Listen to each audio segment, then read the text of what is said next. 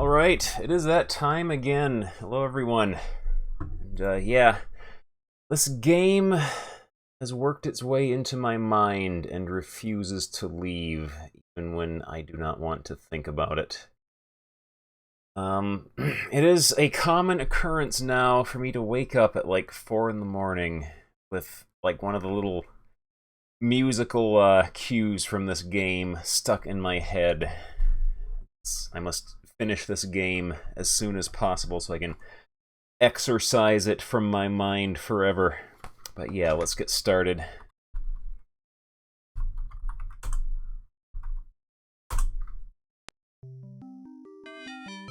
Something about this particular brand of poverty is, I know, it's especially sticky, I guess. But yeah, let's... Oh no, not this song.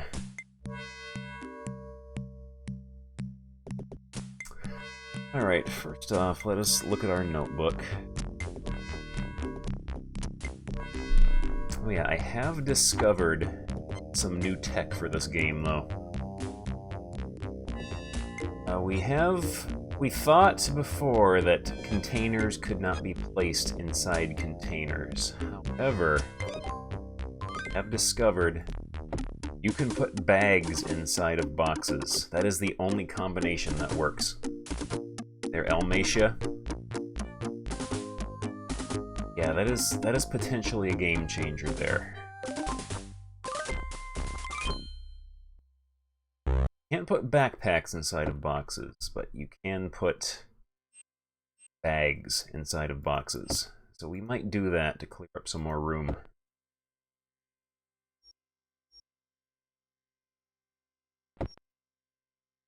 Bag is full, or box is full. This box is full. Box is full. One is not too bad. That. As far as poverty knockoffs go, this is actually one of the better ones I have played in my life. They did put some care into making this game. So yeah, I'm thinking just because you can put bags inside of them. I think boxes are top tier storage containers. Bags are middle tier. And backpacks are bottom tier because they can't be put inside of anything.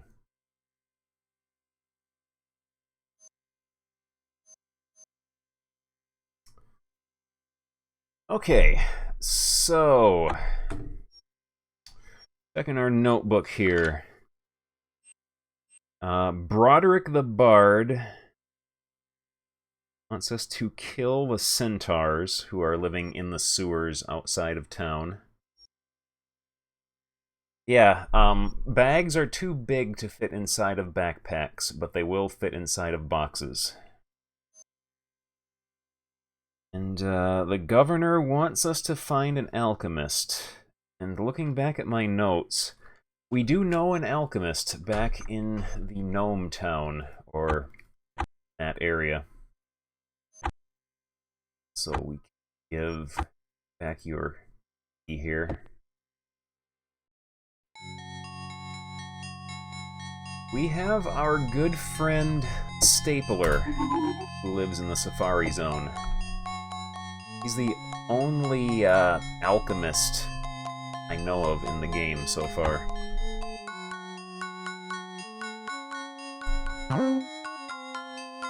You have to get kind of close if you want to use your transport to get there.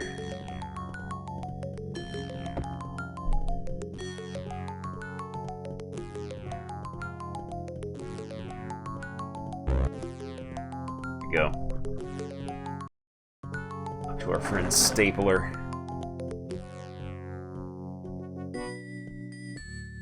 So far, yeah, melee seems to be pretty terrible. Right now, the only reason for my melee characters to exist is He picks locks and disarms traps, and she can carry a lot, and they both have a chance of taking hits, so our spellcasters don't take them.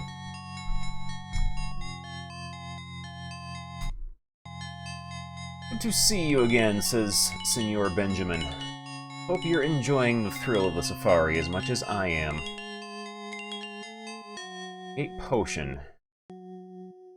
You are late to Stapler, the elfin governor's plan. Stapler returns with a scroll and an empty bottle. All of the items you will need can be found here in the safari. When you have them, using the bottle will create the potion the governor. I just noticed they misspelled that twice, which means they think that is how it is spelled. The governor is requesting. Alright. Alright. Potion ingredients in the safari.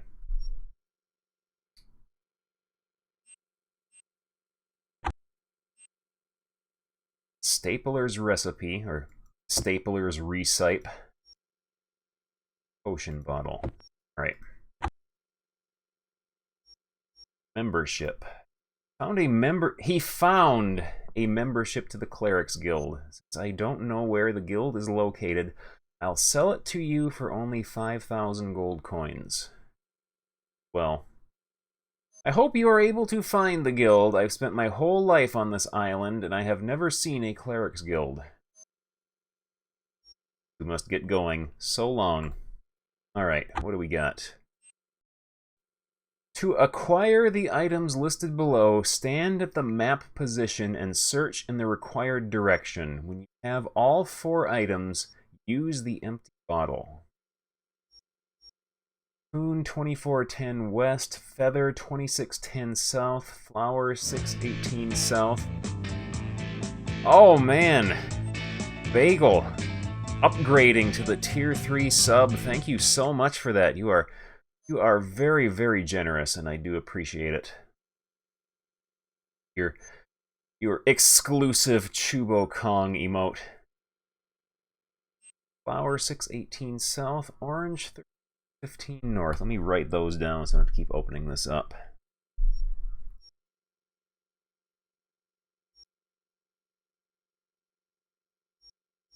You're on the leaderboards twice. Cocoon. 2410 west. Feather. 2610 south. Flower. I like how it's not like any particular flower, it's just a flower. Any flower you can find. 618 south. Orange. 3315 north. Yeah, magic is so much more powerful than melee, but you are restricted in that it uses up reagents when you cast spells. And yeah, you need a cleric. I would say maybe 2 hybrid characters. I would take a merchant along to pick locks and disarm traps. Disarm traps especially because the game does have instant party wipe traps that just game over you instantly if you set them off. And then maybe a hybrid character instead of a pure fighter.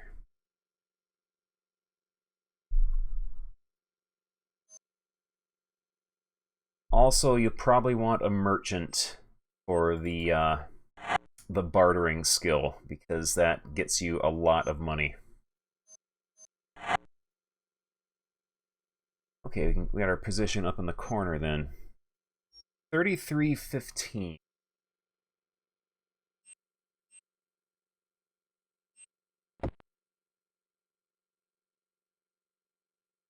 It's 3418. 5. So it's lined up with this. That would be just outside of here, wouldn't it? 3315. 3315 north. There we go. Orange. Check that off our list. It's like a scavenger hunt in Might and Magic 7, except no one is dying. Okay, next closest would be the feather at 2610. It might be that little garden area here. 615.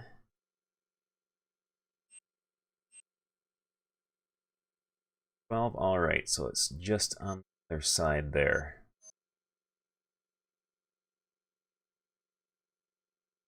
610. Alright, so we for giant eagle over here.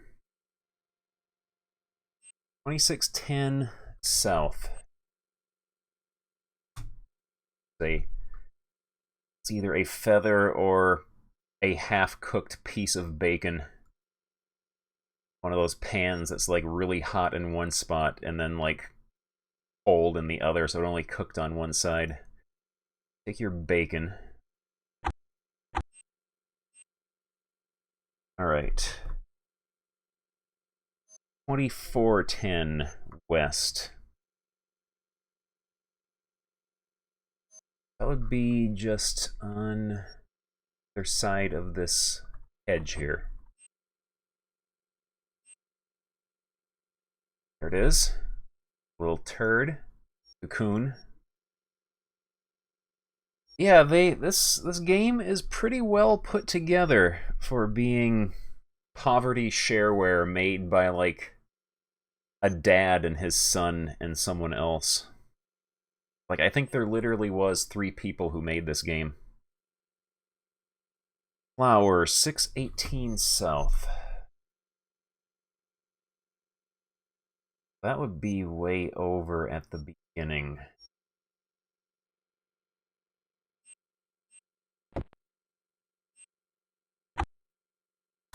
And what's more is this game actually has a sequel. There is a third Yendorian Tale. It's another Might and Magic style game. We will be playing eventually. 618. The first Yendorian Tales game is like an Ultima 6 clone, sort of.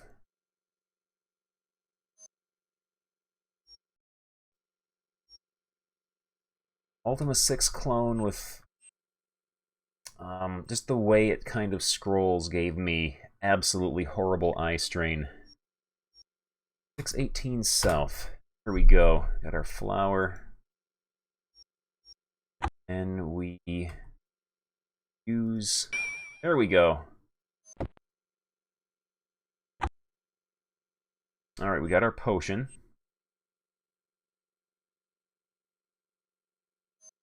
But yeah, that, and I don't really know how interesting it would be as a streaming game because it has no audio whatsoever.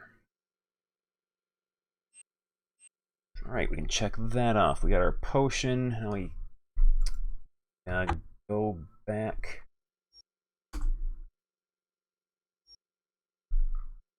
Elf Town. The dungeon. Here we go.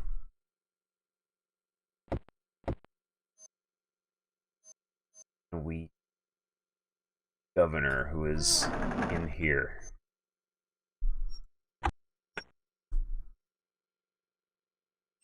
Welcome once again. I hope that you are enjoying our hospitality. Potion. Just use the potion in the center of the pond to the south of town. This is the water supply of the loggers. When you have completed this task, I shall reward you. Good luck. All right.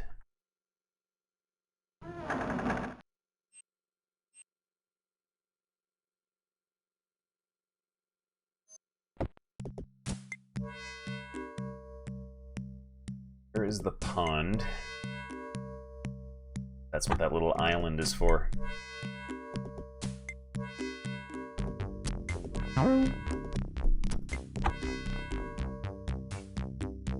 Potion worked successfully.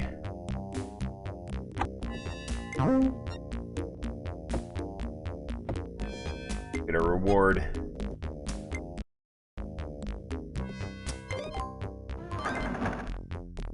That's not where we wanted to go.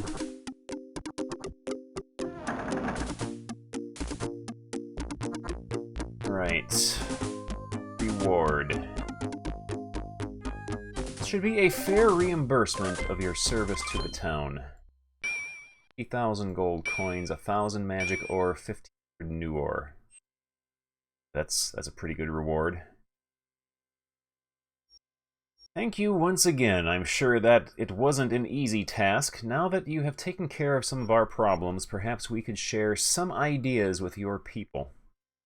Share ideas. I'd like to share our ideas about nature and how everyone should appreciate what we have. If we continue to abuse the land, eventually it will not be able to recover from our damage. Perhaps you could inform your leaders of our desires. Alright. Elf governor is a hippie, wants us to tell our governor. Right. Bye. Else for us, do you? Don't. Right. Back we go.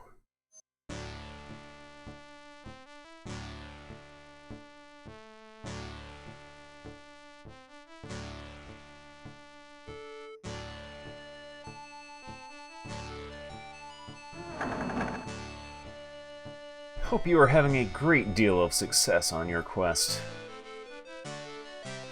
Elves. Well, another update. You are certainly discovering many things. You tell the governor of the elves' desire to teach about respecting nature. I will contact the Athenaeum and see if perhaps some lectures could be scheduled for the students.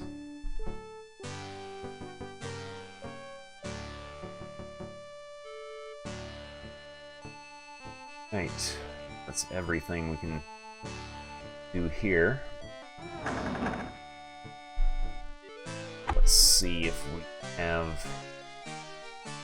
Don't need that potion recipe anymore.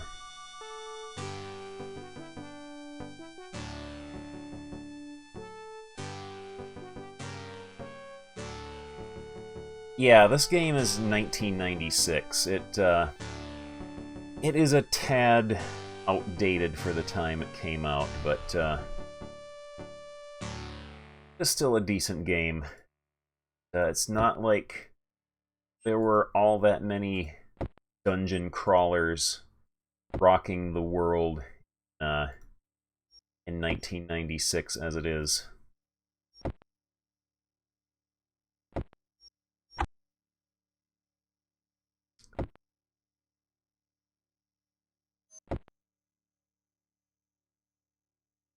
Bit more room. Here we go. Strap some wooden crates to our backs. Okay, so we don't have... Our bow is broken. Fix that. It's interesting, though, that this game does have a rather in-depth skill system to it. You can, like, highlight skills so that when it comes time to use one, it will default to that character who has the skill highlighted, so you don't have to manually select them every time. Alright.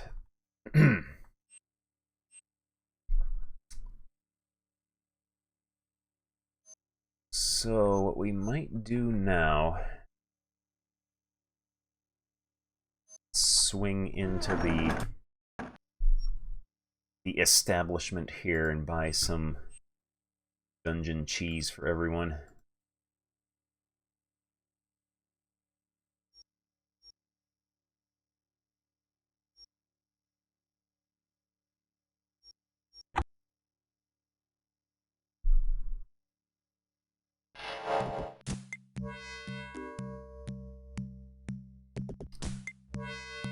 guess now all we can really do is either the centaurs in the sewers or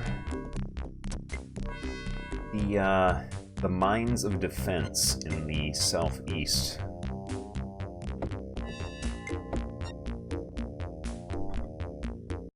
I guess we'll go back to the centaurs in the sewer. We've already made some progress there.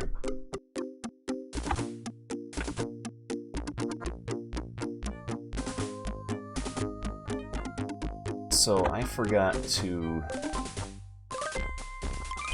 pick up mana potions.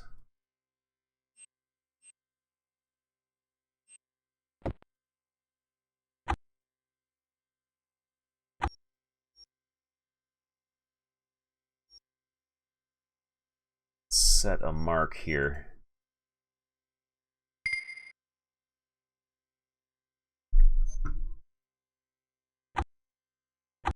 Mark here, head back to Gnome Town. Buy a metric buttload of mana potions because our spellcasters are going to be carrying us.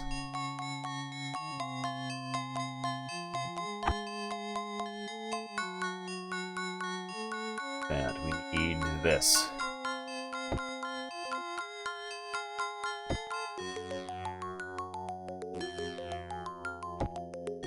I think so far my favorite monster in the game, though, was the ogres and forest giants. Just some dude with an MS Paint mustache wearing a furry singlet, just like squatting.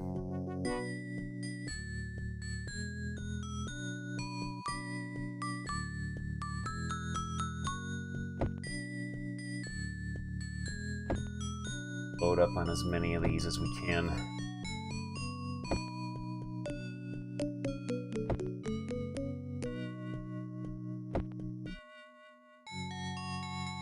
There we go. That should do us for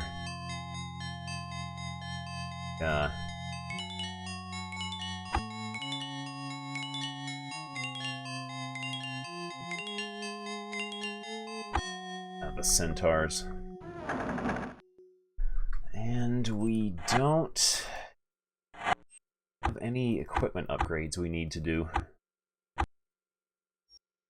Everyone pretty much decked out as much as possible.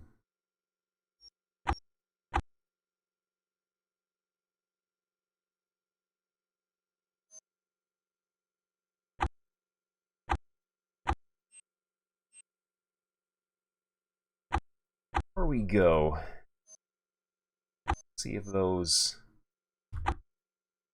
glowing potions there, health potion and such, if these are just healing or if they actually are permanent increases to max HP.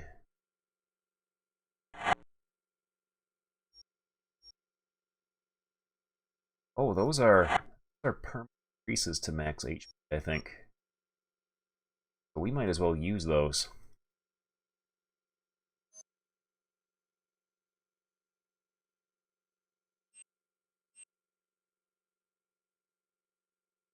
Dig those out. Potion. You. Potion. You.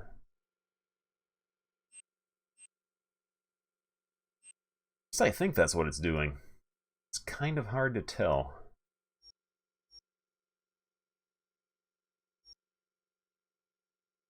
Let's see. 122 out of 302. Oh! Gives us an extra 2 hit points when we use it. Useful. Well, it's better than nothing.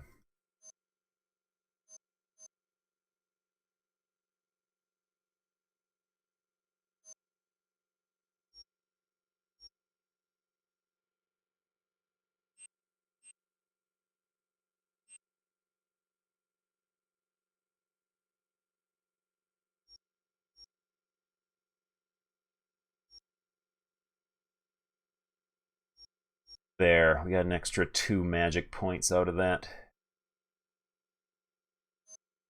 Yes, if anything, it might give us an extra casting of a spell or two. In fact, yeah. Let us see. Who to that?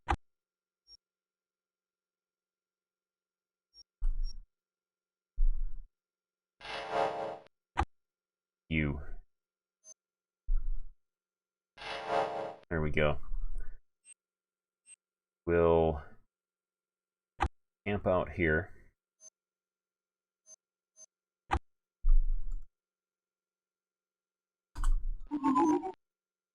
All right. Yeah. I think when they were designing the mechanics for this game, they tried to copy like Might and Magic 3 and World of Xeen as much as possible. Except they neglected the main balancer between spellcasters and melee characters, which is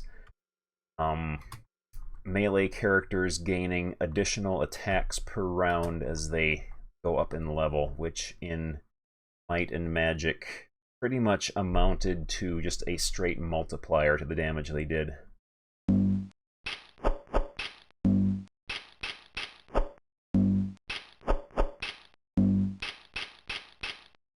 And yeah, this is what centaurs look like in this game.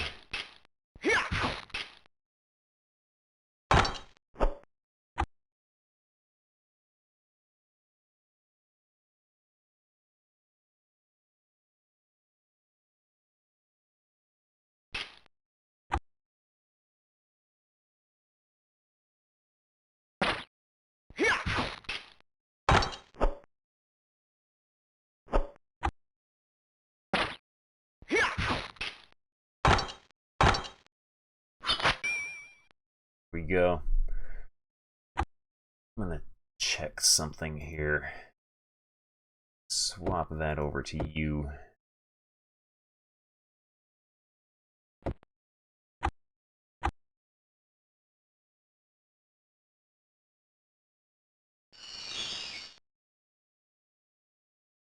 His nipples are the source of his attack power. What do we got here? Gold coins, a ruby. Ruby. Quartz. Come on.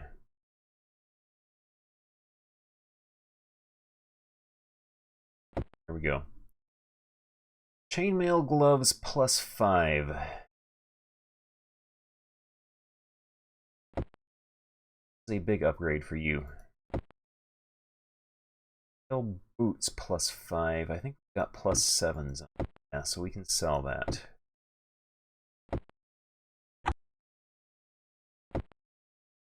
Glove. We found a glove.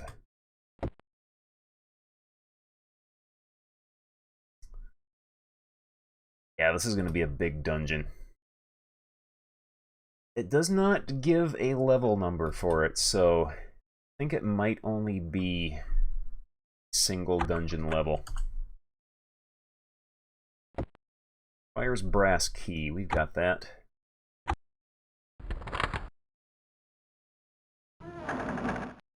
Oh, he's a different color. Let's try something. Can we finger of flame him? Can.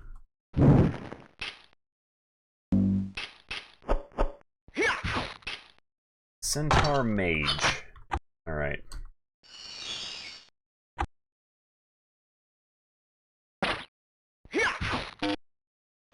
Ooh, does a lot of damage.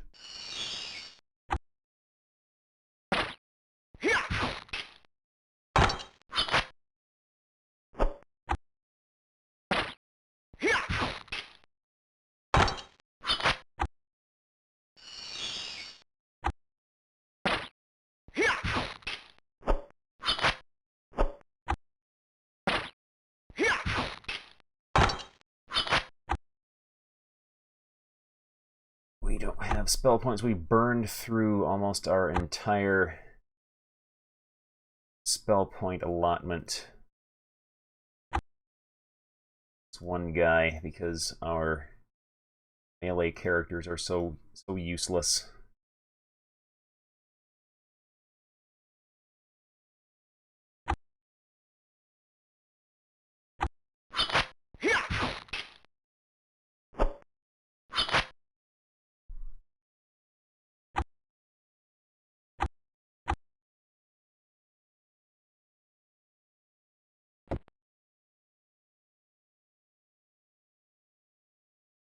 Go.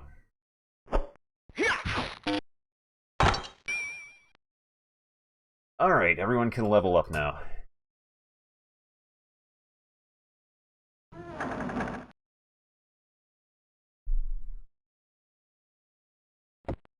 We'll walk back.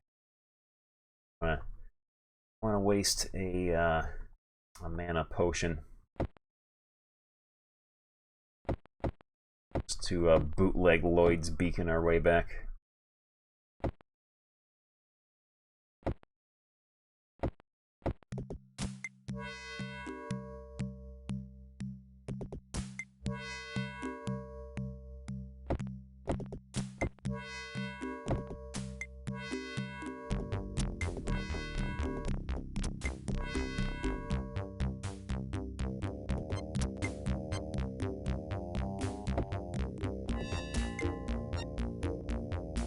This was the song that popped into my head when I suddenly woke up at like 4 o'clock this morning.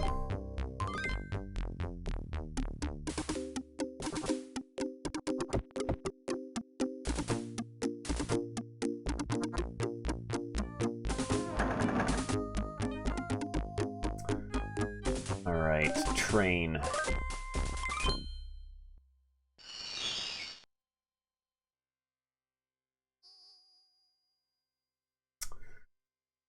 See, what do we spend our points on?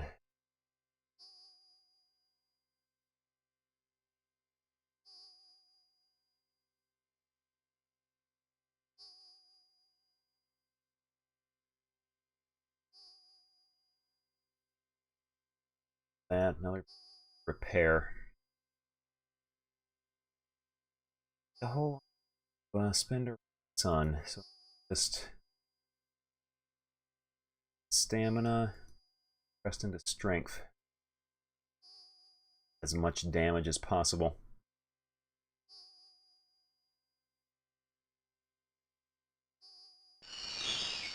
Training is expensive.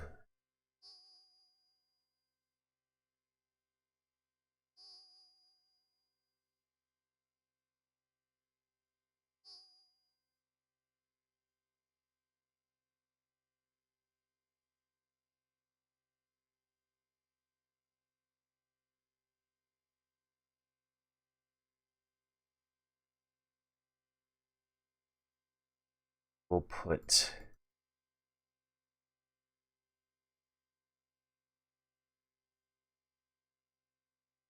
go.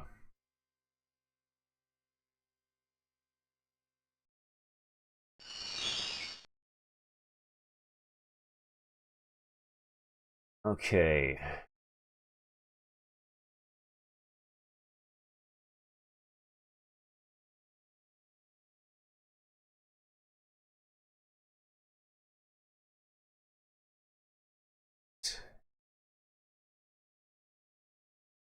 Up his little bit.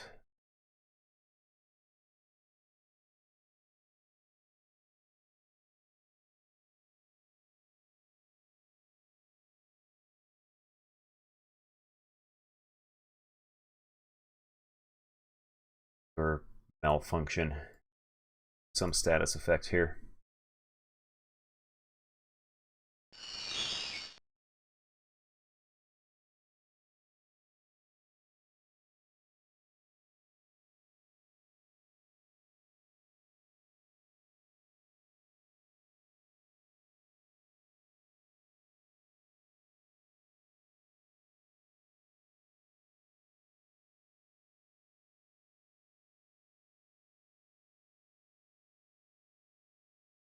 that.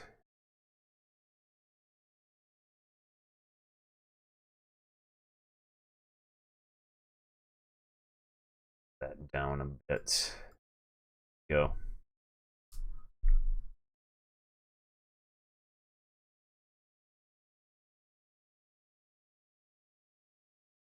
Or hexed. Suppose we are gonna have to go to a healer to get that removed. I can't get rid of hexes. I can only get rid of jinxes. Because for some reason this game, or its resistances, it has separate categories for cursing, hexing, and jinxing. It is absolutely necessary for it to be separated like that.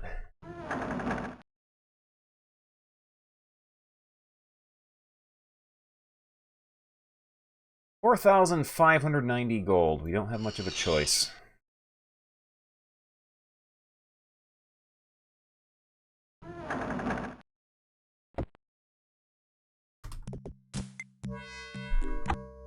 So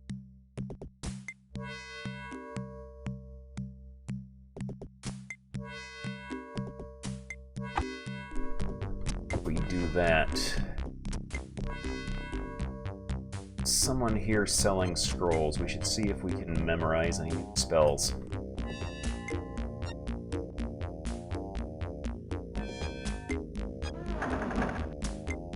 It was you. Buy spells. The Paladin's Pain. Rain. Jump through. Lightning Strike.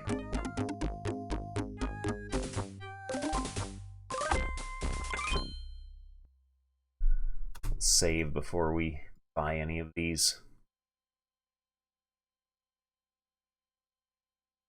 Paladin's Pain. Memorize that. No.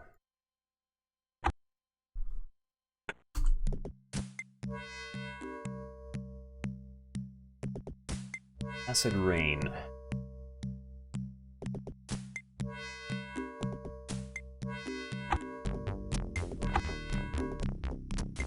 Learn that.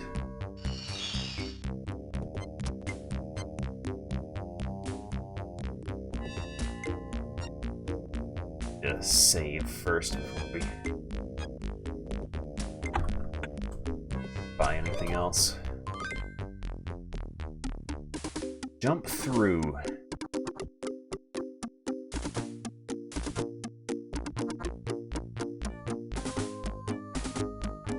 Aim at the buy. There we go. Jump through. Learn spell. Alright. Go.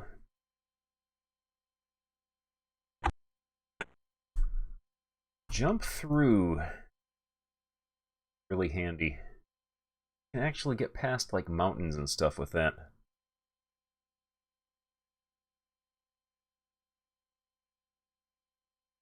Last one, Lightning Strike.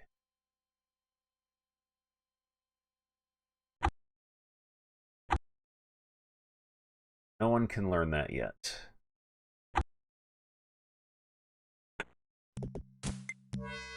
Alright, we got a couple of new spells though. Through is expensive. Check it out, Beaver. Yeah, cool. Thank you, drive through. Dokkan-kun, thank you very much for the host. I wonder now, have jump through.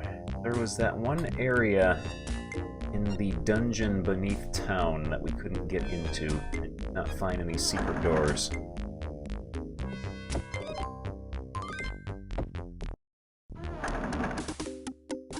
Or if we can get in there by jumping through the wall. Like Kool-Aid Man.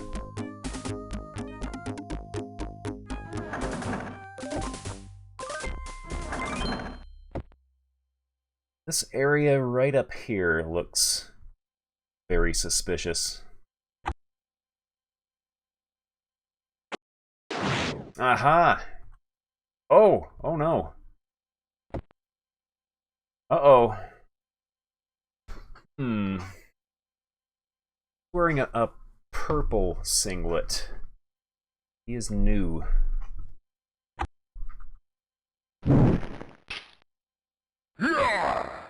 Ogre Chief! Oh man, he has full group damage.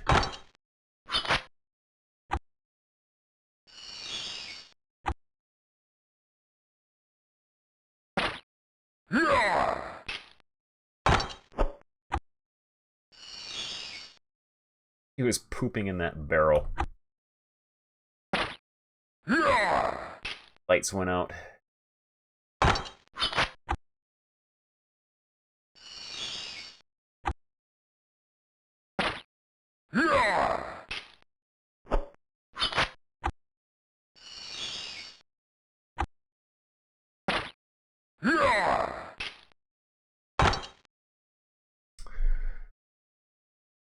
We are not going to be able to out heal his damage.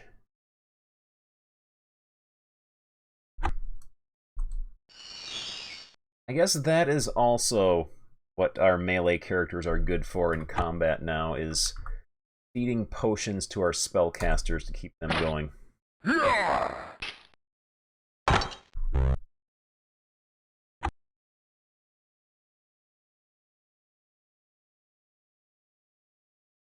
Their healing potion.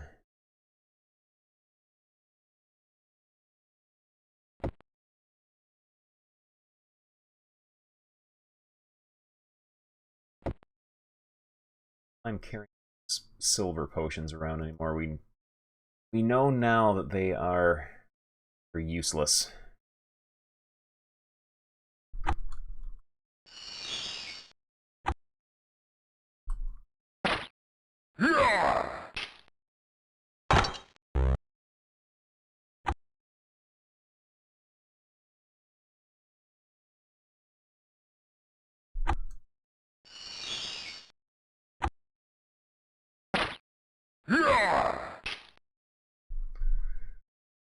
Right. Feed the wizard a mana potion.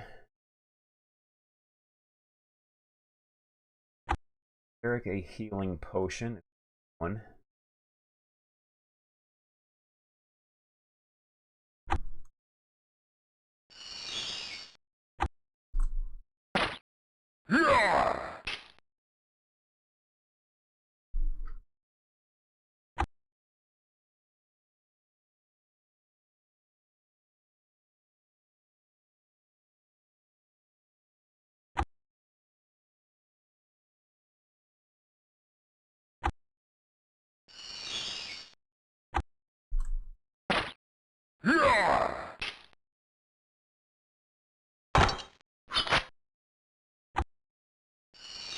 But yeah, that's... There we go. Oh man, 25,000 gold coins, 200 magic ore, 200 new ore, 50,000 experience. What has he got in his poop barrel? So yeah, I guess that is what melee characters are good for at this point in the game, is they feed potions to the spellcasters to keep them going. And he has sandwich ingredients. Slices of meat, cheese, and a loaf of bread. A chain coif. They'll get enchanted.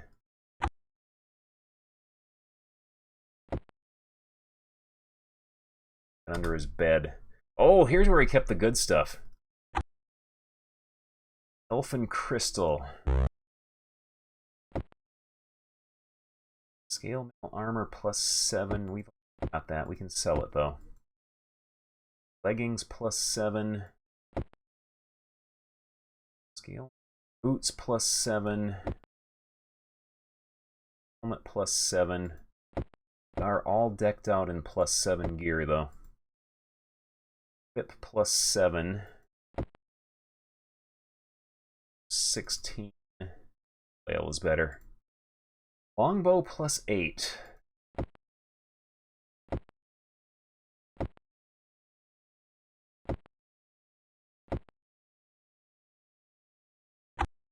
We beat him up and stole his sandwich.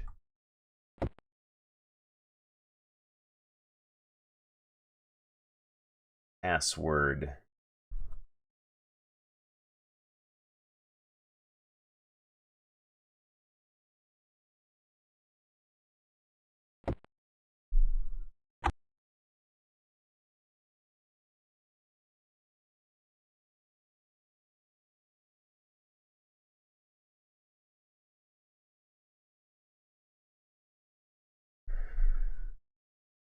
Actually, I think we will just back to our town.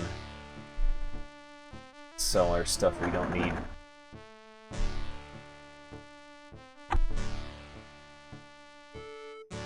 $8,452.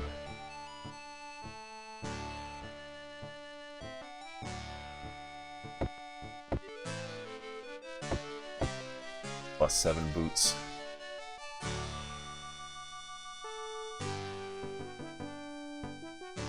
I think everyone has plus 7 pants. Yep.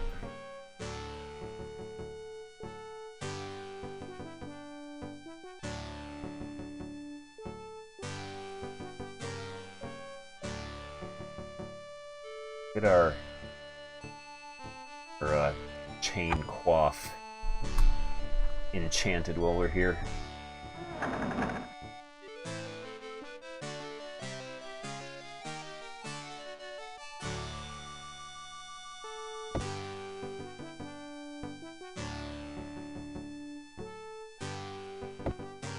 This way.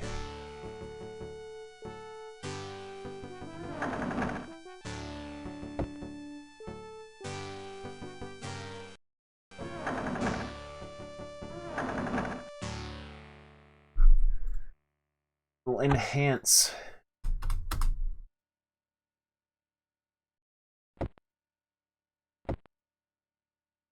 Wow, that looks dorky. We'll go to Gnomeland. The enchanter there.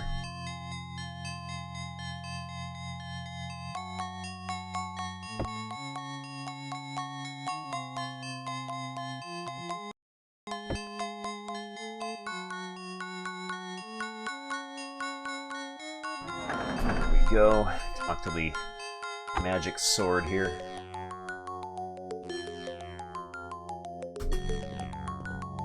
Plus 5.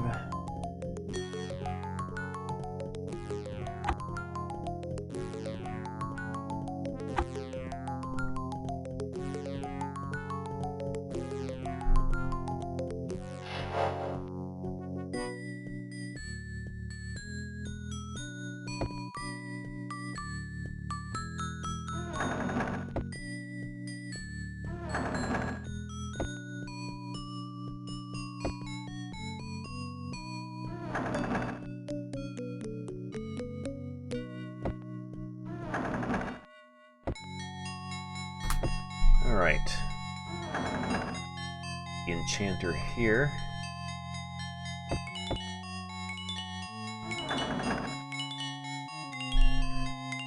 Enchant up to a plus 7. Go. Sell our little hat we had left over.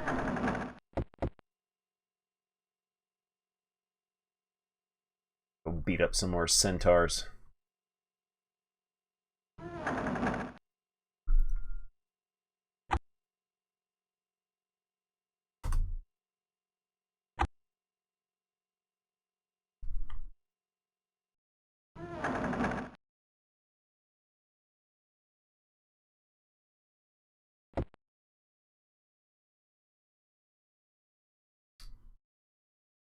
Before we go there,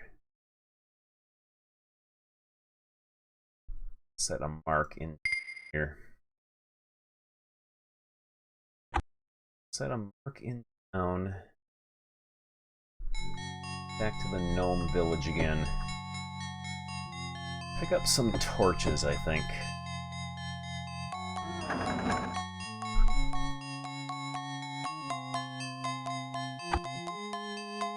That steel armor.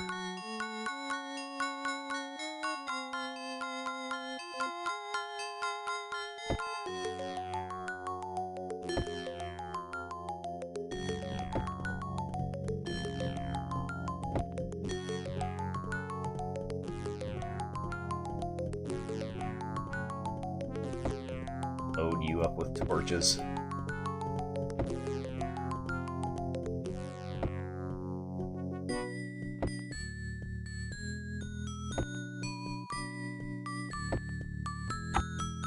Go.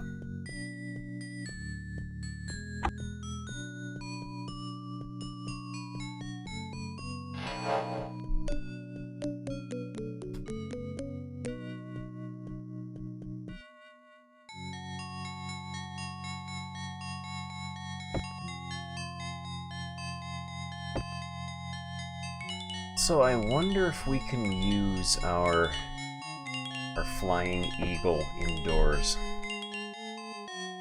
Yeah, you can buy candles, and they are really, really terrible light sources. Right, that's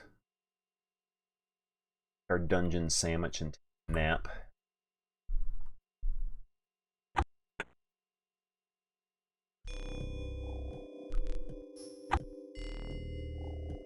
So far, torches seem to be the best light source. They illuminate more than, like, 1 square ahead of you.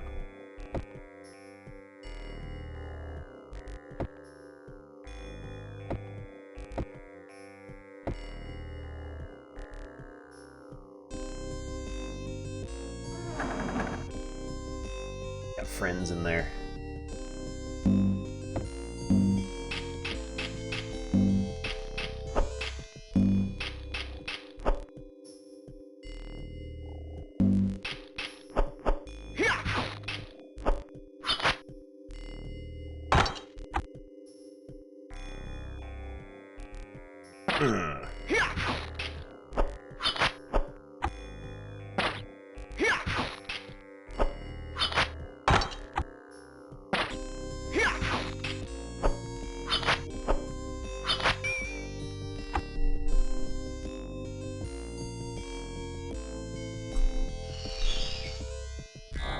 Oh man, the YENDORIAN Tales 2 hype.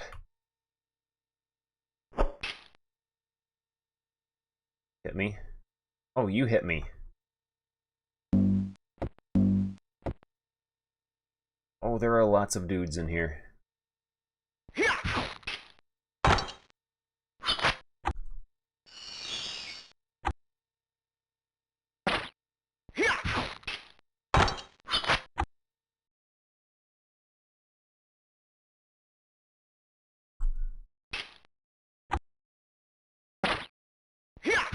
Oh, this ain't good.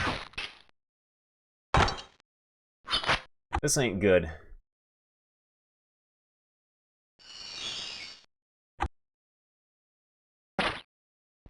Alright. Down to 1. You can take one of them. Whoa, check it out, Beaver. Yeah, cool. Thank you, drive-through. Thanks for the host, D. Alright, our melee characters are potion monkeys. That's their only reason to exist now.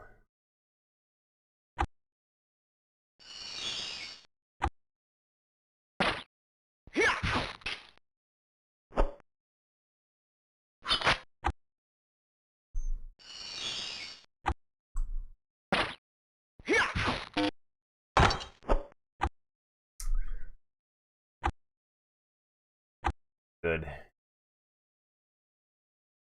Drain all spell points. I think he drained all your spell points.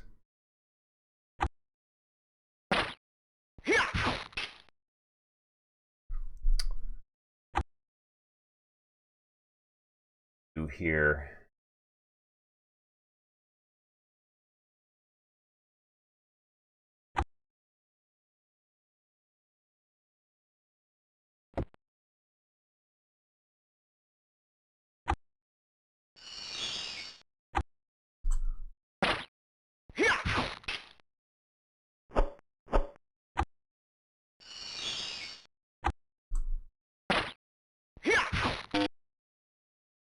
Oh, that's terrible. His little zap attack drains all of his spell points when it hits.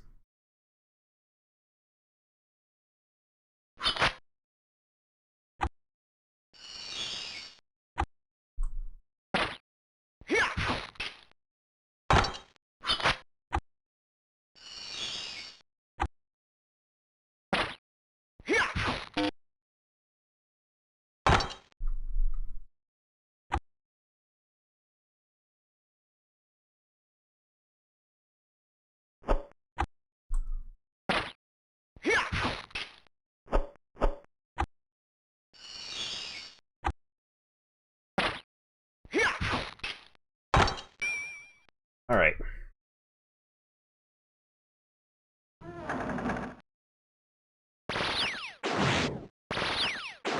What is going on? We're being chased by a centaur.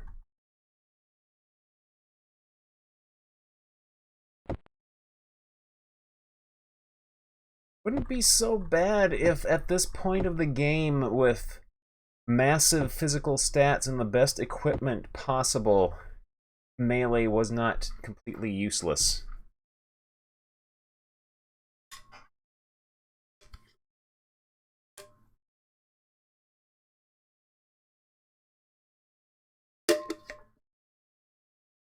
We will figure out a way to persevere, though.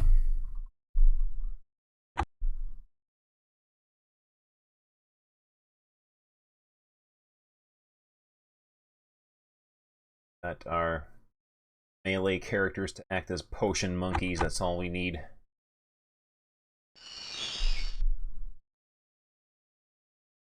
Yeah, we have the best possible equips you can get at this point in the game, and our melee does less than a pixel of damage to their health bar.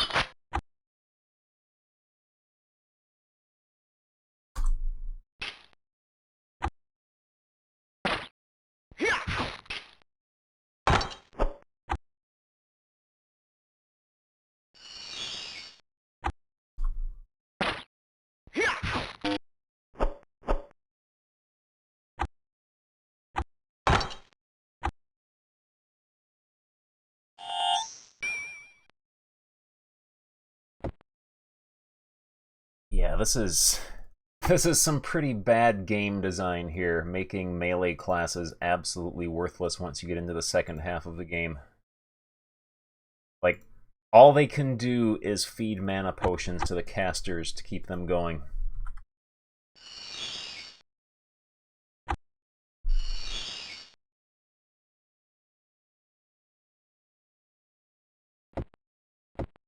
Maybe we'll try the other cave with all the bears in it instead.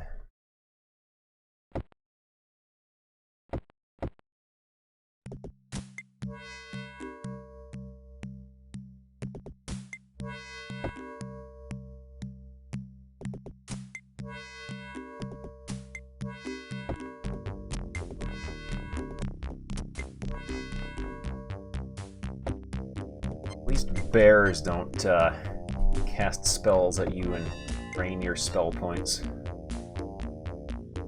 If you can call that thing a bear.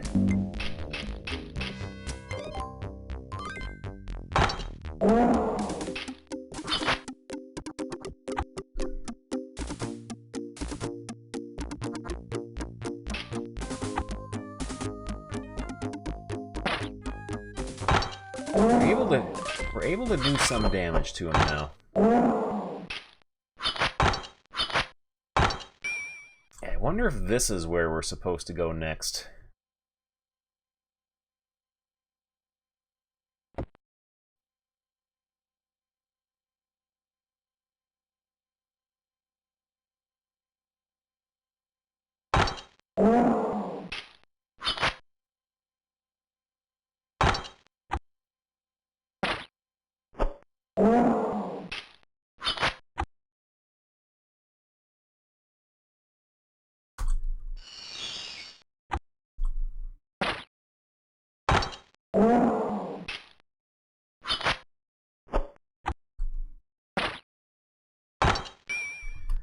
Yeah, I think this might be where we're supposed to go next.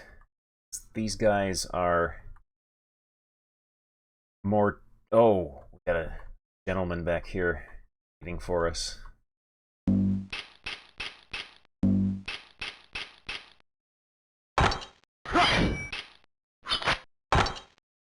Man, a new jam. We have too many jams.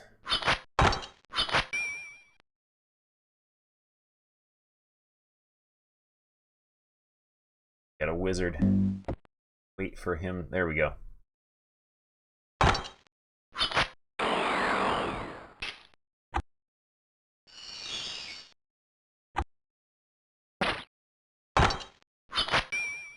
Yeah, these guys we can just beat down physically now.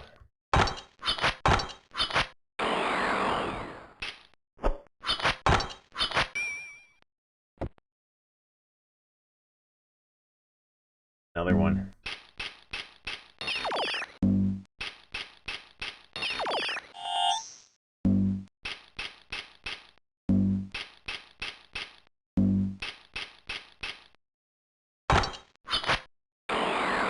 Weird jams.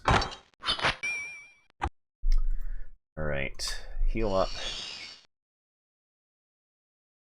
Jump through their little stink vapors here.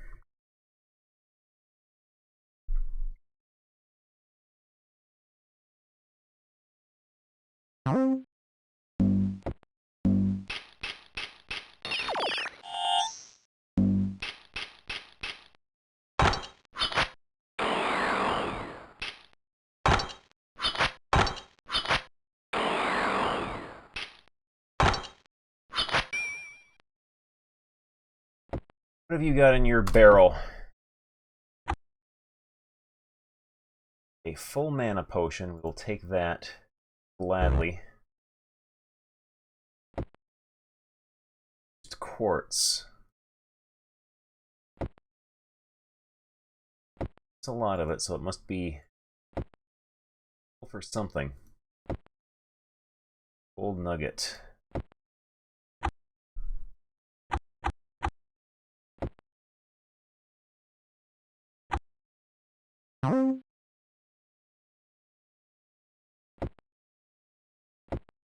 Why are there wizards living in a cave full of bears?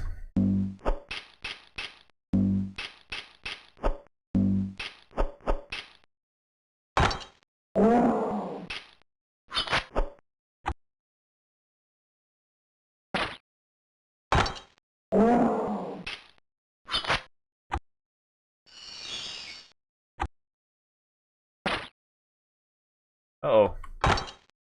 Got company.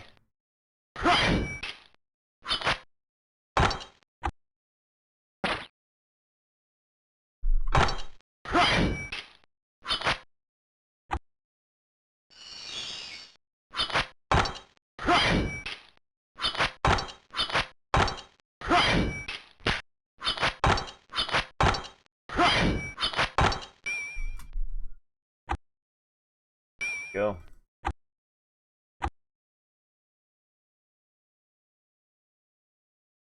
Drink up. Another.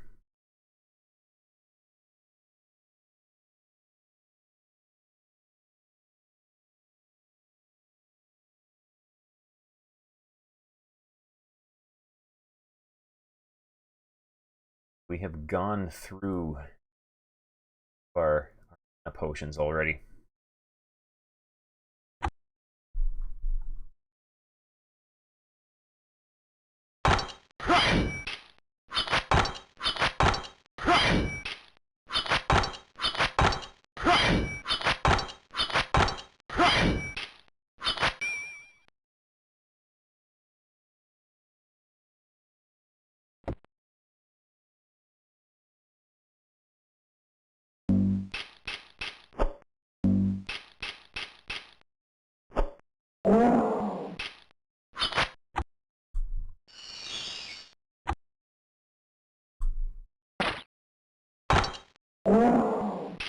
go buy some more magic ore soon.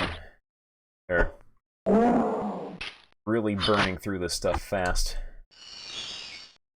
Now that physical damage has become useless.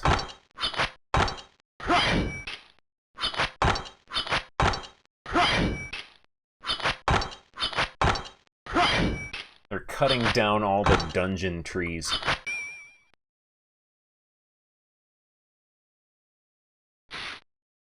Alright, our torch went out.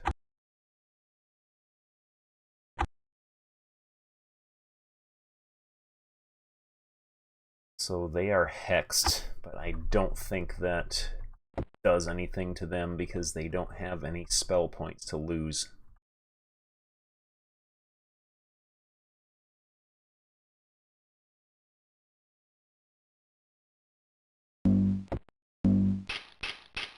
Dungeon wood.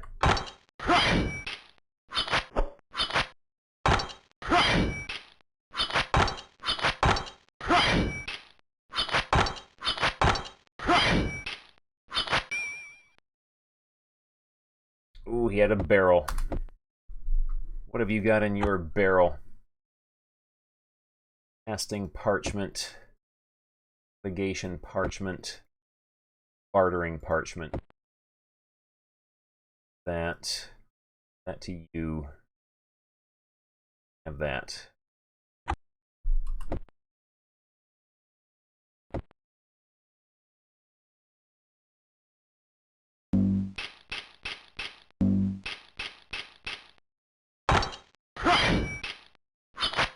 Work Dave. Look that up.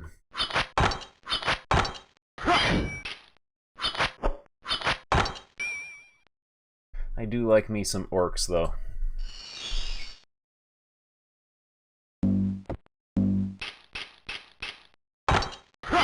Surprised this game hasn't had any orcs in it yet.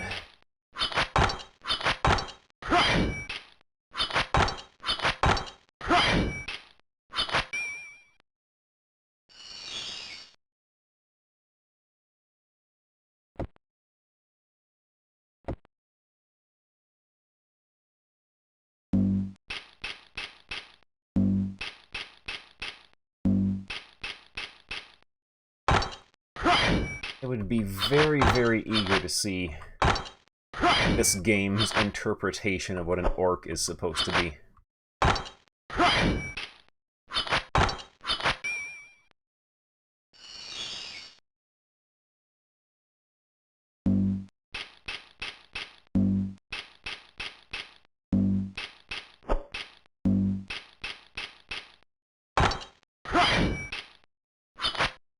Take a look at this. Wow, that resemblance is uncanny.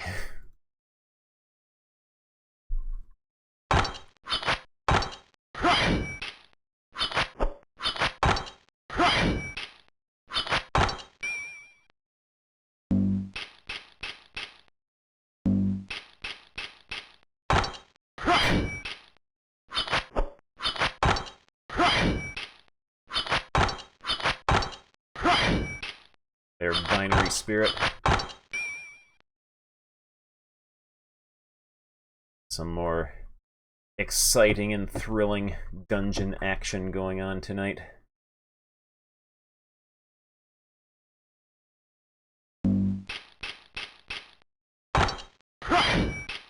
This game has quality enemy designs.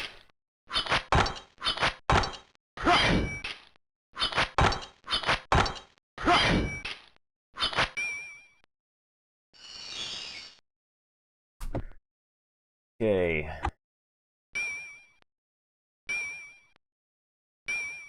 Gold coins. Quartz. I presume this quartz is needed at some point in the game.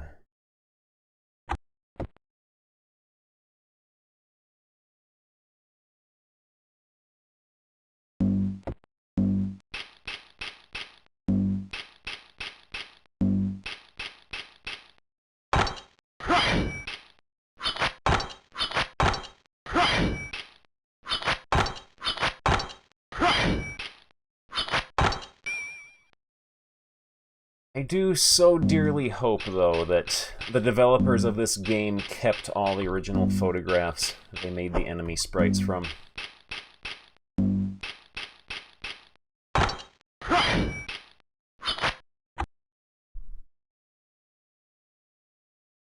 You don't have any mana left.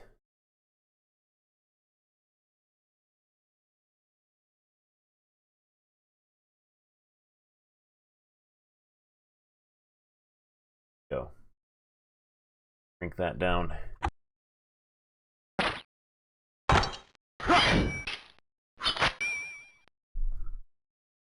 An elf Walmart employee.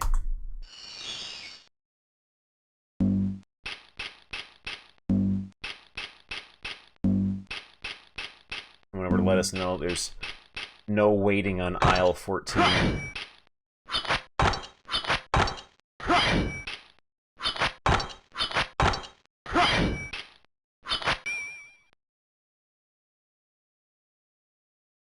Stink vapors mean wizards.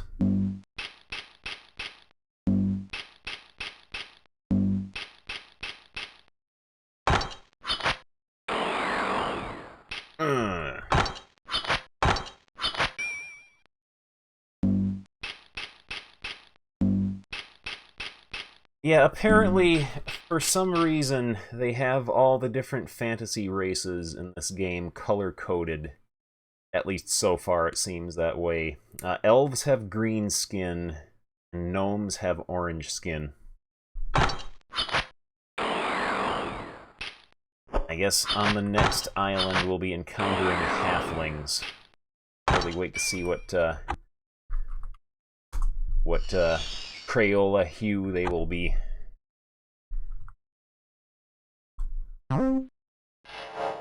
Oh! Got blasted by stink vapors. A lot of quartz. What this is for. Could actually be completely useless for all I know.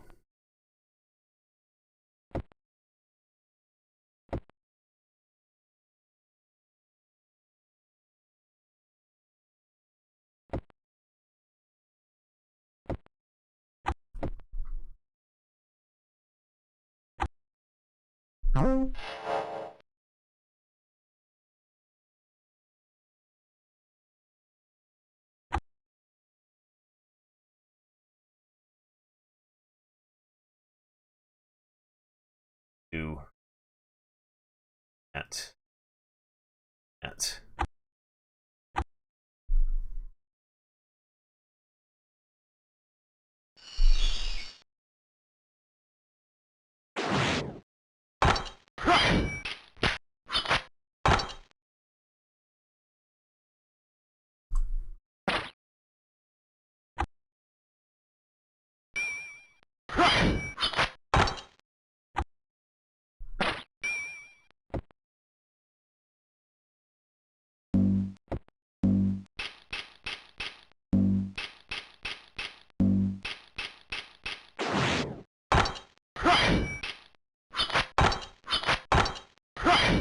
Also, I thought that potion we dumped into their water supply was supposed to make the elf loggers non-hostile to us.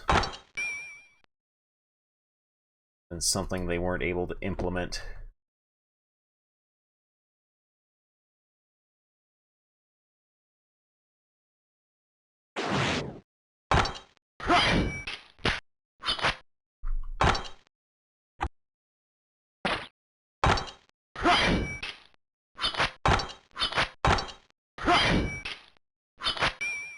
Alright, we got all kinds of broken stuff here. Here we go.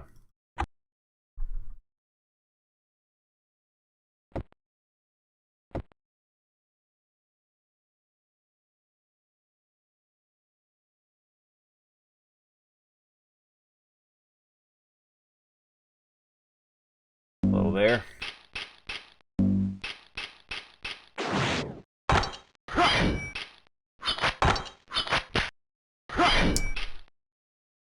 Weapon broke.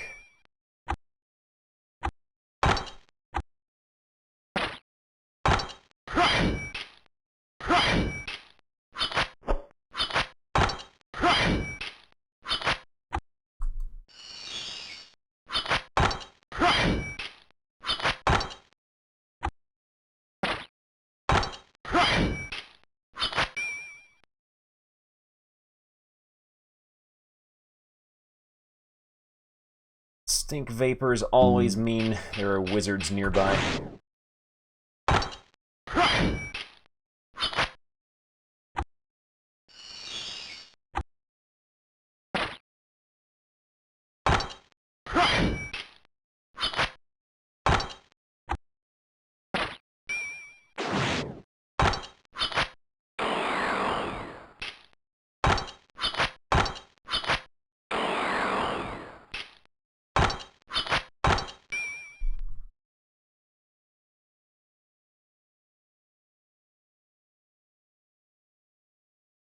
Lots of stink vapors.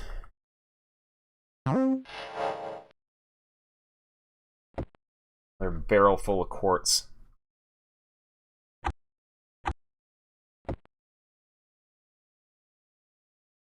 They just can't help themselves, though. They have to make every dungeon symmetrical.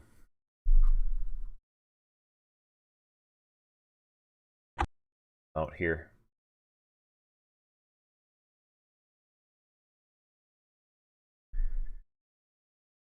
Out did not decurse us. We're gonna have to spend like 40,000 gold to get decursed, I think.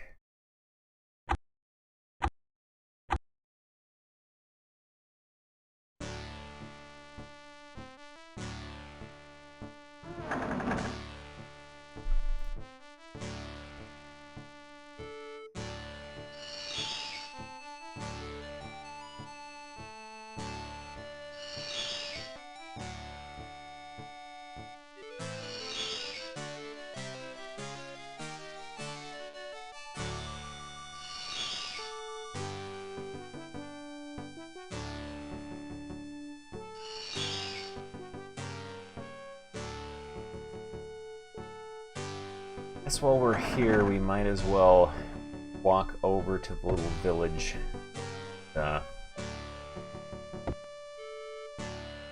Pick up some more magic dust or magic ore or whatever.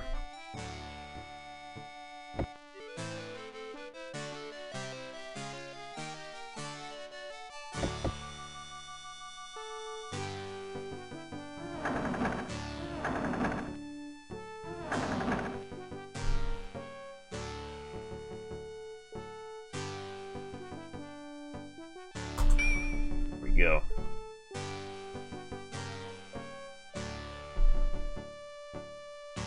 Melee only run of this game. That would be a challenge. It would also be like 10 times as long as a magic run. Let's see. The Gnome Town now. Stock up on mana potions.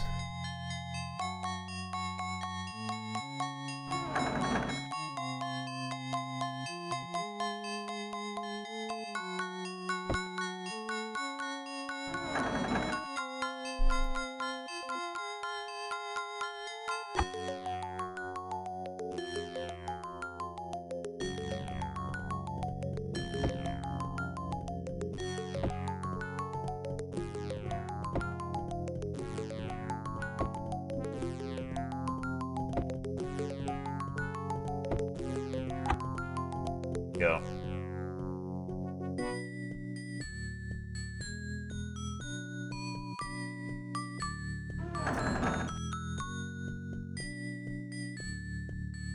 The Ranger Archer analog. They were very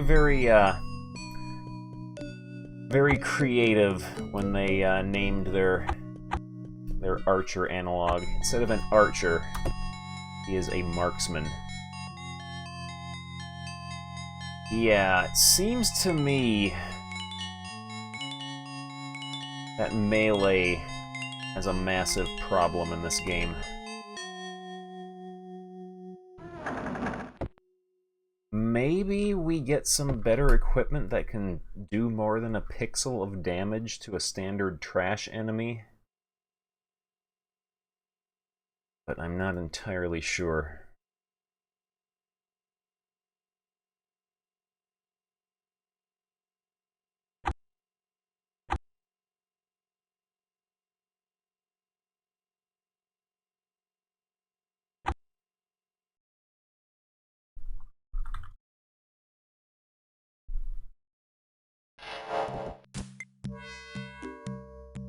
This is based on a homemade rule set that Rodney Smith and his son Rod created.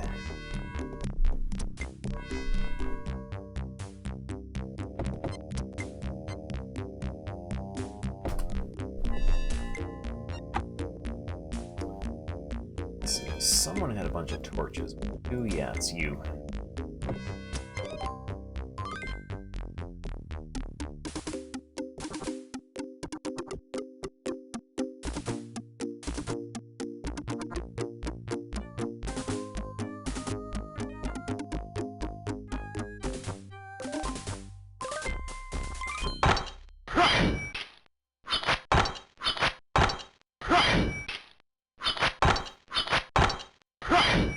I actually wish the music looped instead of just played once and then went silent.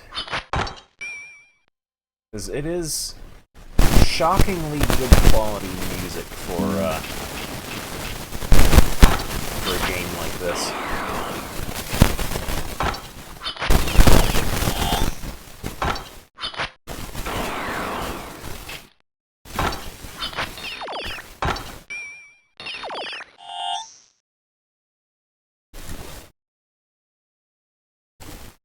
Static.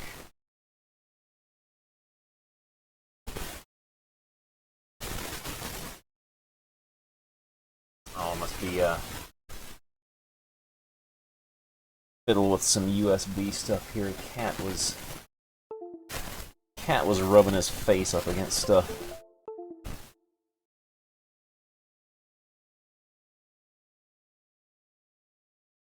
Doesn't seem to be all right now.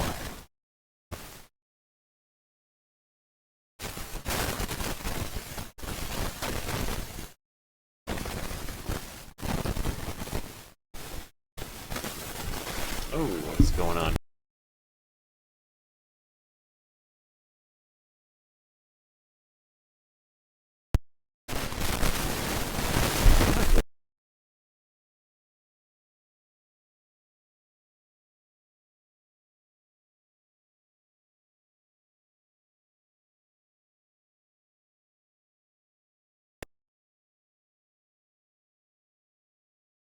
Is it all right now?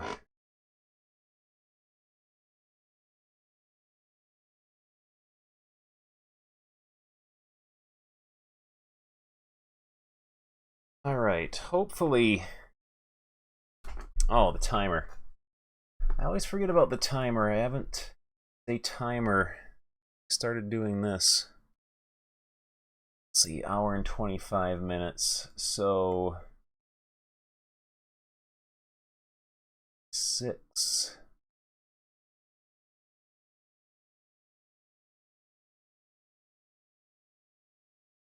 Go.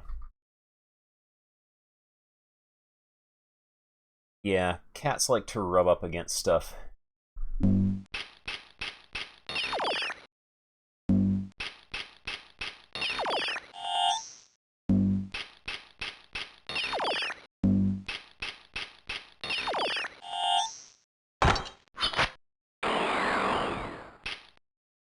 Doesn't help that, for some reason, USB ports, after all these years, are still so ridiculously flimsy and easy to break.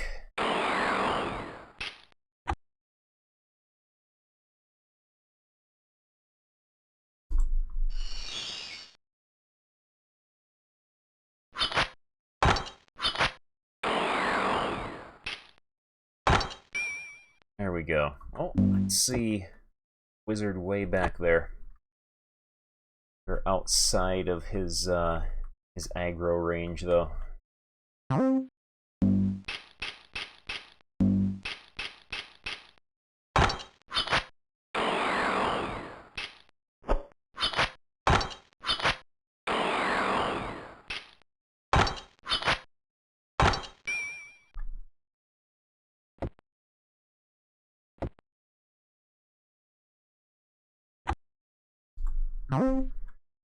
Not gonna bother picking up all that quartz there.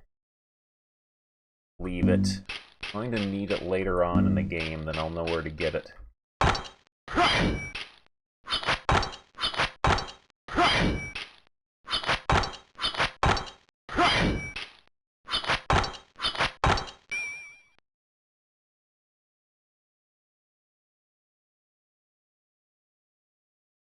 JJ Squawker's moment.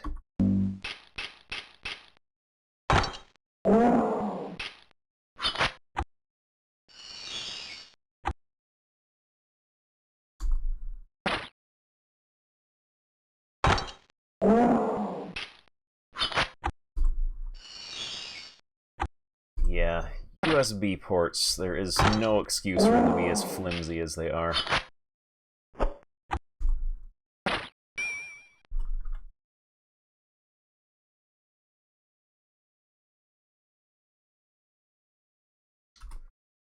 Go all along the edge here.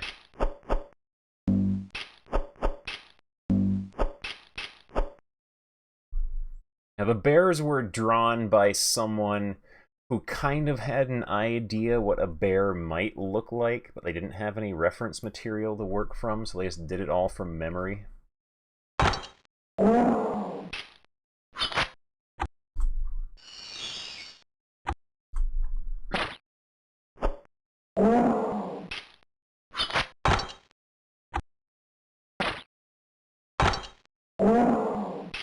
Oh, his attack animation. He's like idling like this, and his attack animation, he just goes, ugh.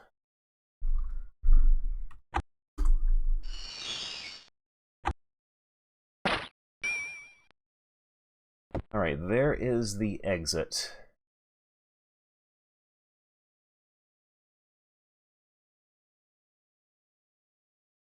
Total Biscuit, uh-oh. It's not good. I had heard he was, not doing so well.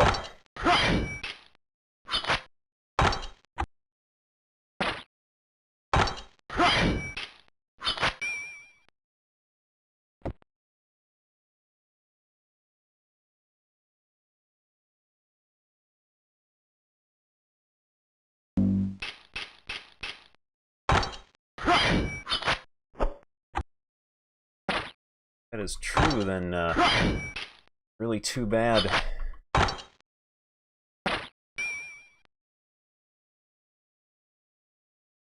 He was a, like, streamer and YouTuber.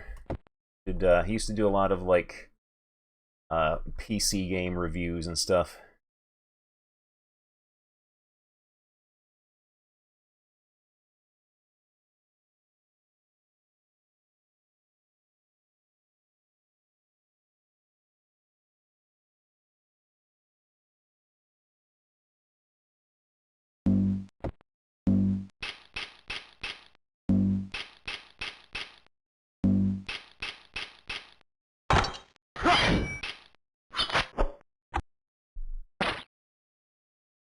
Let's see, you are out of spell points. Let us remedy that.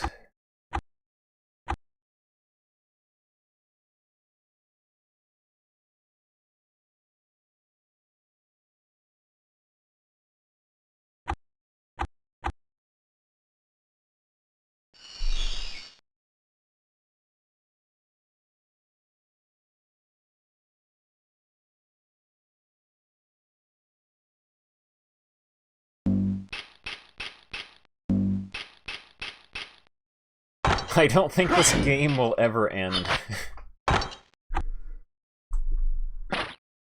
Because of the way they have balanced it, so you have to kill everything in an area before you can move on to the next area, or you won't be leveled up enough.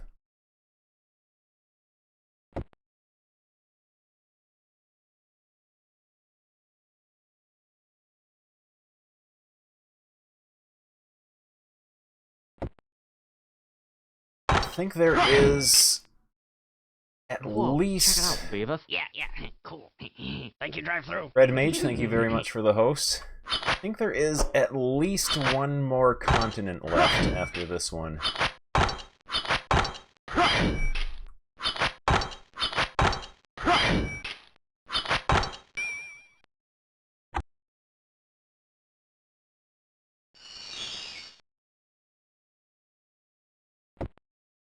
What do we got here? Slashing parchment, bashing parchment, polearm parchment. That one.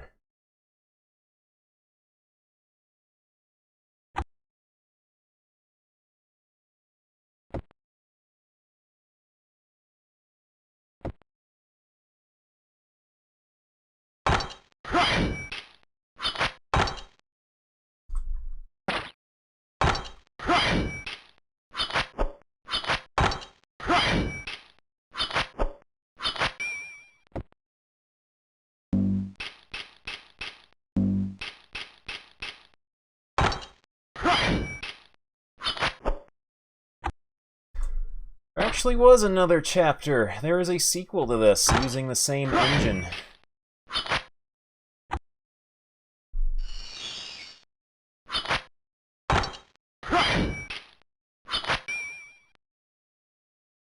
It looks like in the sequel they attempted to draw some sprite artwork instead of just using mostly photographs of the developer's son in different costumes.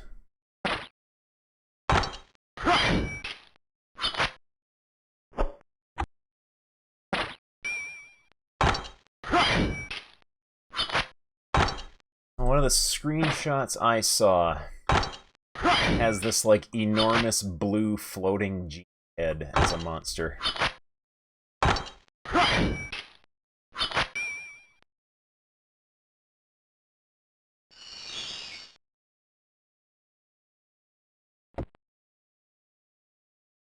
Alright, we have fully cleared out this level of the dungeon. Our torch went out.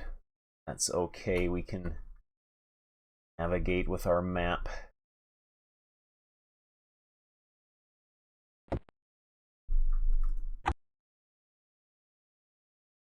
Torch.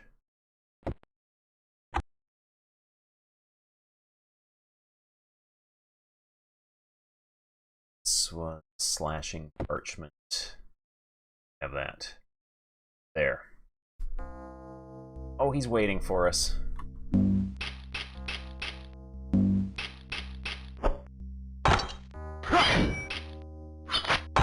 It's not so much that it forces grinding, it's that in Might and Magic there were other ways of getting experience besides killing things. We got experience for finishing a quest once in the entire game, and it was like 1200.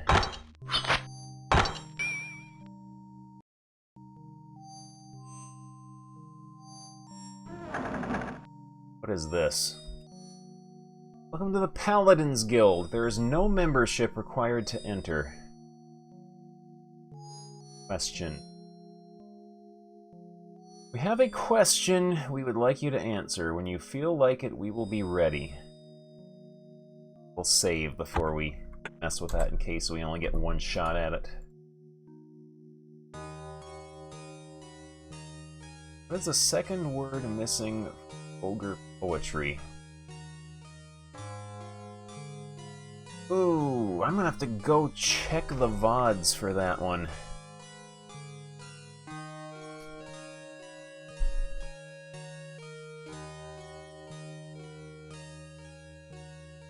Let's see. Yesterday's VOD, there it is.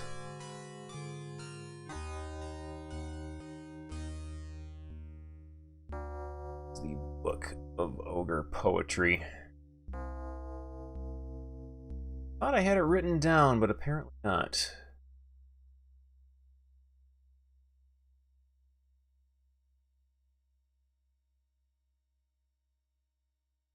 Let's see. To find it in the thumbnails here.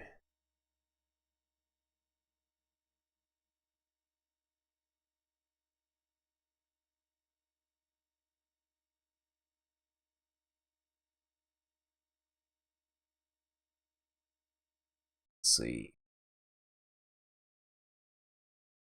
going around the corner there. I remember. Alright, found it.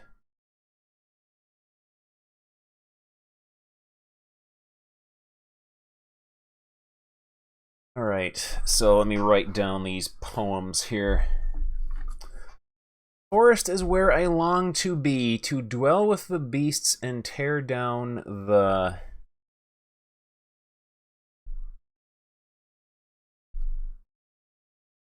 Tear down the tree or trees?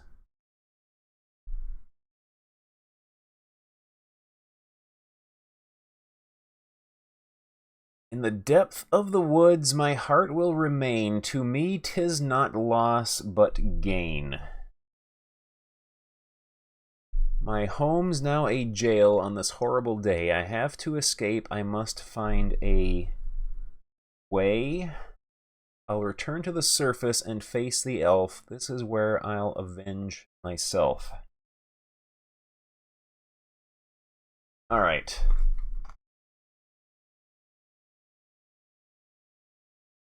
Mission accomplished, I think. There's a second word missing from ogre poetry. Gain. That sounds good to me. Ward. 50,000 experience. Wow, you must really know your ogre poetry. As your reward, we'd like to grant you 50,000 experience points. We have established that experience points are like an actual physical thing in this world. What rolls have you got? Paladin's Pain, we've tried that. Fiery Spear. Shard of Ice. Power Surge.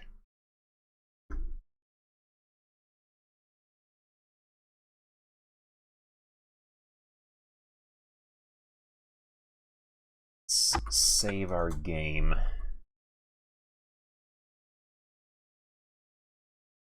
Try memorizing some of these scrolls. Paladin's Pain before. Free Spear. Shard of Ice. Shart of Ice. Power Surge.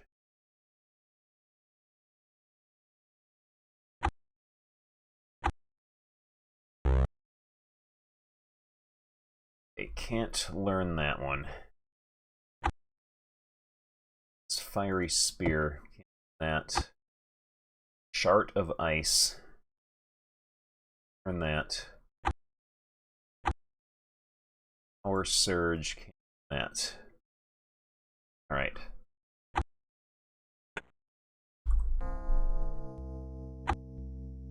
So let's back to town real quick and level up. And try again. Being level, I think, 18 possibly might be enough for us to memorize those.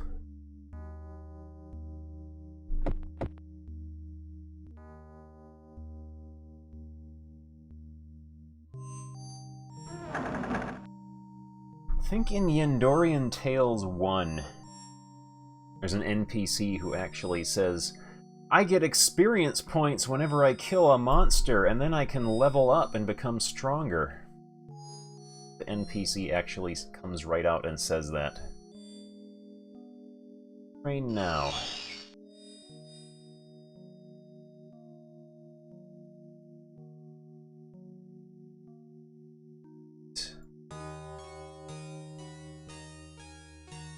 Bump up our stamina.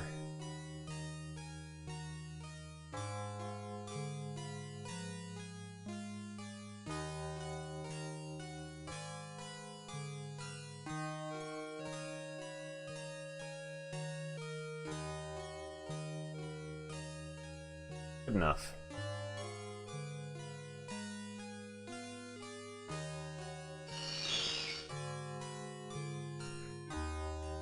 All right.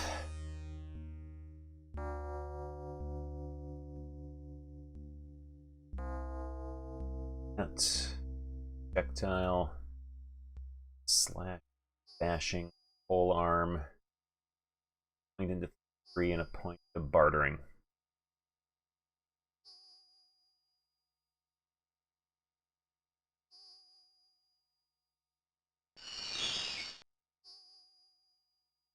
Some spells.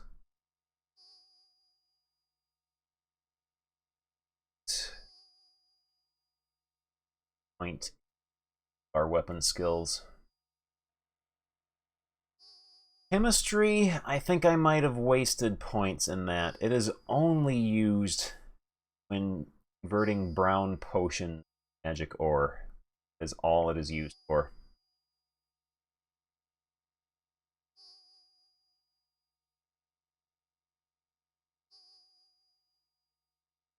Go. Mike is cutting out randomly. Might be because it's a little bit farther away from me since I've been having issues with it. I think I might be plugged into a bad USB port or something.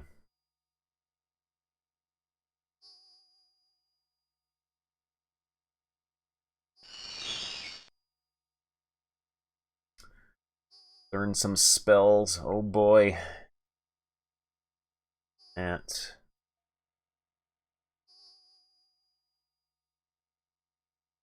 It's the abs stat. Dictates how mad you get at Super Nintendo games.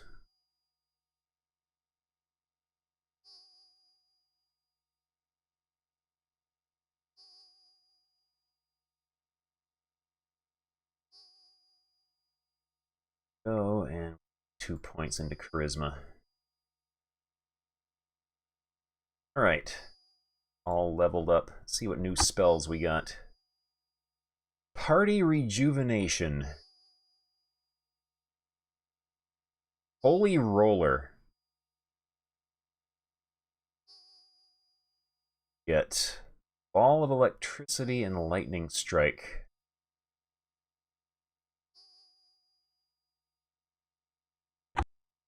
Alright.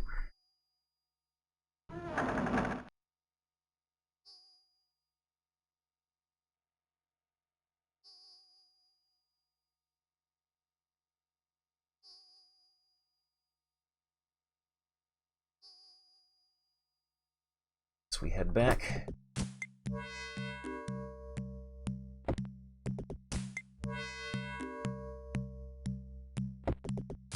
At least we got a level and didn't have to grind for quite as many hours to get it.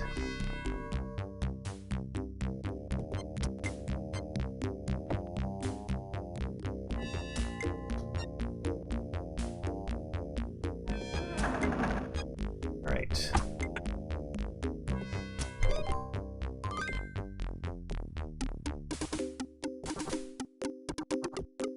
Try memorizing some of these scrolls. It's pain. Fiery Spear we'll try memorizing. Shard of Ice. Power Surge. Oh man, Rodney Quest is fantastic. Oh, can't learn that.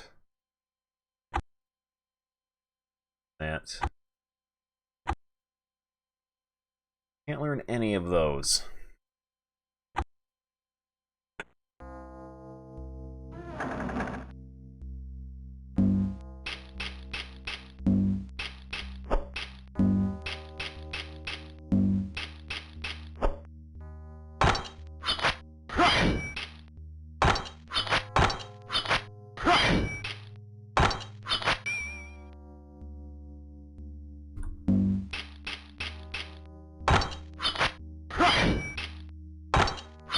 Noticed the amount of damage you do. There does seem to be a modifier to it based on your level. Possibly your level compared to the enemy's level. Get another crate. Gimme. 1,000 gold coins. We got sandwich materials. Loaves of bread, a black potion, green potion. potato, aka a gold nugget.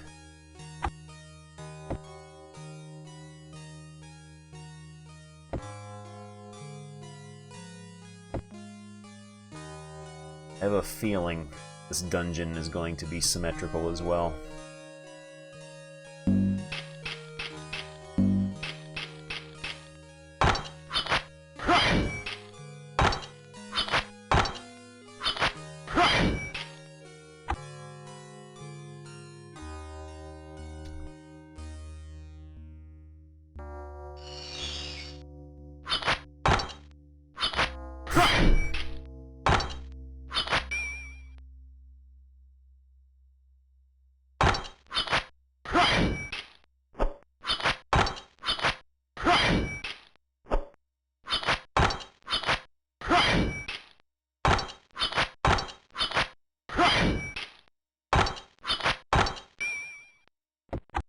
Let me guess, this is going to be full of quartz.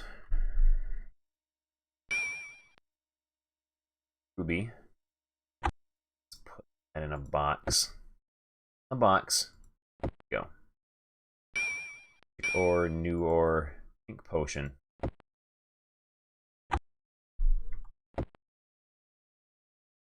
Visit the used dungeon dealership.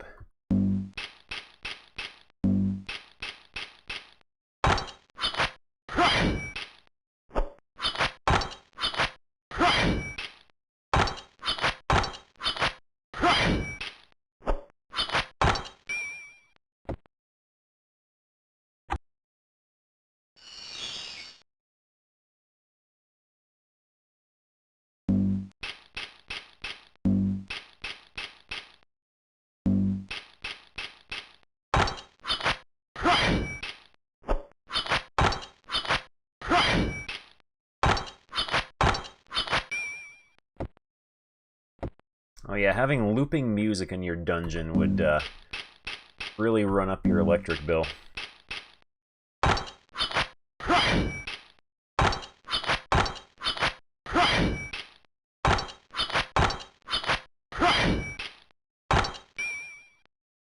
That would be a fun idea for a game. Be kind of like Dungeon Keeper, except with more financial element to it. And like, you're trying to fix up the dungeon, and there's heroes trying to plunder it for themselves while you've got like tarps everywhere. Try our new spell, Party Rejuvenation. Okay. Seems to be alright.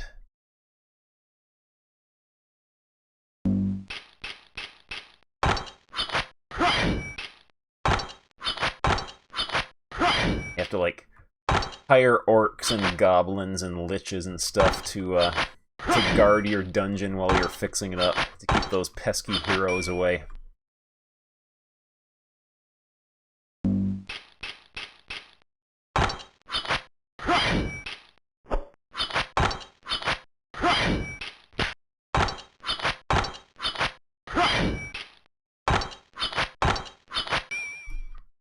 You know, dungeon flipper.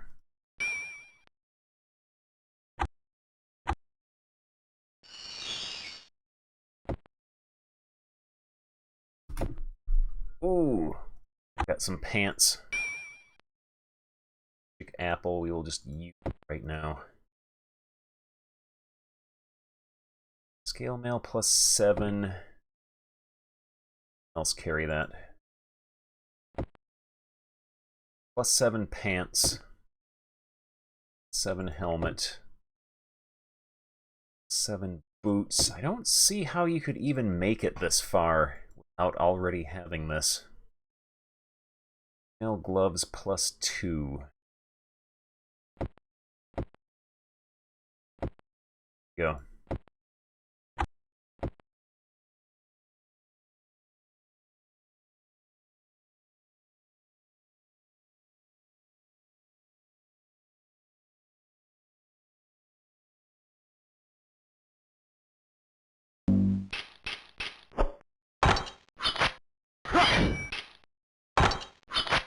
dolphin sim in the dungeon.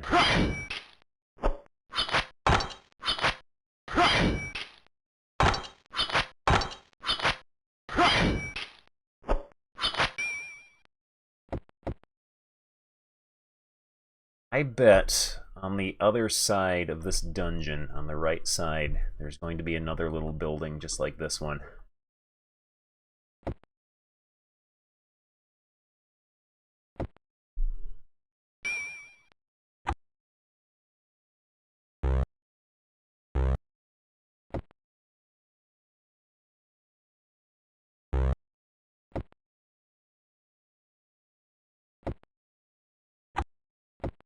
Not gonna bother picking up all that quartz. Oh, he's back! He's back, our friend is back. We chased him out of the dungeon underneath town, and he fled to the cave here.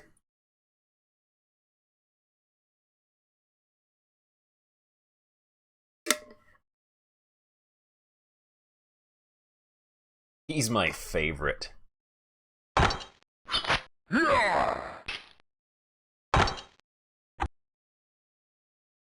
Try lightning strike on him. Also, I have a friend here in the source of our microphone woes. Try striking him down with lightning. Oh.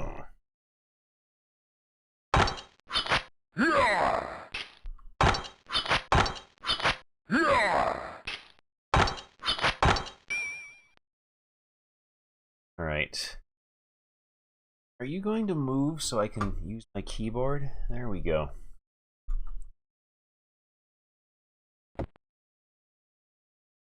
Why did I step in the poison?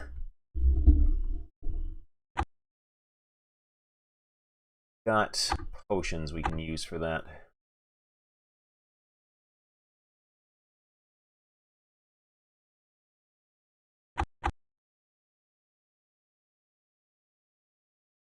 Rubbing his face on the microphone arm as hard as he can. Like, to the point it must be kind of painful.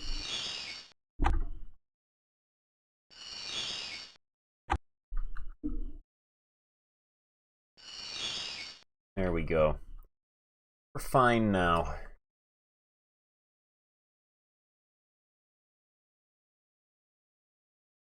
Oh, I see him. He's trying to be stealthy, but his big fat baloney-like arm is wobbling around there. Oh, we got a friend. We got a friend. He is. We got a friend. We got a friend. He is. We got another friend in the game, too.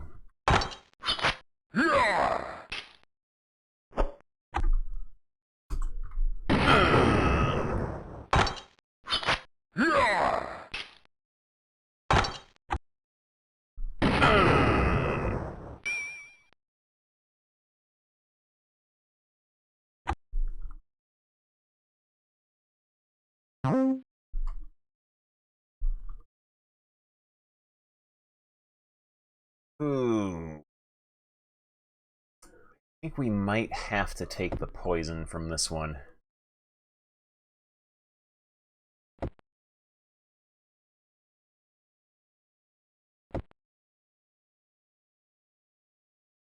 Yeah, it's kind of funny how the spell economy in this game works. In that, like in Might and Magic,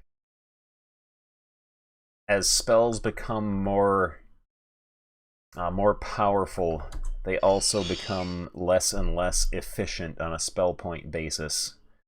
Whereas in this game, the more powerful a spell becomes, the more efficient it is. Alright, we're gonna have to take the poison damage from this.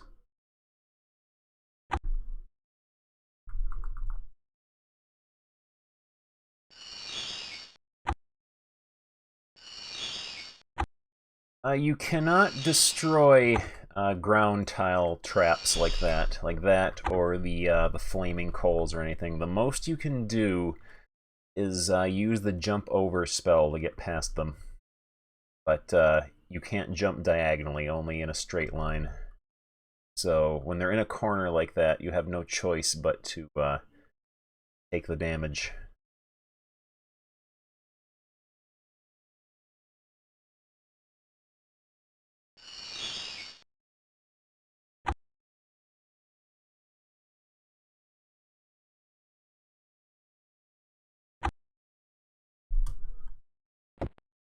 Oh, he's back.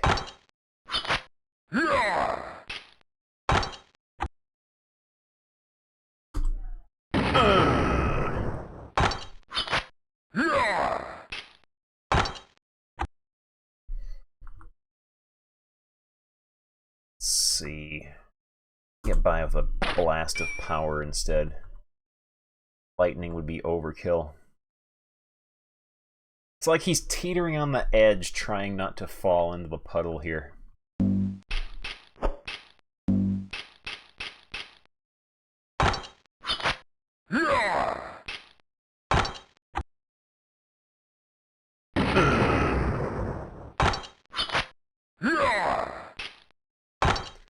There's Shiba and Inu. We got a very high quality role-playing experience going on here right now.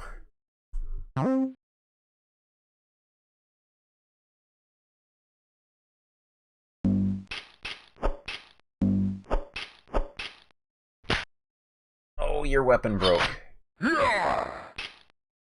Fix that.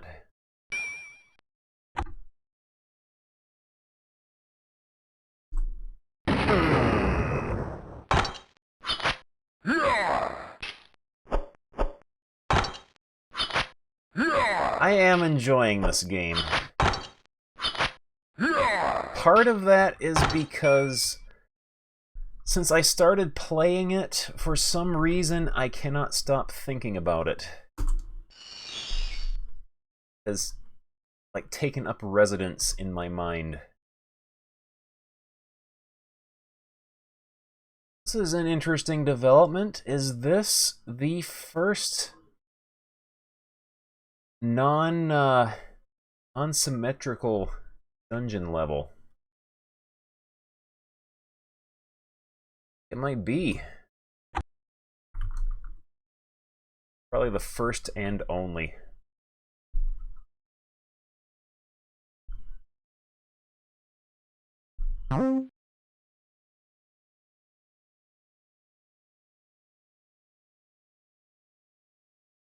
Let's lure him around the corner here. Get him cleared out before his friend can join us.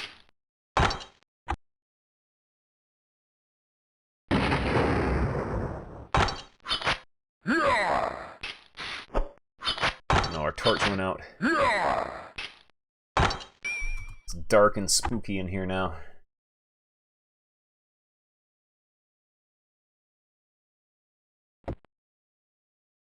Go. Our burnt out torch.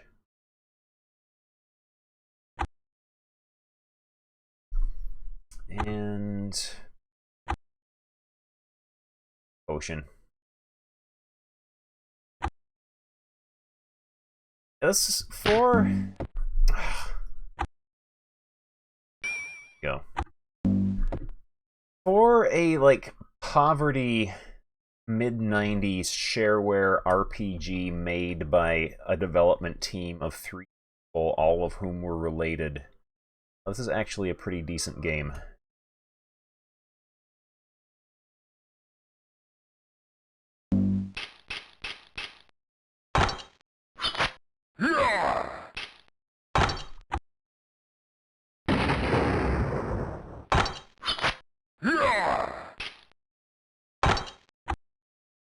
Like, I think the development team for this game might have consisted of, like, a dad, his son, and, like, his son's friend from school or something.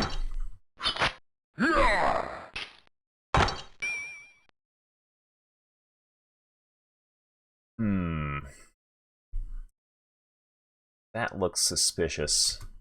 I wonder if we can cast jump through to get past there.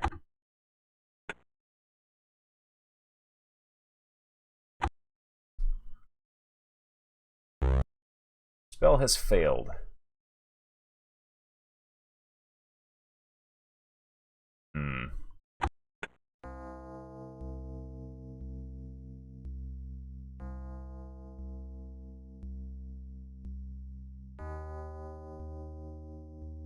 We're gonna have to take the poison.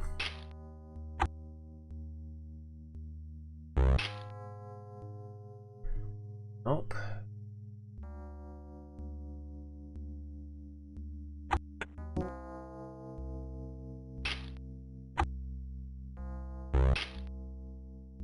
Nope.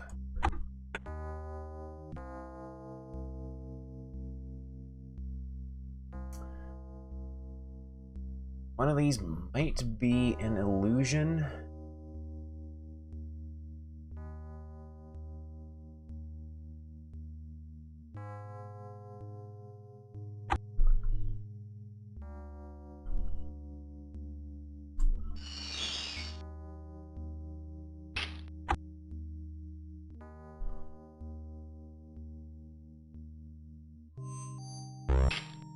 Nope.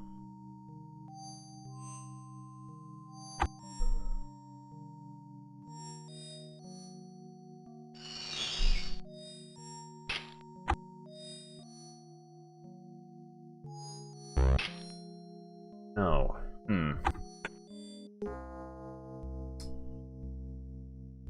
Must be some other way to get in there. Wonder if this game has a teleport spell like Might and Magic.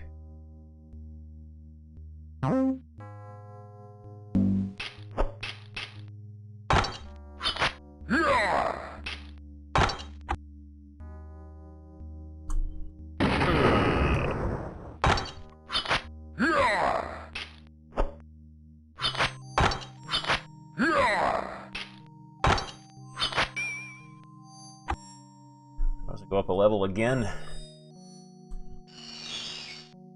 More man-baby ogre and be able to.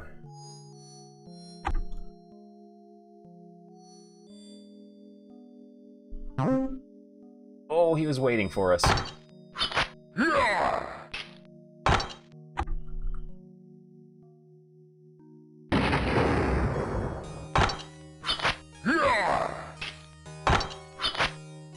Also, there's like a dad and a son who worked on this game. I bet that's the dad. That is the dad wearing a little furry singlet, squatting down.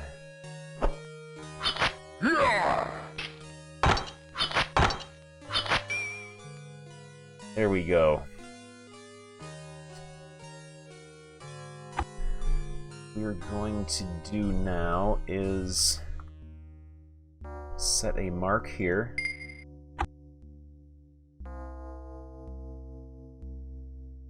Oh yeah, it does look like him. It's like embellished his little mustache a bit. And we will use your mark to down. Go train, say our prayers, and take our vitamins.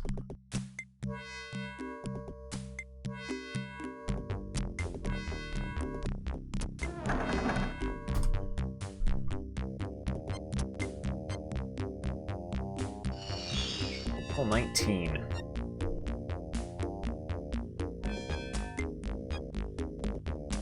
Points into strength.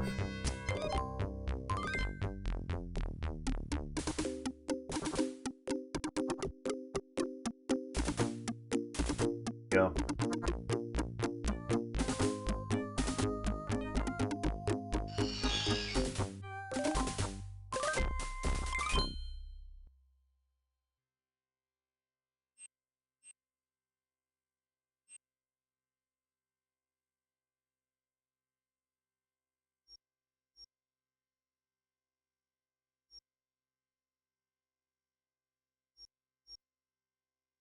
Go. Point into thievery.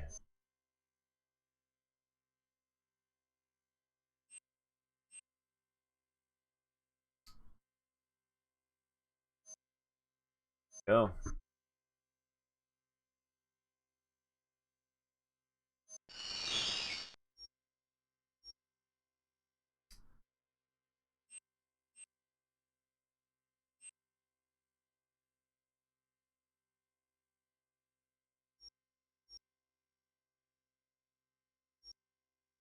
put a point into each weapon skill.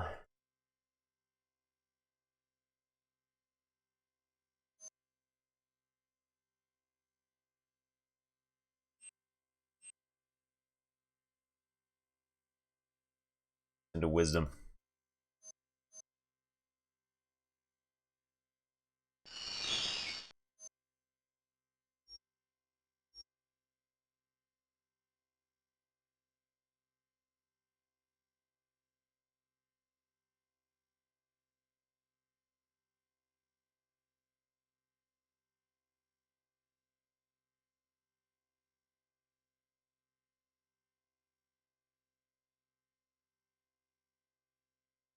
Go.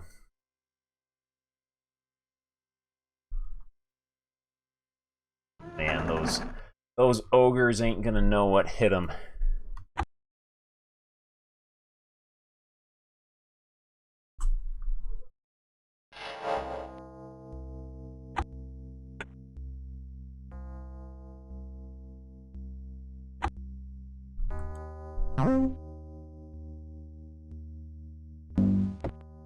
Hiding behind the barrel. He refuses to come out. There we go, we tricked him.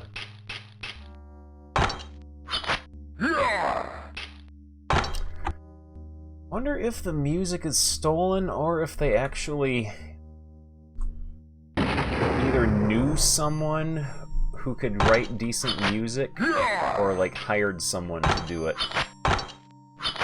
Some MIDI composer from the 90s.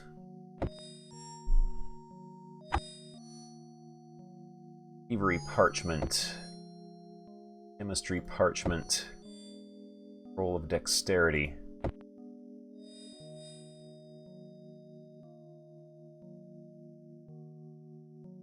Let's see.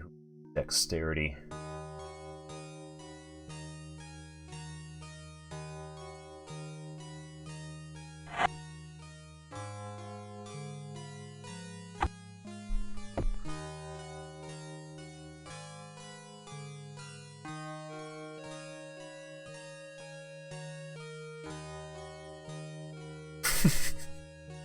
We interrupted him while he was taking a dump.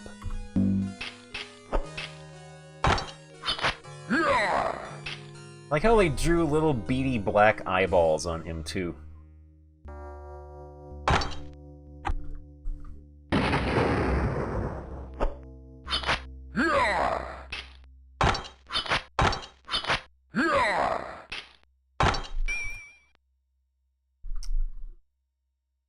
This is what he left behind. Maybe that's what magic ore and new ore are, is ogre poop. And this is his turlet paper. Scroll of intelligence, scroll of charisma. Scroll of Ranger's Rock.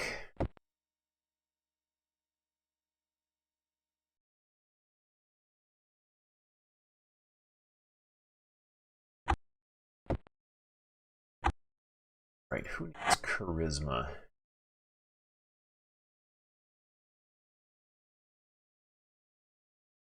Give it to you.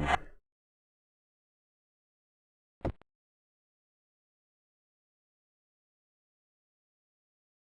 are the only one who needs intelligence, so you can do that.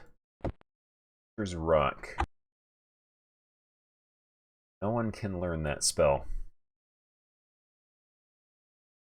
I bet a ranger to learn that spell. Just like Paladin's Pain, I bet you need to be a paladin.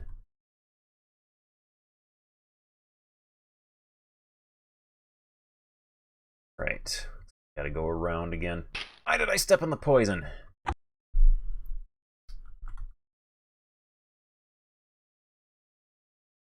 Oh well, cure poison is cheap.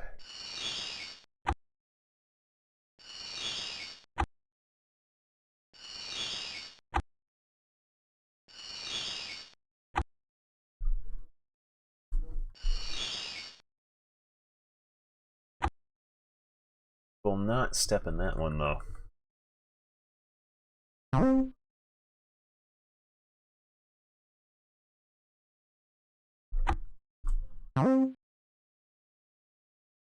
Like how they are totally incapable of like manually jumping over that little puddle themselves. They have to use magic to do it.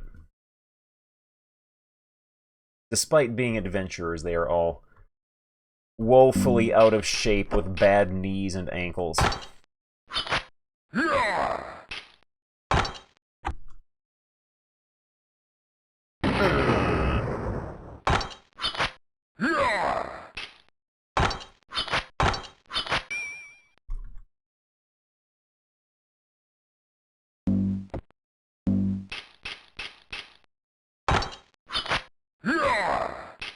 Yeah, there has to be some sort of level-based adjustment to damage.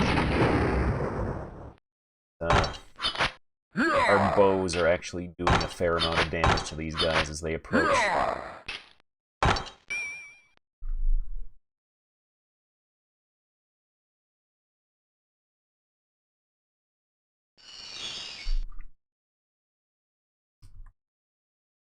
What is on the other side of this?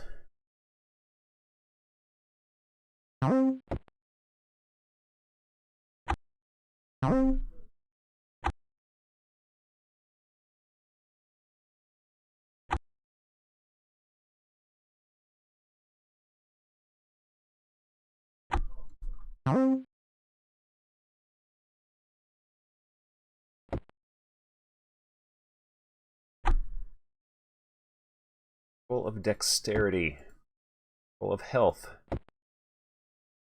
of magic, full of stamina. Right.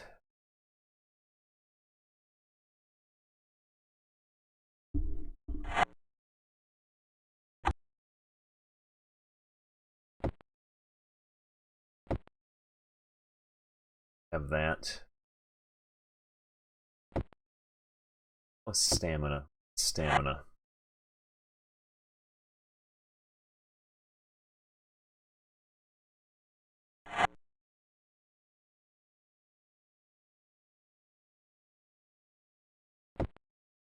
Ick.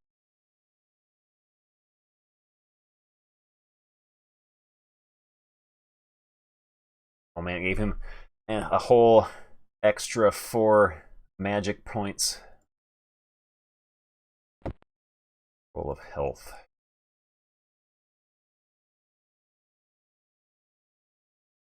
It's funny, there is not a huge difference in max health of between characters of different classes. My level 19 fighter has 480 health. Level 19 wizard is 439.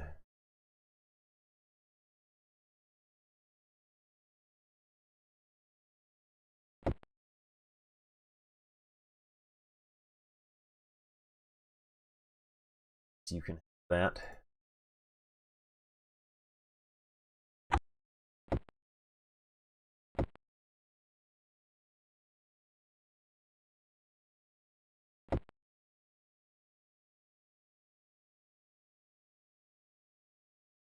See him squatting in the distance over there. Refuses to join us though. Thinks he's being clever.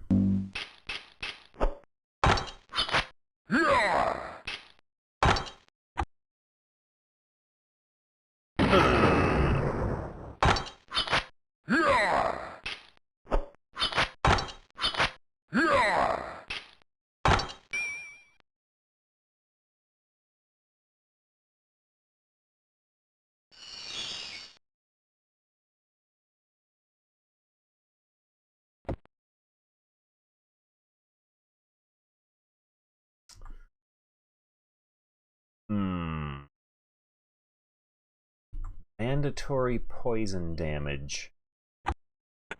Less. Alright, Almatia. Good night. Very much for watching.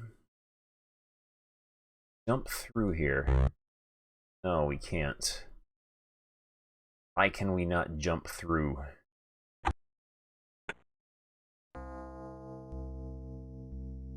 Have to... Oh. is nothing here.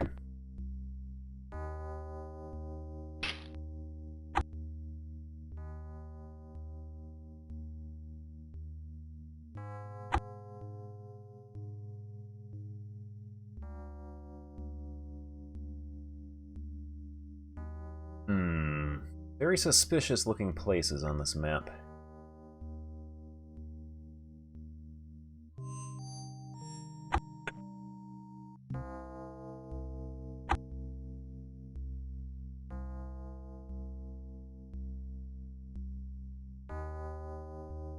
Oh yeah, we're still gonna be hacking away at this masterpiece for quite a while tonight. Jump over.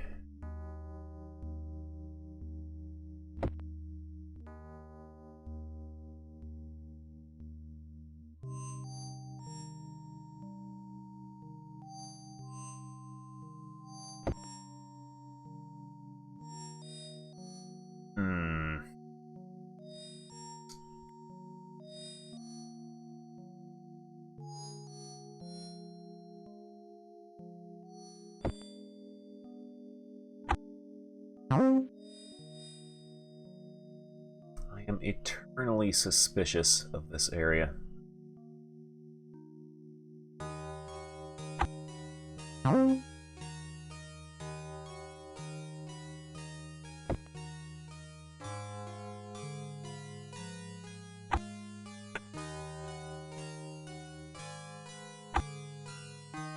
You are pressing stuff. Pressing stuff. Decided he wanted to lay halfway on my mouse, halfway on my keyboard. Alright. Jumping through.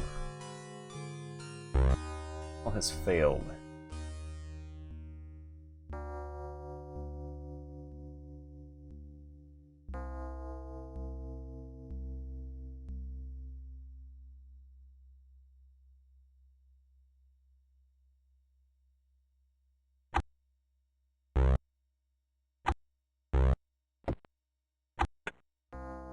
Okay, so we can't jump through there.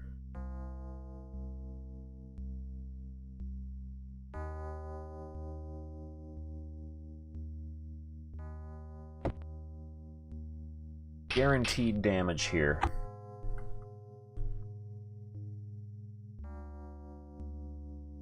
So I can no longer move my mouse up or down.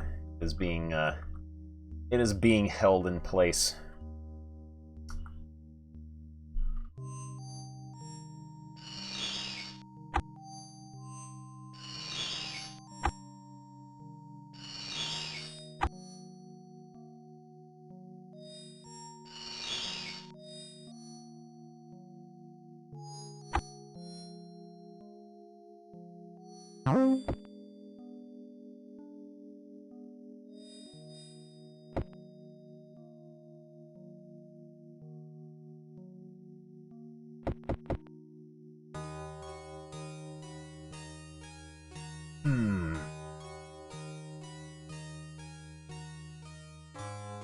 That upper right corner.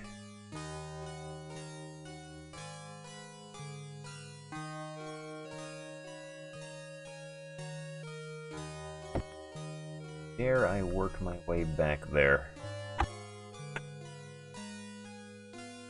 We'll save and check it out. My hunch is not correct. Load.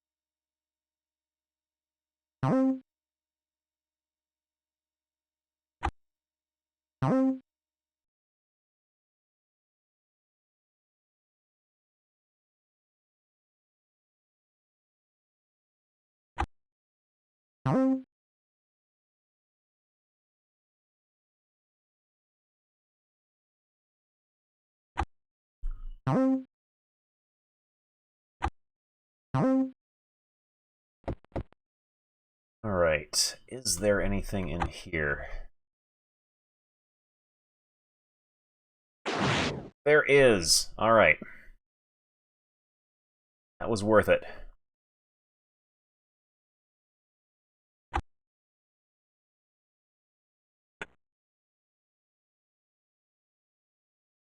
Locked and trapped.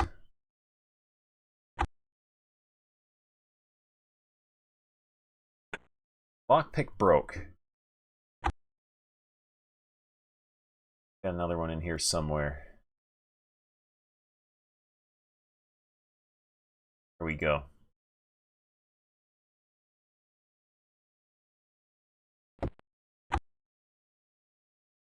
Lockpick broke.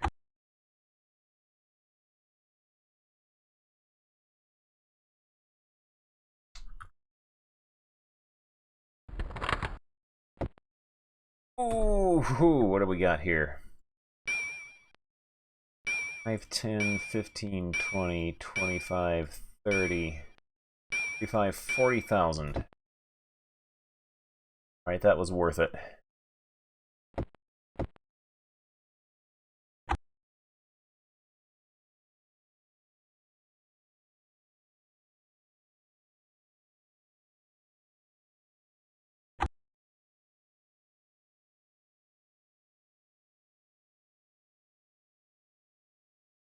What can we buy with 40k? 40k at this point will level up one character and pay for half of a second character leveling up.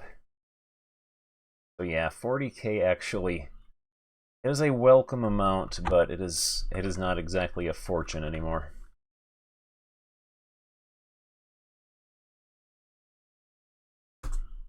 We will earn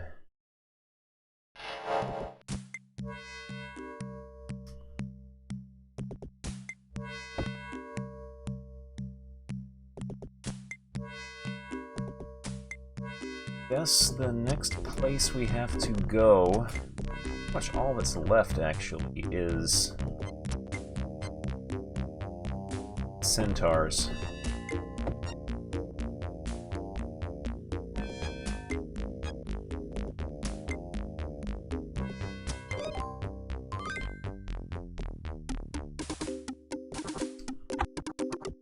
Let's conjure up some dungeon bread.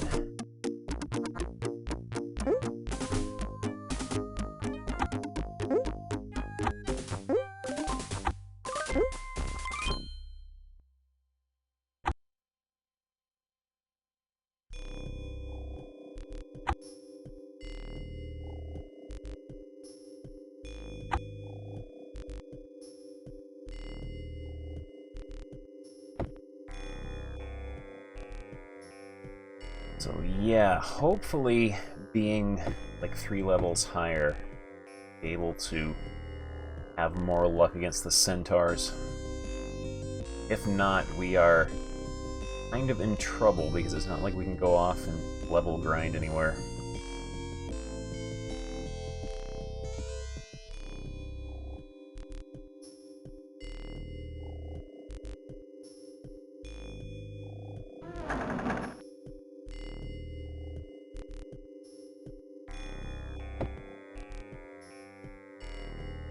What do we got here?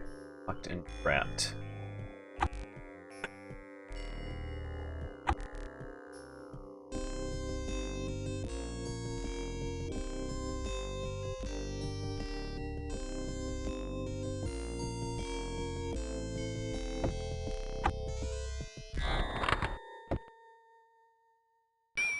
$1,200 gold coins. Gold bar.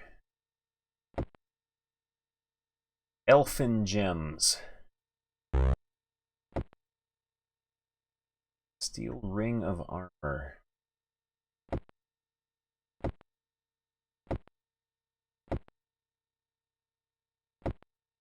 That.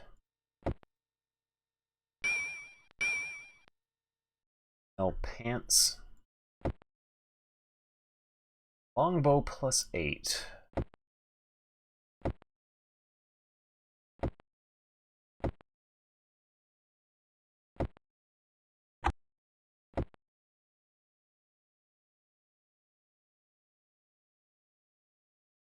bronze key. Might have. Yep.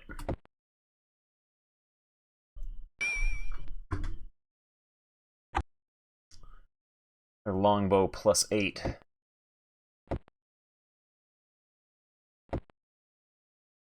Scale armor +7. Elfin pan flute. Go.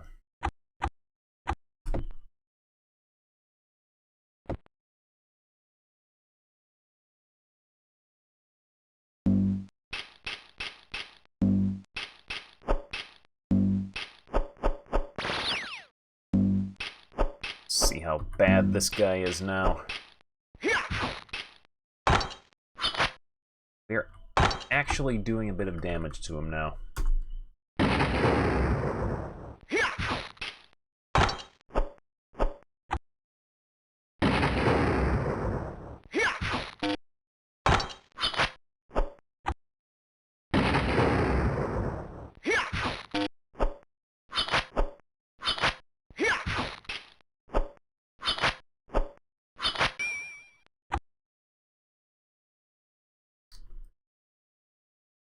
Right. Rejuvenation.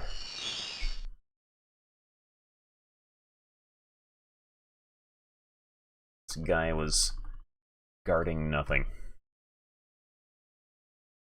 I've cleared out this, like, central room, though.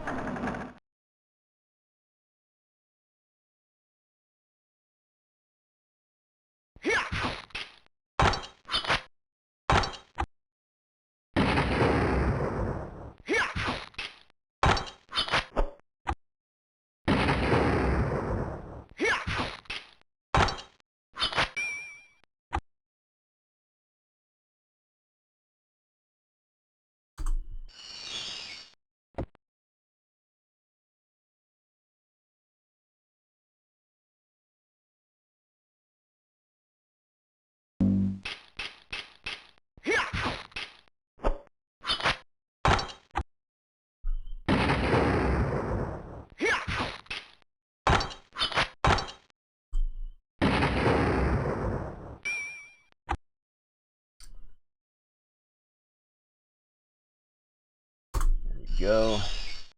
We'll feed you guys a couple of potions.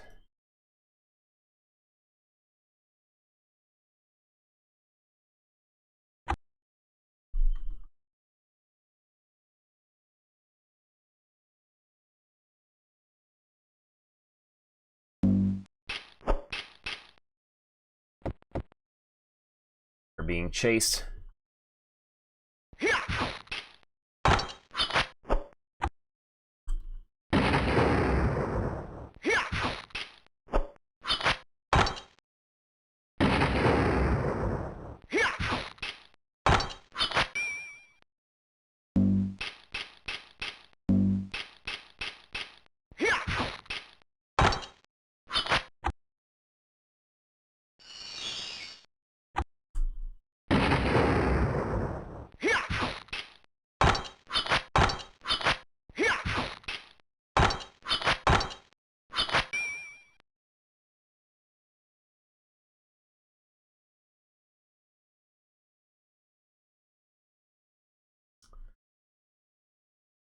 Right. Got a barrel. Gold coins. Steel shield +5.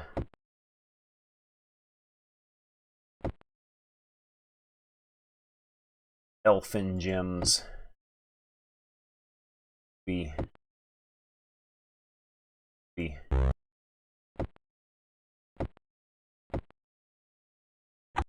leave that quartz behind.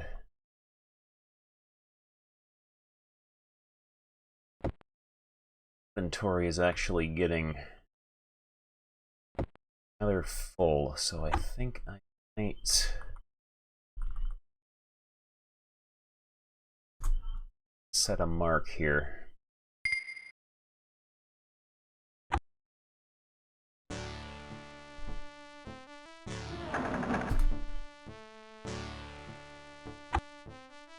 Alright, time for some housekeeping.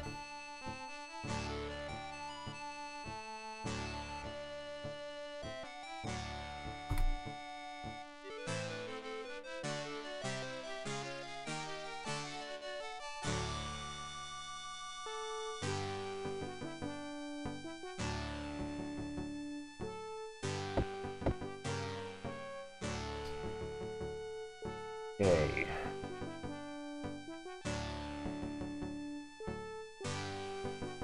Got some gems and such to get rid of as well, too. So, let's go on a little field trip.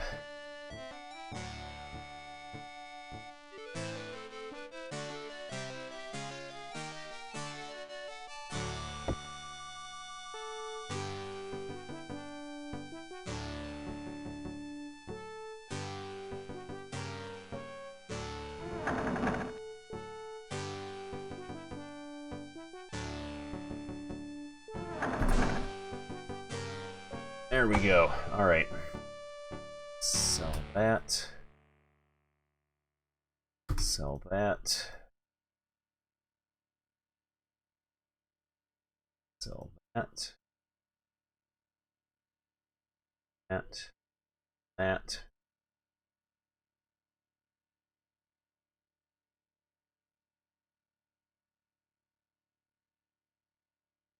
Worth anything.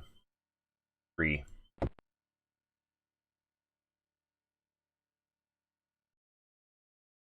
Feeling that used quartz is going to be used for something later on, just not sure what.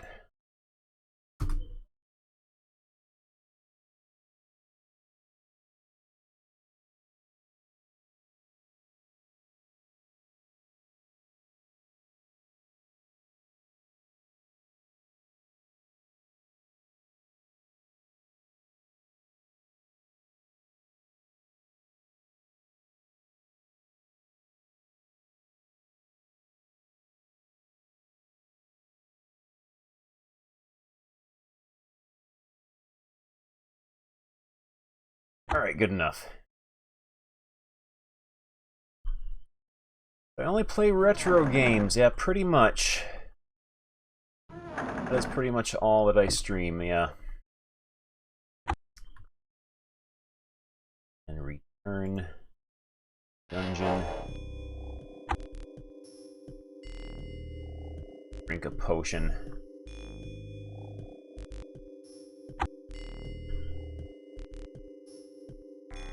I usually like to stream games that not a lot of people have really heard of.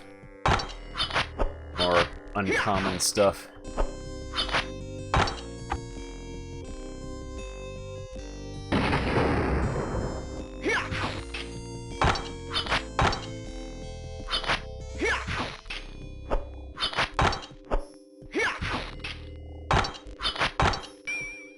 Go.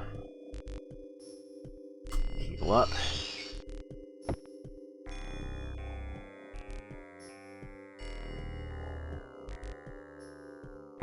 Go down and around.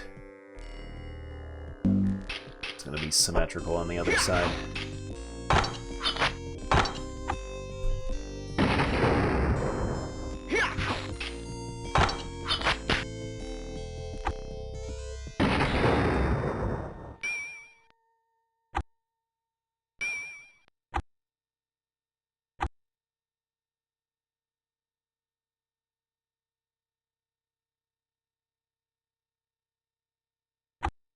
Yeah, training, we're getting up to like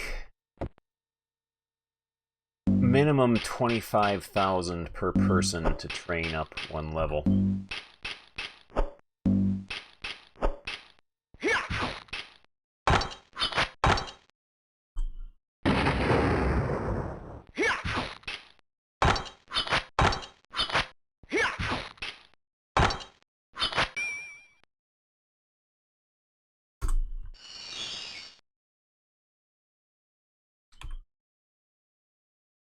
See. Oh wait, this might not be symmetrical. This might be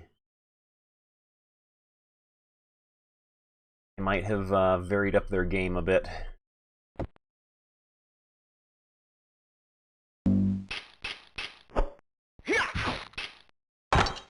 Yeah, Endgame and World of Zine. I probably had enough experience to train up another 100 levels, but I just couldn't afford it.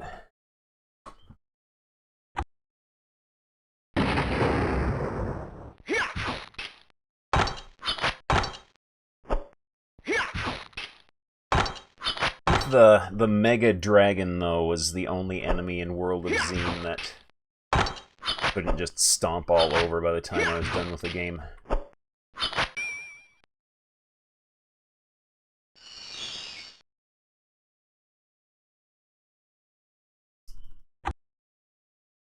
Right.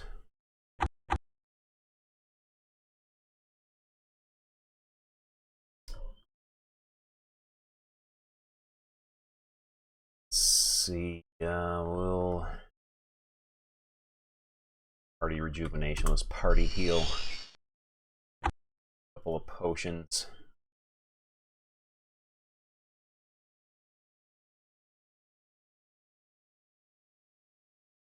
Might have to zip out real quick. Pick up some more magic potions.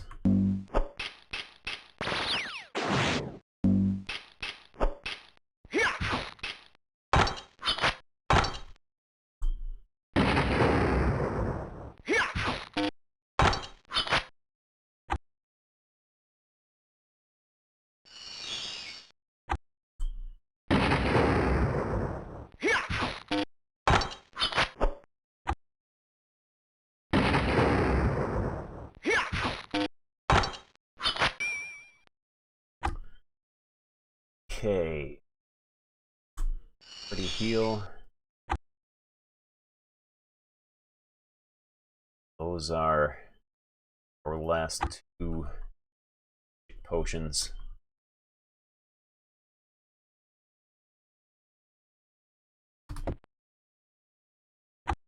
Not here. Healing potion.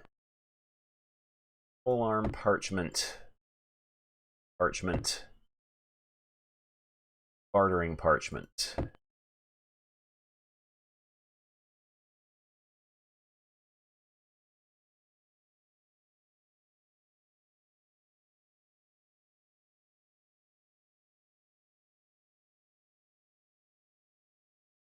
It's another expense at Hexed. We'll prevent them from recovering magic when they rest. They're going to want to get that taken care of once we get back to town.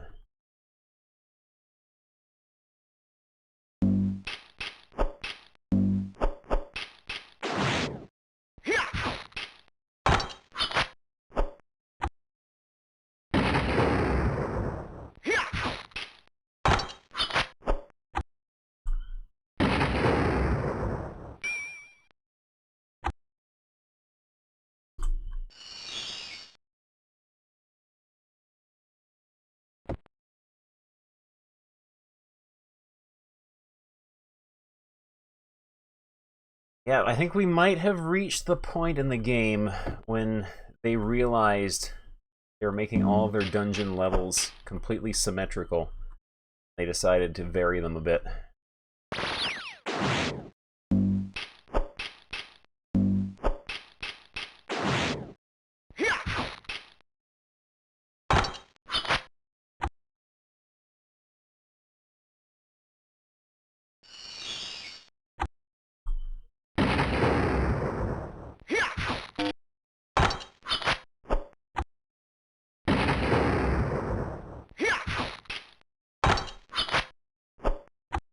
Because, like, up to this point, all the dungeons we had been in were, like,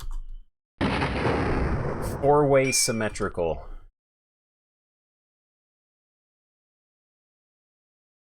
We're gonna have to dip out of here real quick.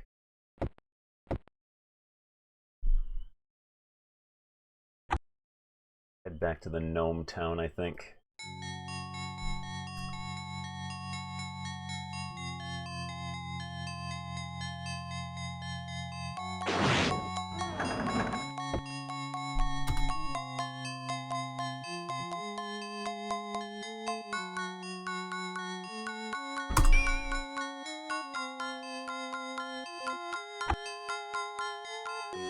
load up on potions.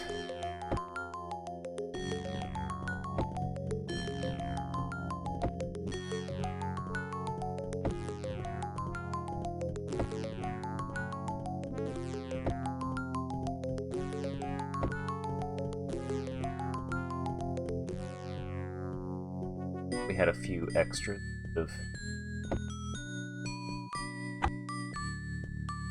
lasted a bit longer.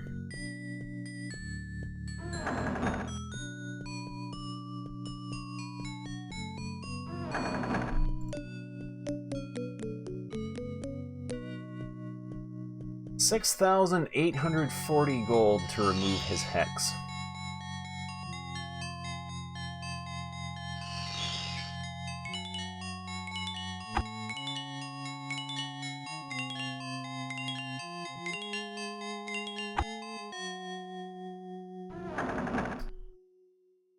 Guess we might as well go buy a couple more torches too while we're here.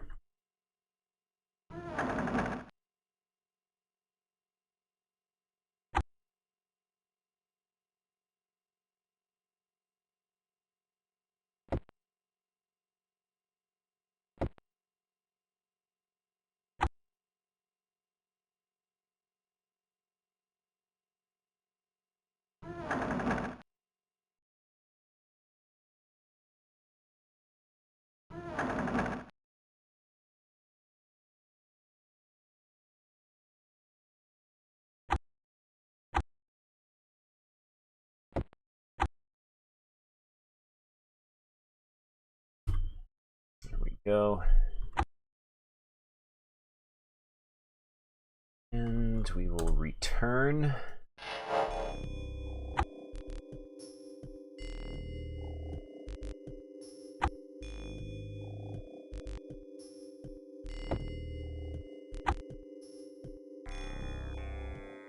Alright, that's where we are.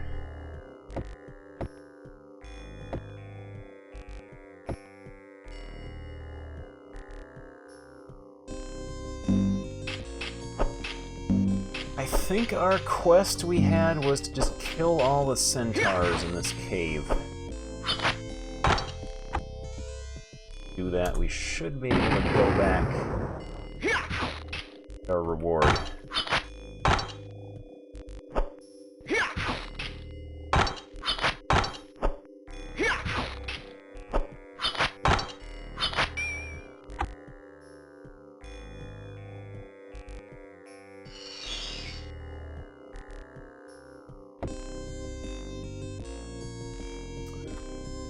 What have we got here?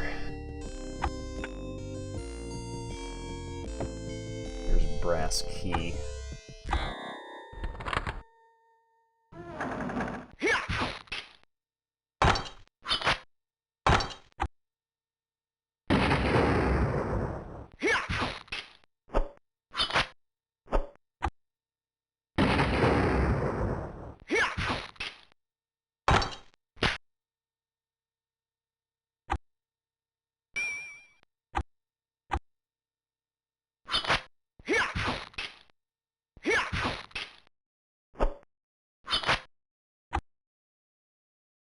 Rejuvenate everyone.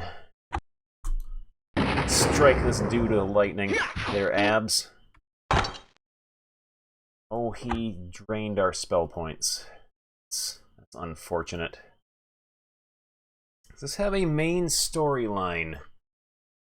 I guess the main storyline that started is there is a magical mine in our homeland that a bunch of wizards had taken up residence in. We are chasing those wizards all throughout the land for reasons, I guess.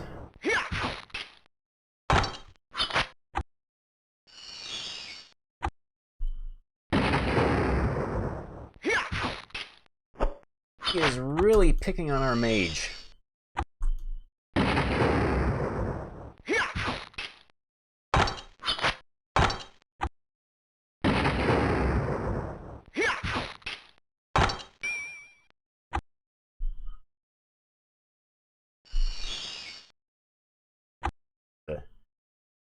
Quaff some serious potions here.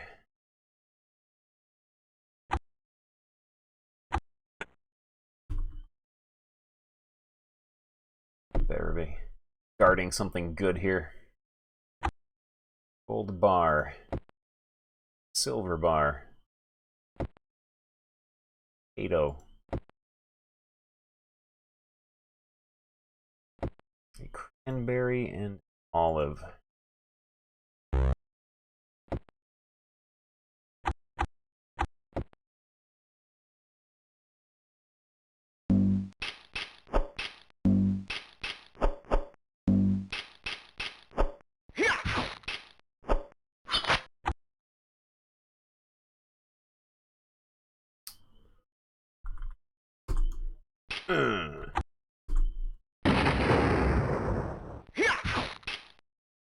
That's how this game kind of works, though. Like, it is such a stupid, stupid game, yet, like, the end of the stream rolls around, and then I realize I've been playing it for the past 6 hours, and I didn't even realize it.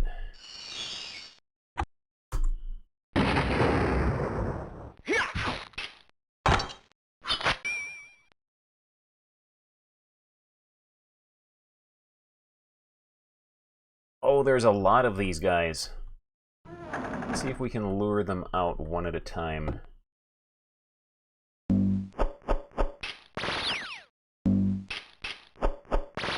Let's stay hydrated.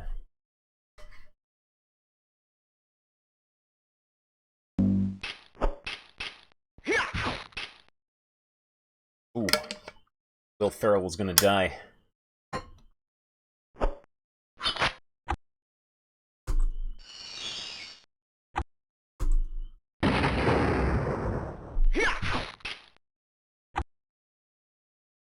Okay, so melee characters are slightly more useful now that we've gotten 3 more levels, but they're still mostly potion monkeys for the spellcasters. I'm going.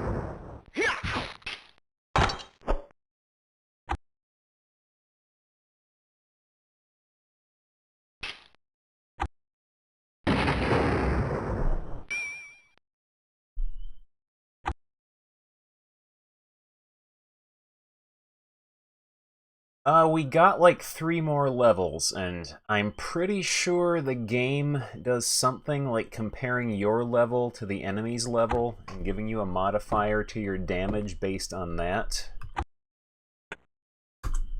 So they've gone from doing like 1 pixel of damage to maybe 2.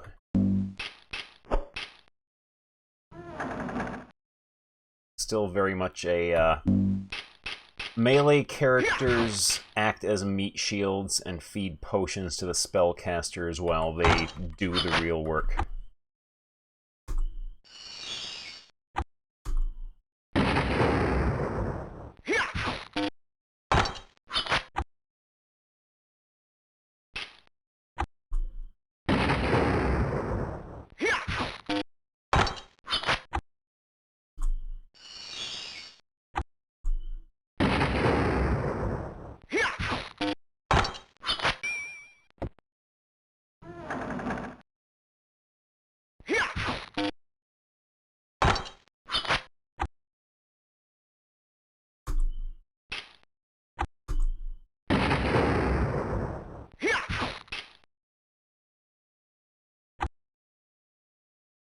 Let's see. It's time to give them a potion. They're feeding.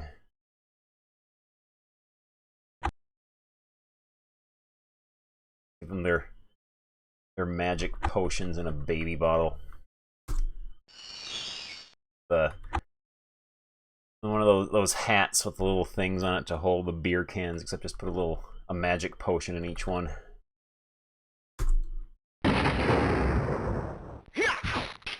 I think the potions do straight percentages of hit points and magic points.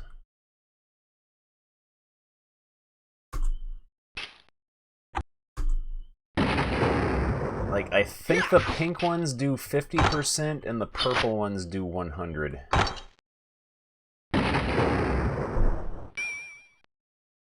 Also, he is hexed. That costs almost 7,000 gold to cure. I don't think it does anything to him, though. At least until we go to rest.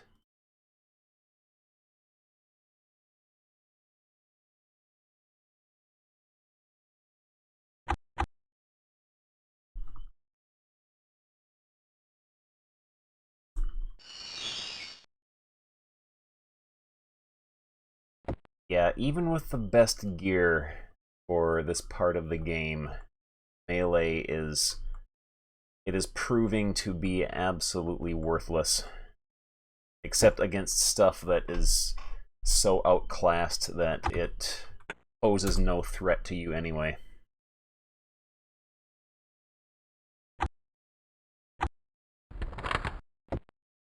We got here a potion. Sword +7.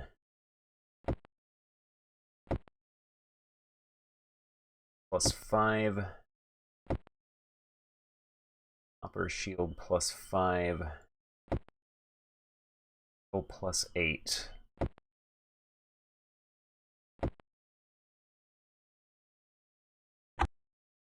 Indeed, that is probably what they did.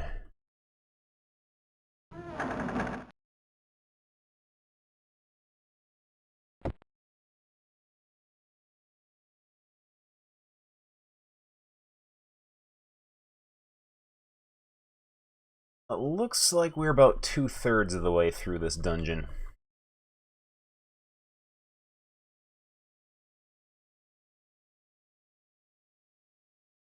Yeah, armor seems useful, but weapons are not.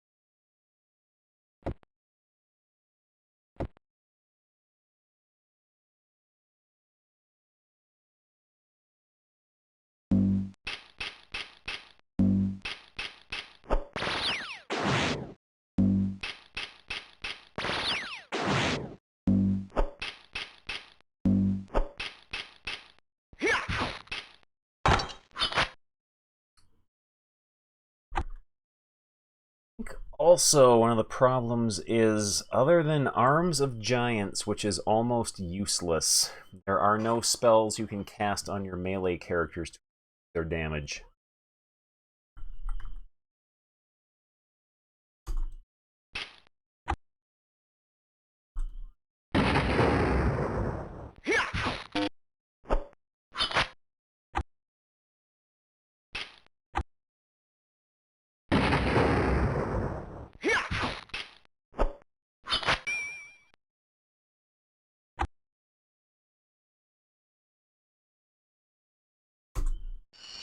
Yeah, the only buff that you can cast on your melee characters is Arms of Giants here, which gives +15 to strength, which is a total of +3 points of damage per hit. So it's not a huge amount.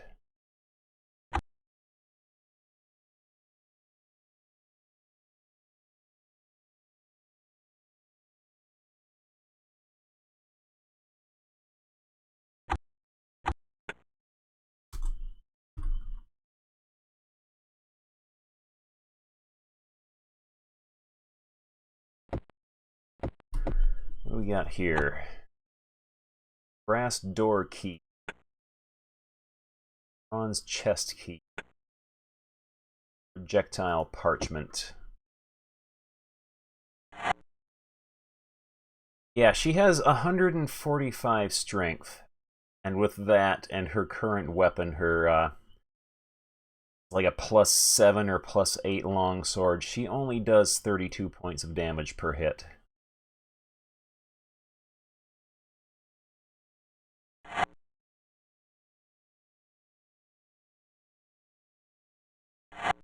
Projectile. You.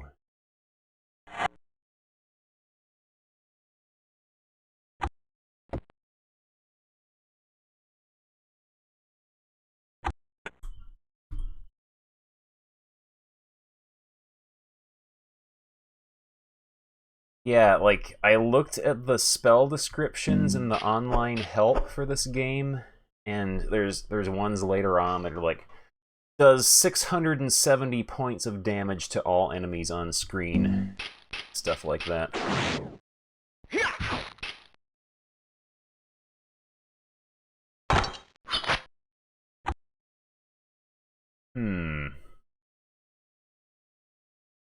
Yeah. I do wonder how exactly the mechanics in this game work.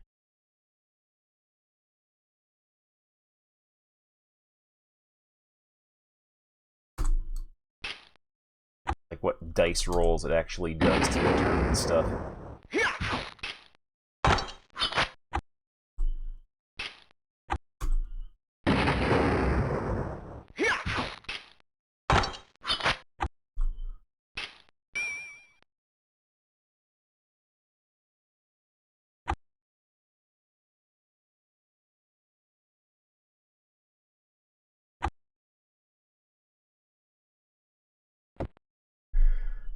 Alright.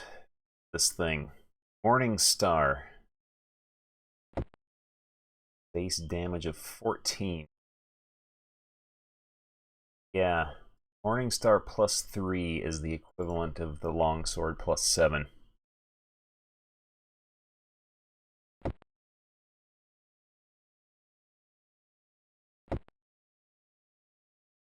Fail +8. Whip +7. 50 in gold, a healing potion. Scale mail helmet +7. Shard of youth quartz. Just keep here. So one of my spellcasters got hexed. Every few steps, his spell points are going to get drained.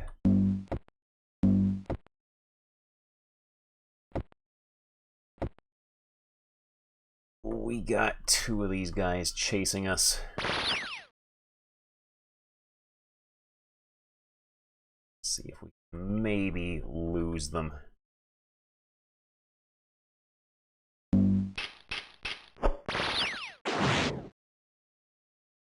There we go.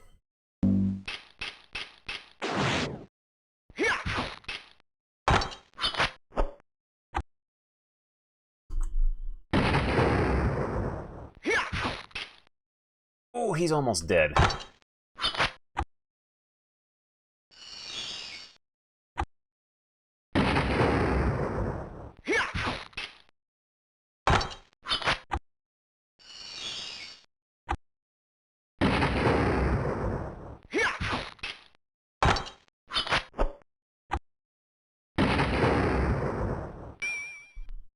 All right. Up.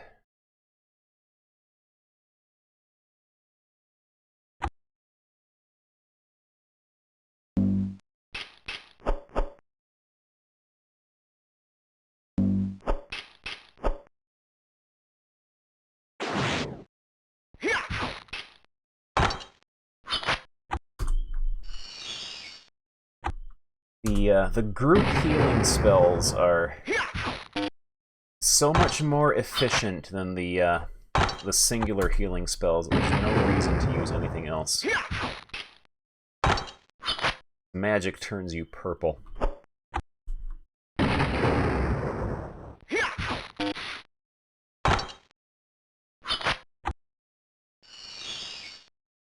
torch.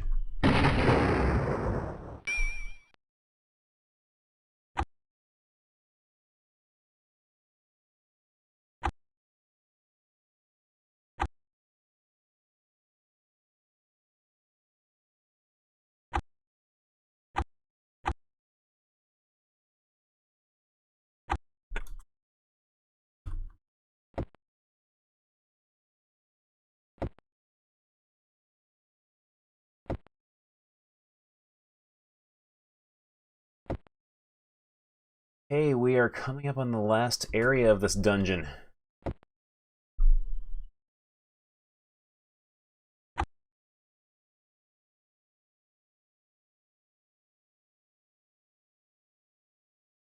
Potion up before we go in.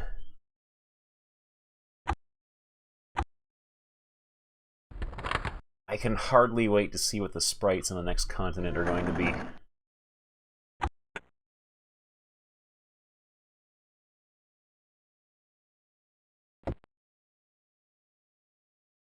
See a centaur trying to sneak up on us.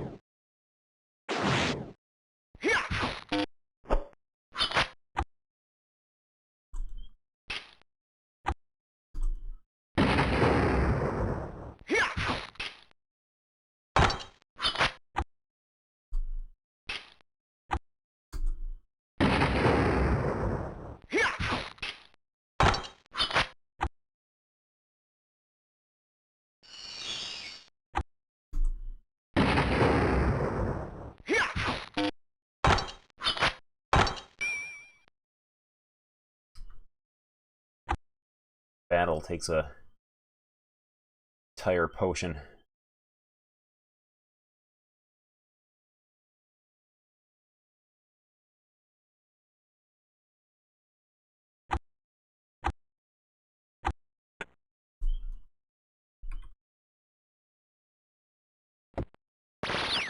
Ugh.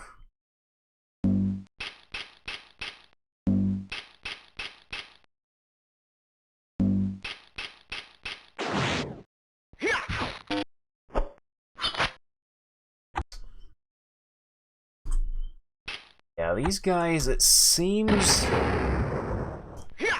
best strat for them, just melt them down as quickly as possible. Heal when someone gets down to about half health.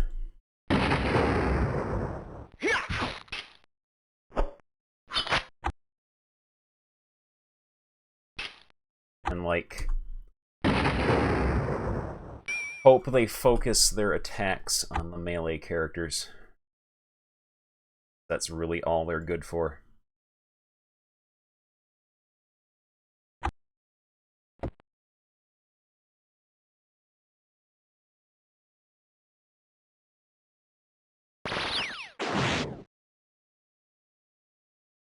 Let's check out this chest while he is approaching us. Alright. And a potion, we'll take that. Gold coins, an elfin ornament. They put on their trees for elfin Christmas. Of healing potions. Healing potion.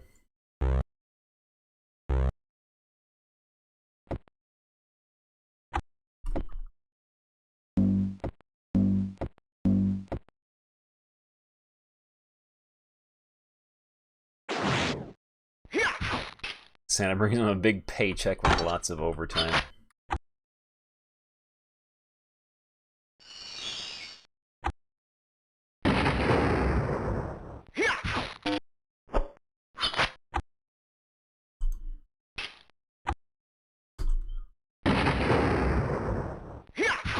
Critical wounds, which does like maybe 15% damage to these centaurs.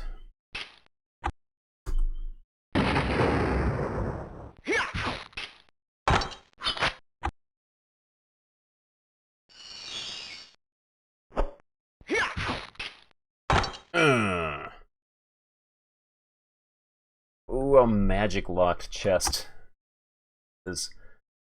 Why not give the casting characters even more to do in this game?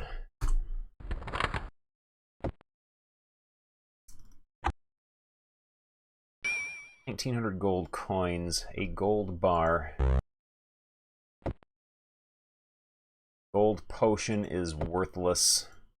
Elfin crystal.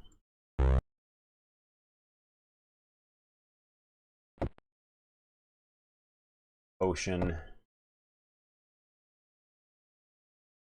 Oh yes, perish the thought. That never happens in these games. In the process of copying Might and Magic, the developers here neglected one very important thing. That is, they neglected to give melee characters additional attacks as they go up in level. So as the spellcasting characters are casting spells that do hundreds and hundreds of damage in one attack, the melee characters, like my fighter here, is doing 32 damage in one attack that is then decreased by the enemy's armor. So yeah, right now we're in a situation where about, I'd say, 2/3 of the way through the game, and our spellcasting characters are doing about 10 to 15 times the amount of damage as our melee characters.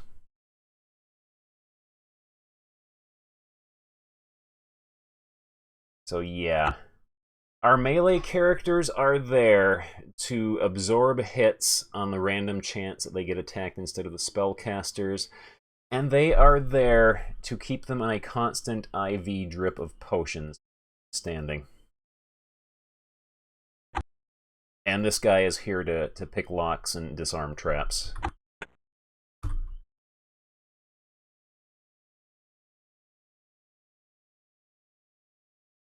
Oh, look at that mess back there.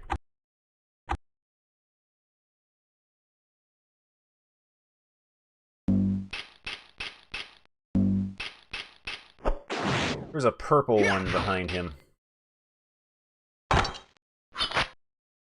Our melee characters are slightly useful against these guys.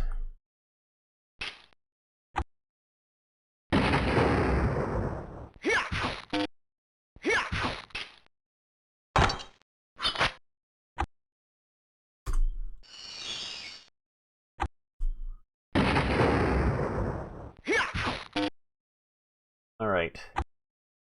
Your IV drip of and a potion. 2.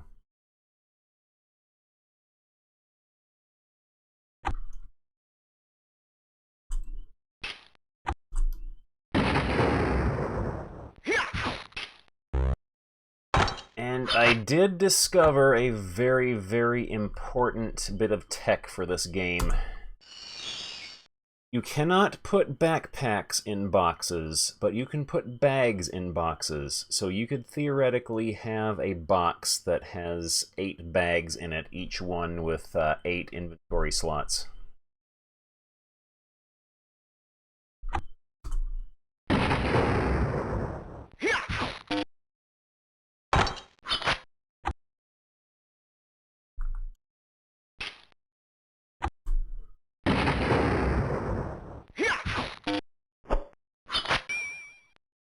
Okay, 3 of my guys can level up.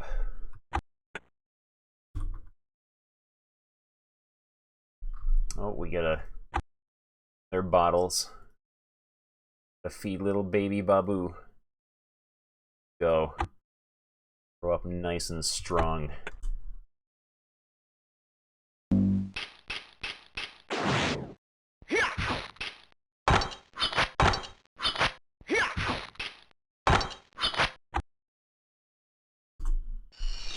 Yes, to level up.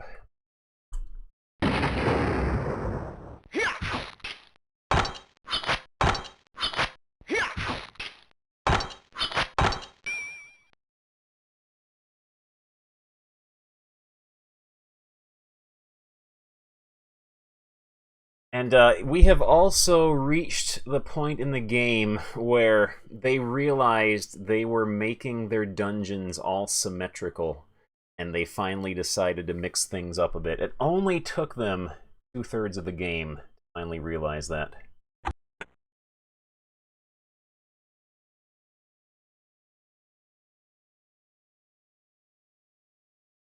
Favorite item I have made up or received.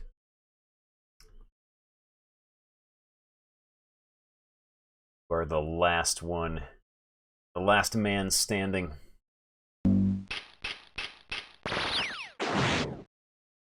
Map. This is the map. This and the cave with all the grizzly bears and for some reason wizards in it. Those were the first 2 dungeons in the entire game so far that have not been at least 2-way symmetrical, if not 4.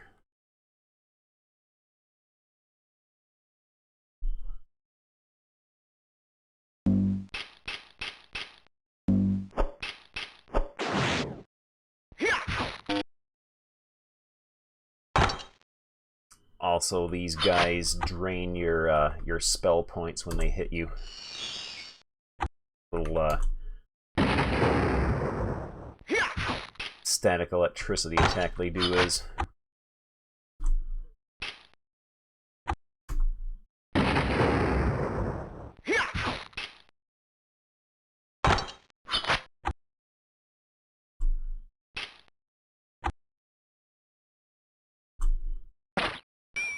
There we go. Alright, everyone can train. So, we will cast Bootleg Lloyd's Beacon. We got great value Lloyd's Beacon here.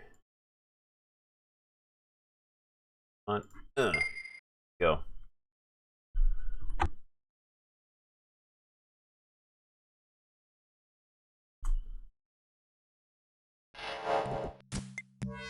We get to hear the best song in the game, the elf theme.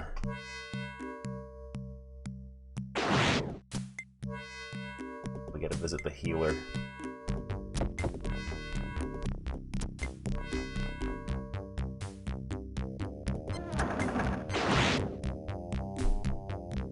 Let's see how much getting our status affliction, getting our hexes fixed will cost us. 5,130 gold to remove a hex.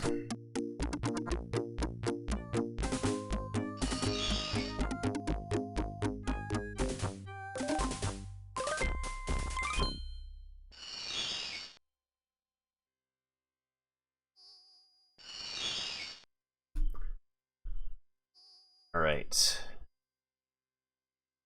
Let's go hit the gym.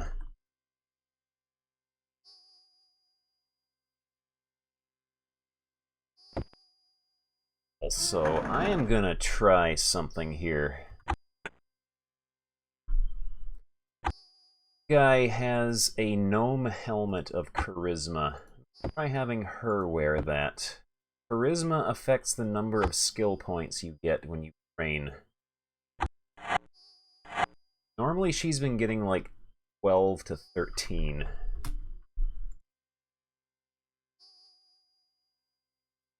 Will cost 28,500 gold to train to level 20.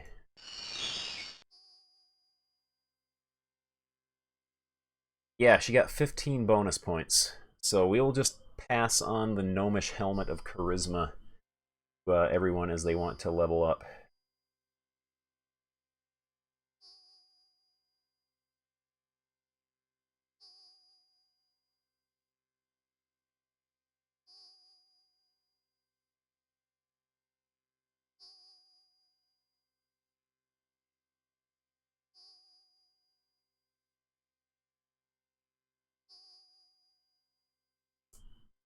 Go and the one slashing, I guess. Alright, trade-off.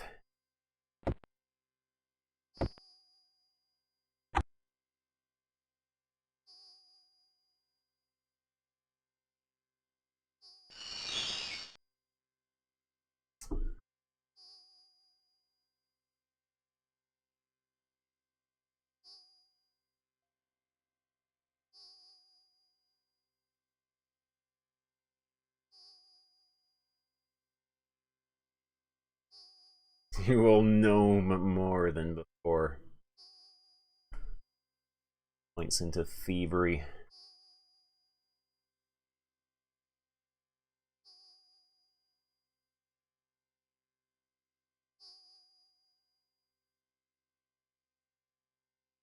Two left. Style. Bashing, I guess.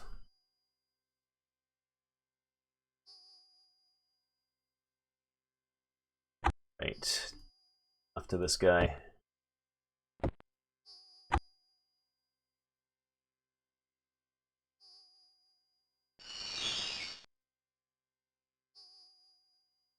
Important to raise all of them. I'm not entirely sure. I am starting to think it might be worth just picking one weapon type for each character to use, because there are no restrictions for what weapons and armor a character can equip based on class.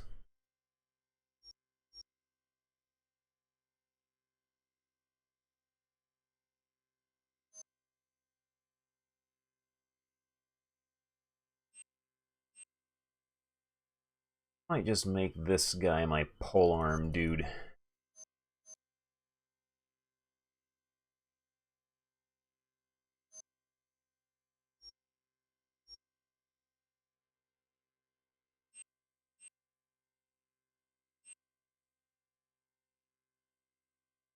It seems the way it works is like each new continent you go to has a new tier of equipment that is just completely better than the last stuff you had on the previous continent. So, like, you start out, your slashing weapon is a dagger, and then the upgraded slashing weapon is a broadsword, which you get on the next continent. And on the continent after that, you get a long sword, and then presumably there's like a different sword on the last continent. But each one is like a straight upgrade. And like all weapons of the different types that are the same tier all do the exact same amount of damage. So yeah, specialization might be the key. I'm not sure if weapon skill increases the damage you do, or if it just increases your chance to hit, though.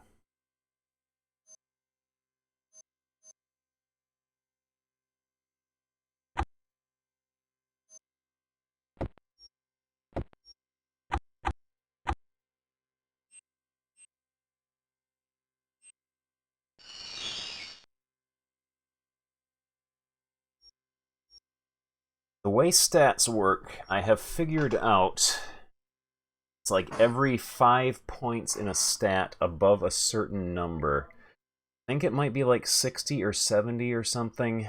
Every 5 points above that gives you a +1 to everything that uses that stat, the base.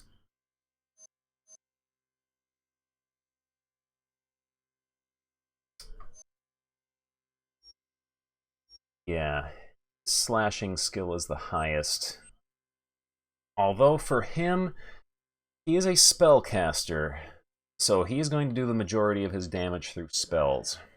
He doesn't need excessively high weapon skills, I don't think. Especially since we can just fill up bags inside of boxes with magic potions to keep him topped off.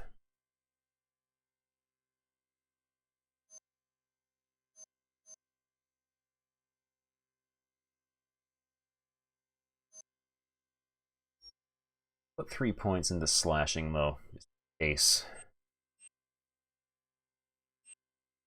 Casting.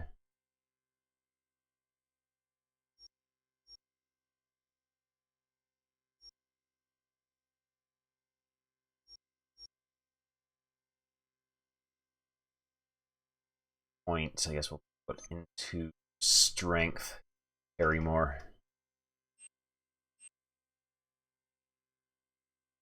Yeah, seems to me the only real difference in classes, other than the ones that get to cast spells and the ones that don't, is the rate at which their attributes and their skills naturally increase as they level up, as opposed to the bonus points you put in.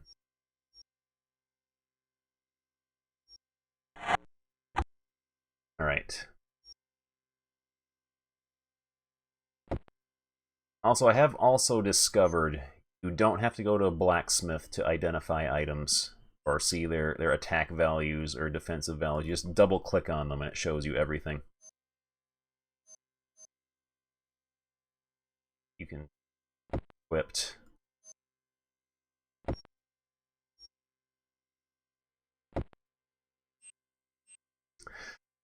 Now, this game requires several more playthroughs to just figure out how the mechanics work. It is very intriguing. And it will be very, very invaluable information to know for when time comes around to play the sequel. Let's go sell some junk we don't need.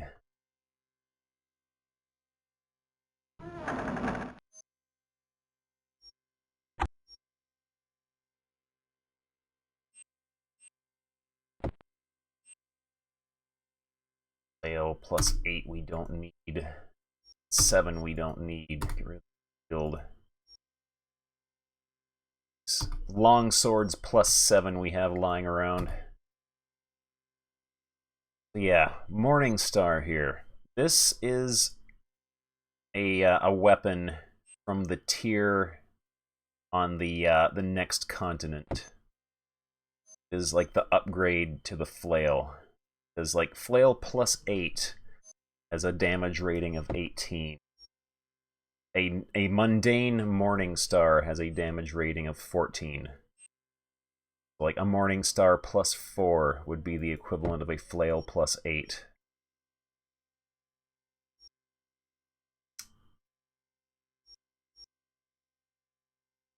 So I might...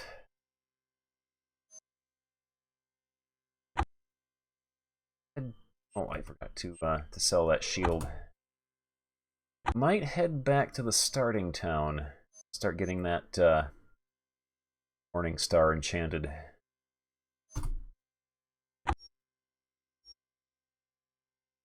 Fortunately, once you have done everything on a continent, they give you a key to that town, so you can just instantly warp there whenever you want.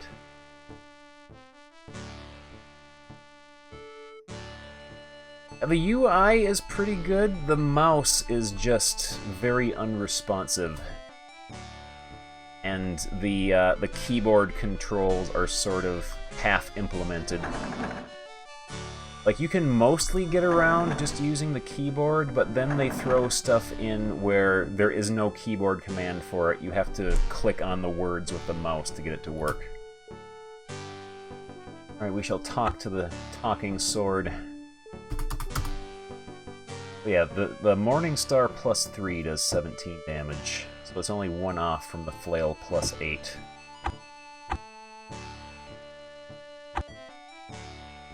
We will warp to the Gnome Town. It's outside of town, there is an enchanter.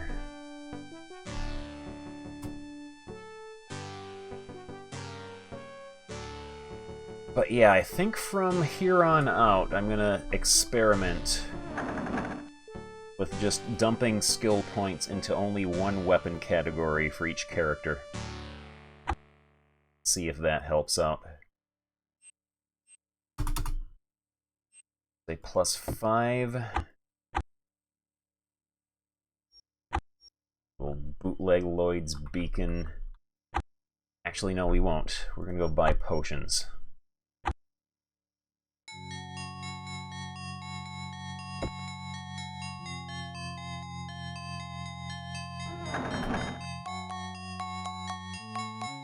Yeah, you have to upgrade them to plus 3 at the first enchanter.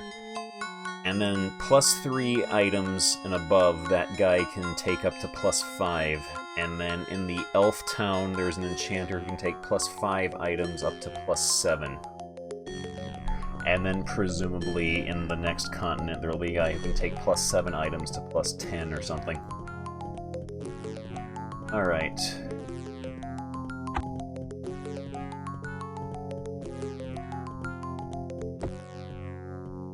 Okay, pink potions.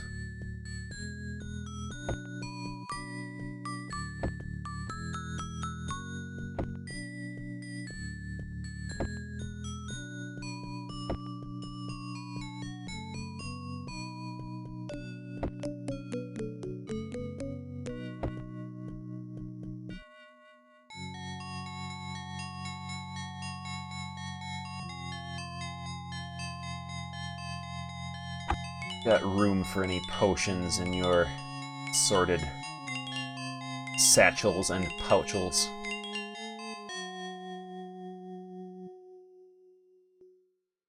These.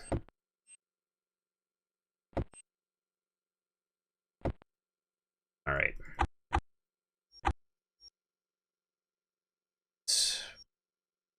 Some magic ore.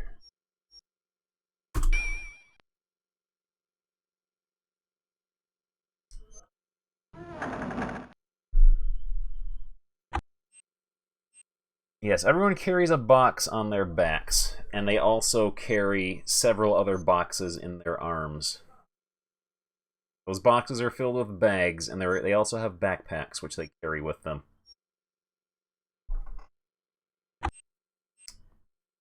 Right. We're gonna go to the elf village. Bootleg Lloyd's Beacon.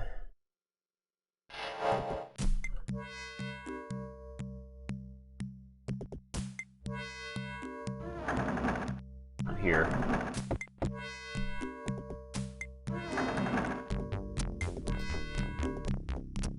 There are few who possess the items that I can work with. Are you some of the lucky ones that can benefit from my services? I can improve weapons and armor from +5 all the way up to a powerful +7. Go.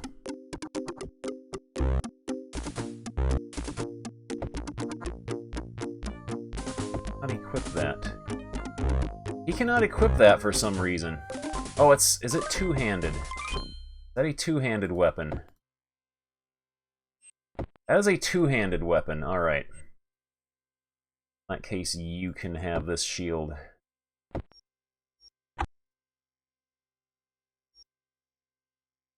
I hope someday you will find someone who can enhance your items beyond a +7.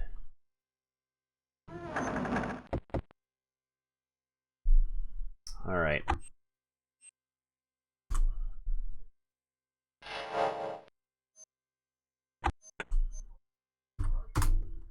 Oh, ho, ho, ho, ho.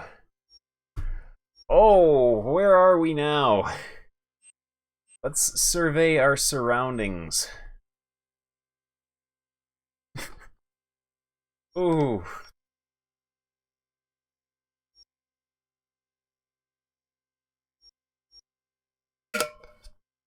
Do I have any area effect spells that can strike them down? I have shrapnel, but that doesn't do a whole lot of damage anymore. Ball of electricity. Frozen explosion. Let's see what that does.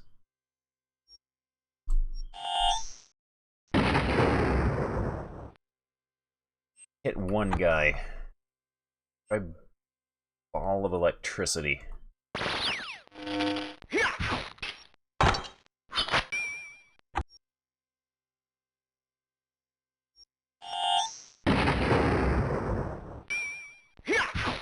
Okay, it did hit some of those other guys.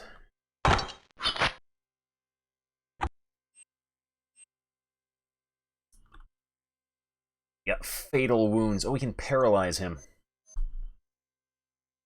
course, he resists.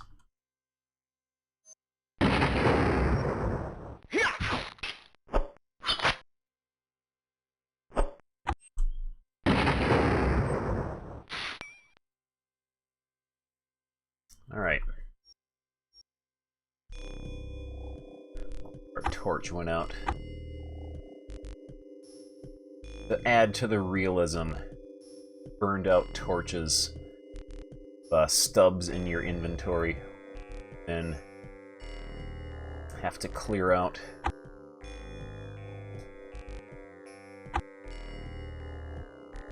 Oh, time for drinky poo. Be a waste to do 2 of them.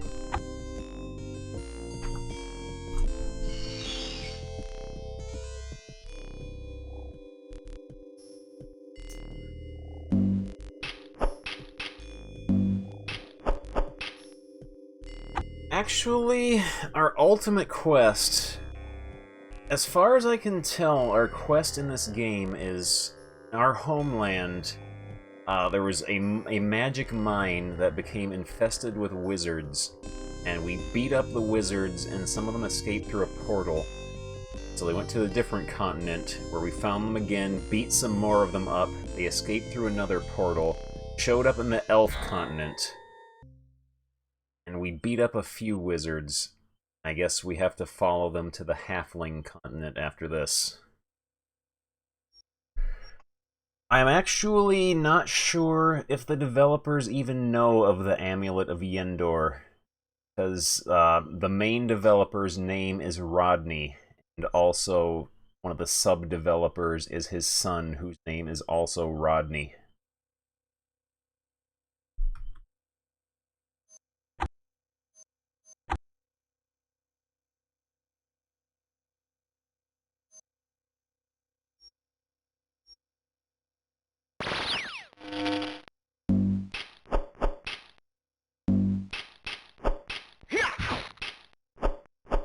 Played the original Rogue. I did have Rogue on my Commodore 64. I really enjoyed Sword of Fargol on Commodore 64, though. That was a really fun game.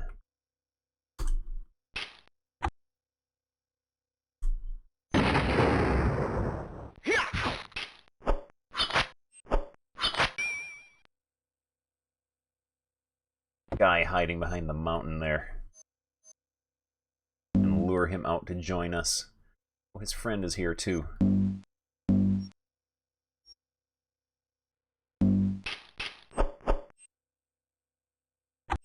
Go and frozen explosion these guys.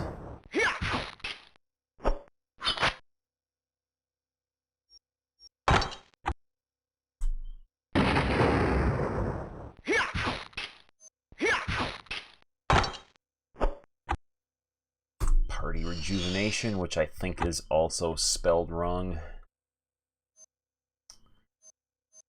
One thing that is very notably missing from this game is any kind of buffs or debuffs for enemies, buffs for your characters that are really worth using. The only ones are Feet of Feathers, which I think gives you plus 10 to your dexterity or agility or whatever.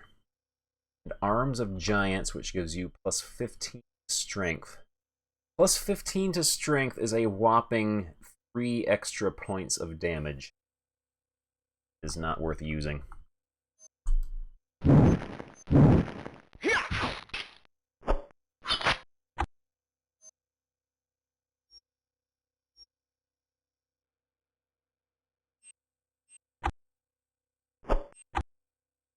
Let's just lightning strike him. But yeah, they forgot to give characters multiple attacks as they go up in level.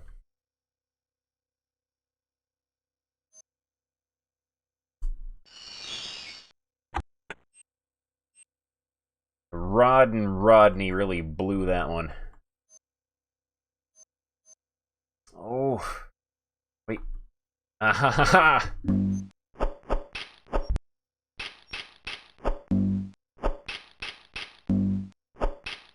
For being brave.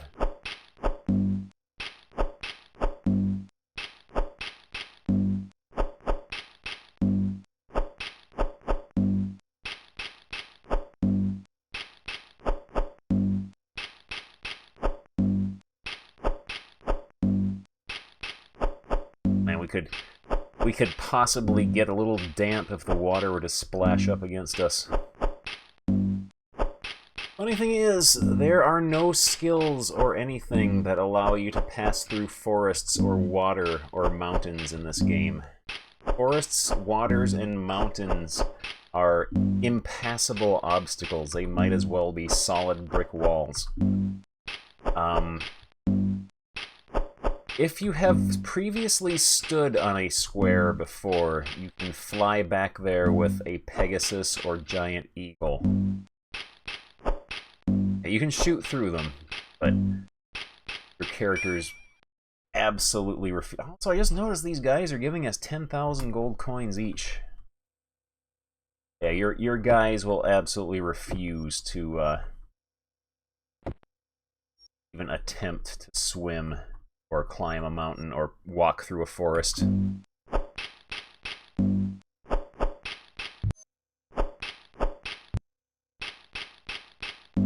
The first game in the series is made by someone who played Ultima 6 for a couple hours and then decided to make their own version. They're like, I can do better than this.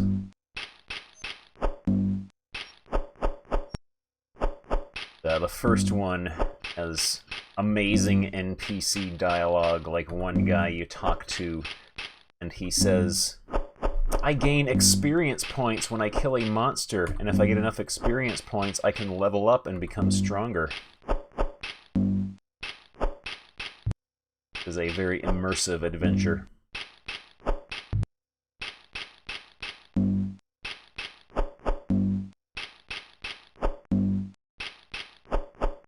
But yeah, Yendorian Tales 1 is one of those sort of like skewed overhead perspective games that, like that weird perspective the Ultima games started using, where everything is kind of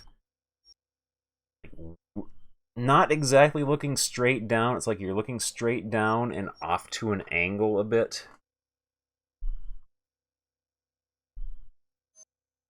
That guy didn't know we were here, so we can quickly feed our mages some potions.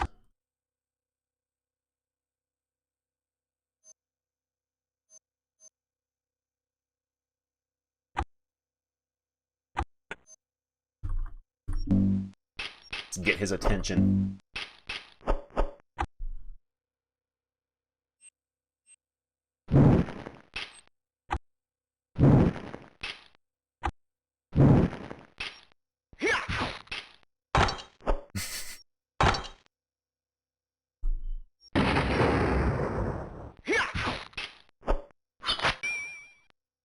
Go. Look at this intensely realistic terrain here.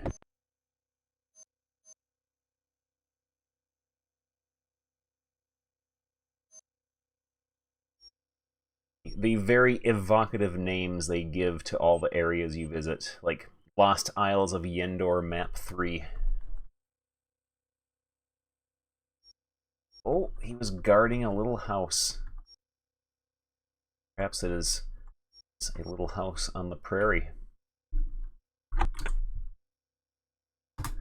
Welcome to the Challenge of Damage. For a small fee, you can try your hand at inflicting enough damage with a single blow to defeat a monster. That is never happened. For successful, I'll reward you greatly. Challenge of Battle Damage. It will cost 3,000 gold. Is that price agreeable? Fortunately, you have failed to master this challenge. Maybe you'll have better luck with your next attempt. That ain't gonna happen. We ain't killing anything in one blow.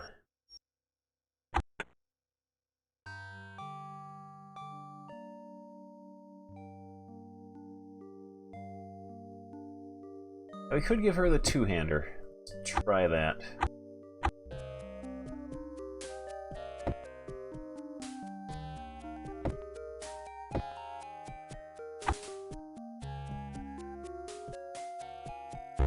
No.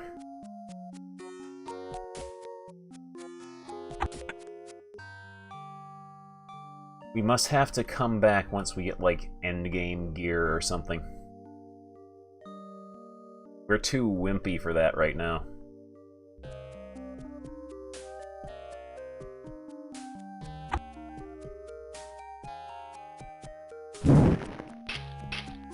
Oh, Finger of Flame goes through them.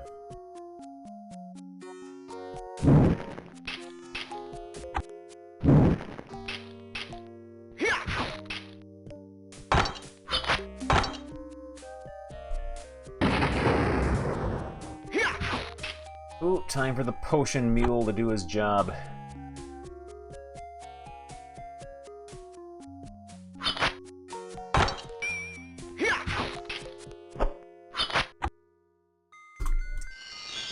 And another quirk of this game is that the full party healing spells are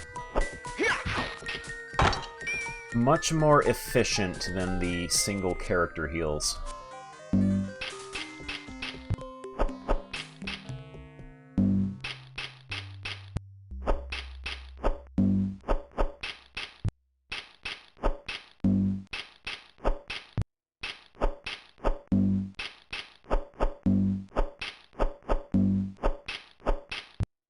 He's having a bad day.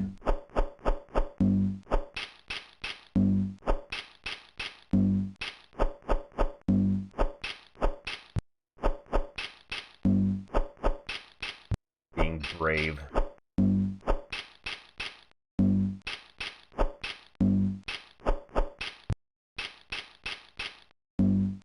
Oh man, my beard. Today was the first, like, humid day we had here. And this thing just poofed out like a face fro. It was quite an ordeal to tame it.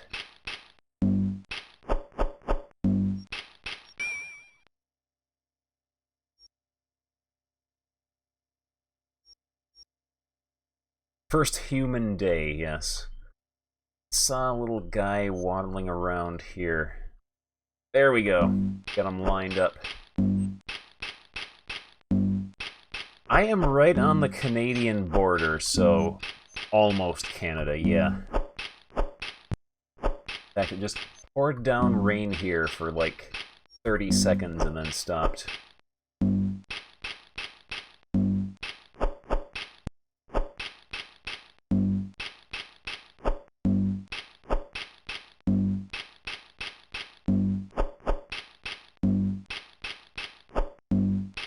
Yeah, I live close enough to Canada that we got the Canadian TV stations when I was a kid. Like Sesame Street on PBS would get over, and so I'd turn it to the Canadian channel and watch Canadian Sesame Street.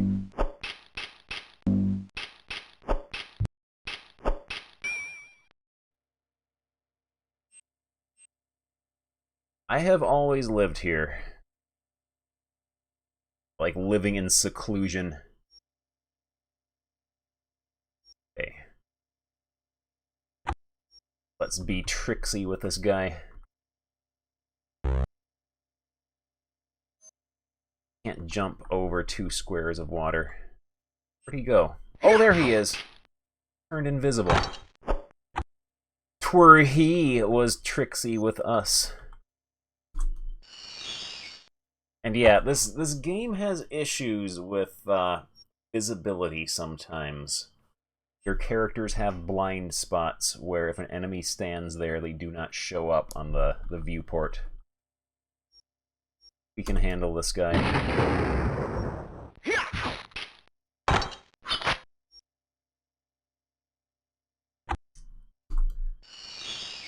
And Canadu or Murica? I am exactly on the Canadu-Murica border.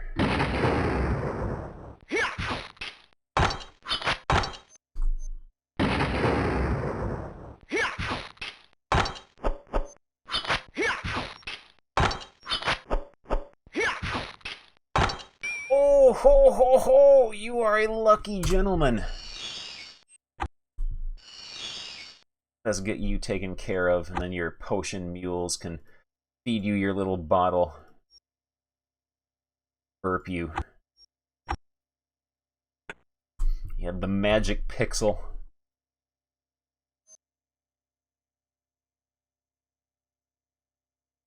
Are these literally going to be weirdly shaped islands with just centaurs on them? See if we can lure this guy somewhere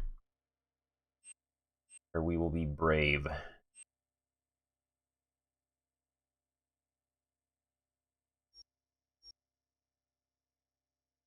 Yep, there we go. Oh, I don't want to exit to DOS. Hydrate.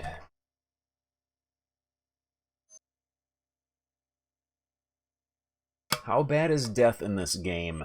I don't think there are any permanent, like, stat decreases from death, but it is very, very, very expensive to raise someone, to the point that you are almost better off saving frequently and reloading if anyone dies.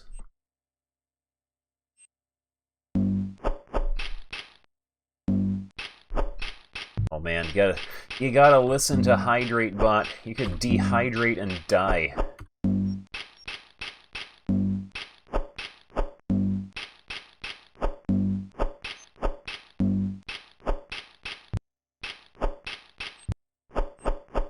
The game is kind of weird about where it puts utility spells on the tier list, though.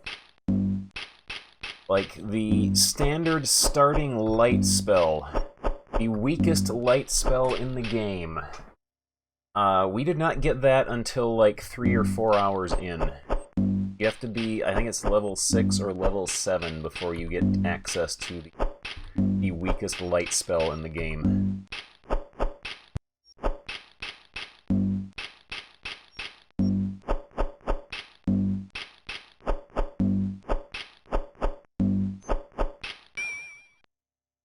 Being brave.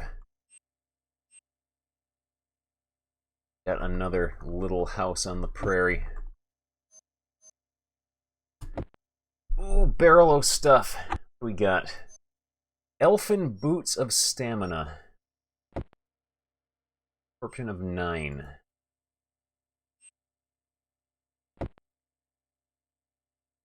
Of 10, but stamina is nice. We'll wear those. They're... Oh, that is exceptionally ugly right there. Oh, ugly. 250 gold coins, 200 magic ore, 400 new ore, brown potion, which we'll use. Oh.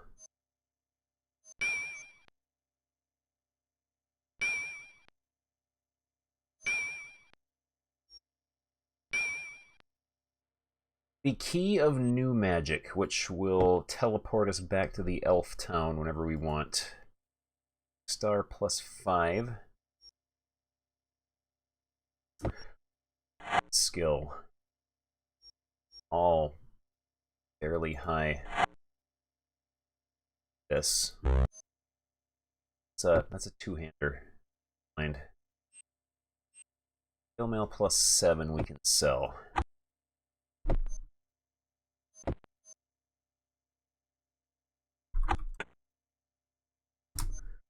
Welcome to the Challenge of Thievery. For a small fee, you can attempt to open this chest that has been locked and trapped. If you are successful, I will reward you greatly. Congratulations, you have successfully mastered the thievery challenge and have earned a reward of 30,000 gold coins. Anyone else has a thievery skill that could possibly do that?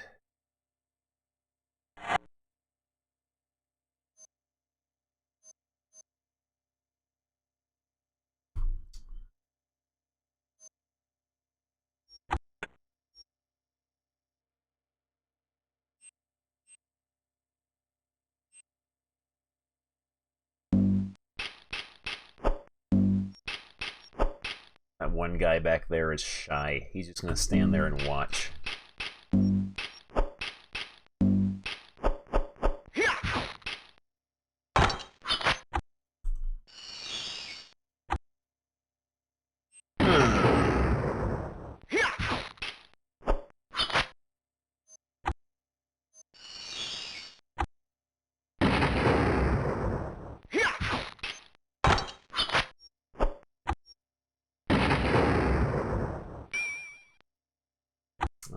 potion mule time.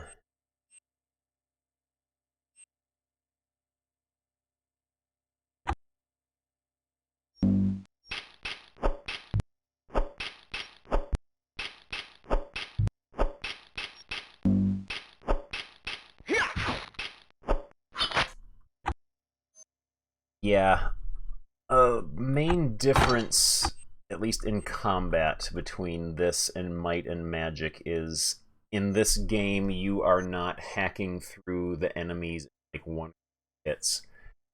Each enemy you fight is a rather long, drawn-out ordeal.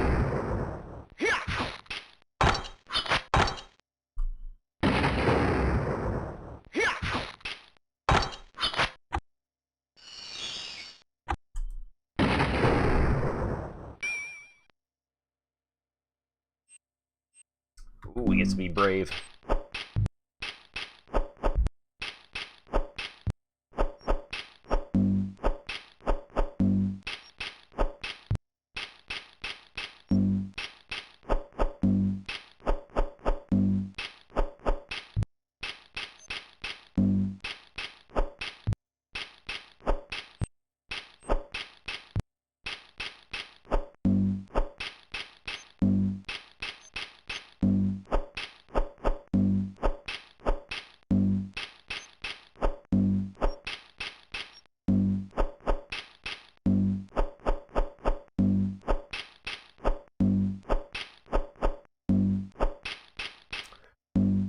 Suppose posed for these monsters. There are some monsters like the elf lumberjacks and goblins and such that look very much like a teenage boy. So I think that would be Rodney's son Rod.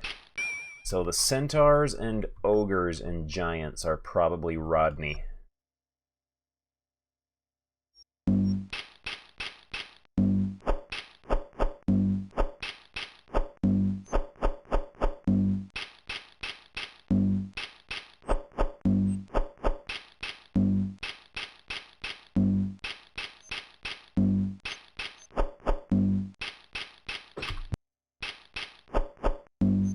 I think I just heard one of my cats just like tripped over something. I heard him stumble.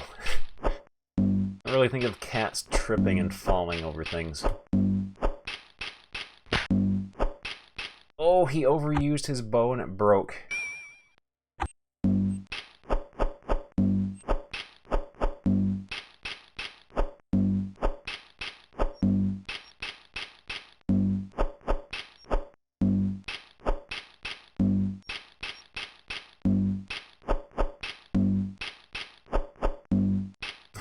I have something like plugged into the wall charging right now. I think he like tripped over the cord.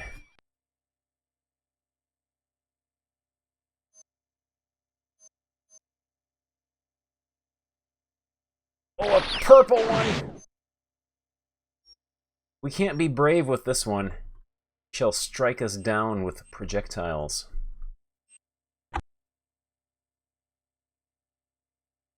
Let's get your bottle. We'll actually be brave for reals with this one. And he threw a hot dog at us.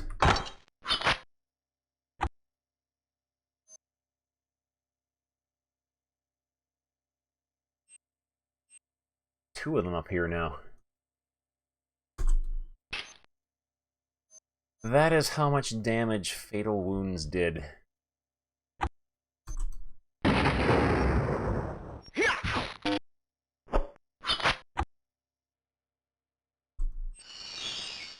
I have a feeling Paralyze isn't going to do anything to him.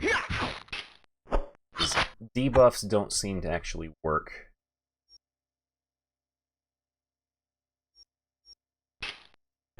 Critical Wounds did more damage than Fatal Wounds. They must have gotten those two mixed up or something.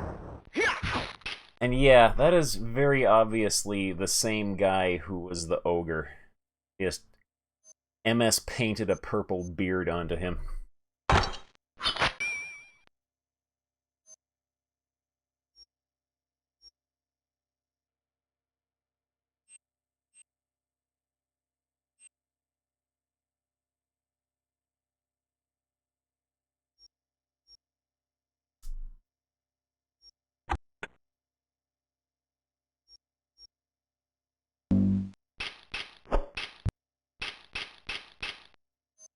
see if we can lure this guy over where we can brave.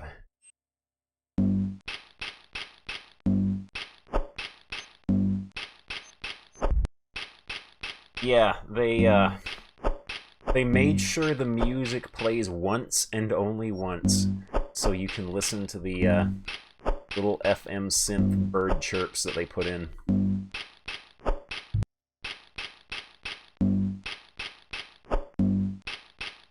Maybe it's the centaurs making that noise.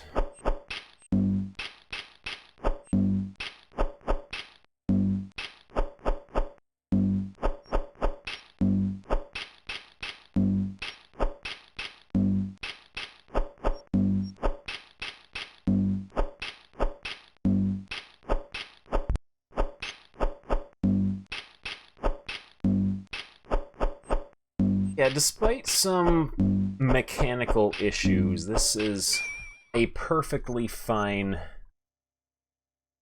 zine-like game. When you think about it, it's actually kind of surprising there weren't more, like, Might and Magic 3 World of Zine clone games that came out in the 90s.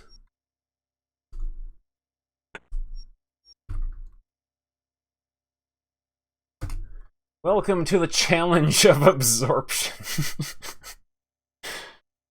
Welcome to the challenge of absorption. For a small fee, you may attempt to withstand successive blows from my mighty sword without sustaining any damage. If you are successful, I will reward you. I think this guy is trying to trick us into allowing him to murder us. Try challenge. Congratulations, you have successfully mastered the absorption challenge and earned a reward of 30,000 gold coins. 32, 17, 16, 15. We'll have him do it next. If he can survive this, then all other two guys can.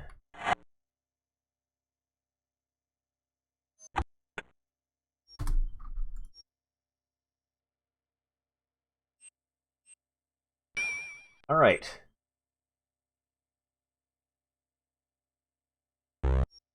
He failed somehow. Oh wait, his absorption's 74. I was looking at accuracy. Never mind. Redo that. I get a do-over.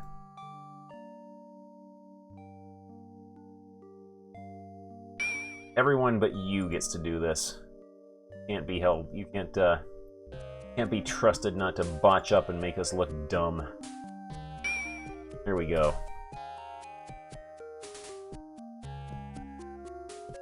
I could get him to do it too.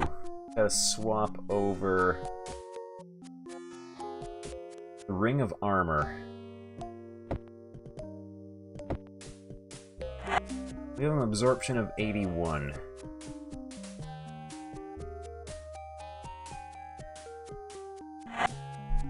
Oh, and have him put that down and give him build.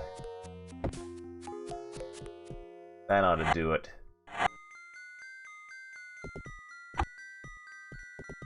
See how much damage you can absorb. There we go.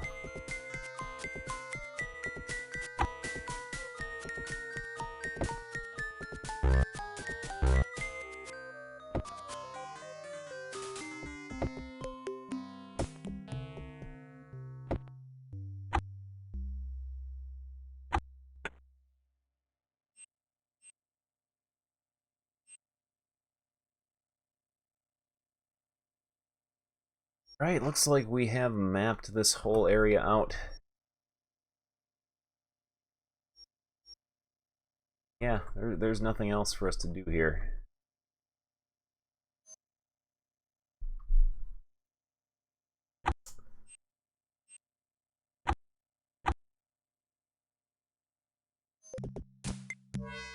Oh, now we get to hear the elf theme again.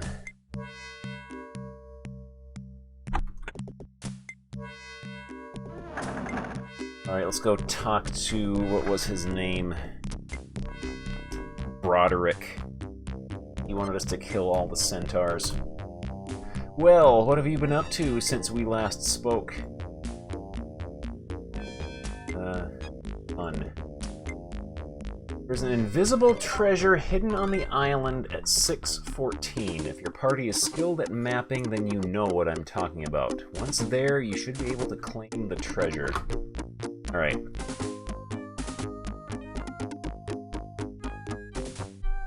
Six 14.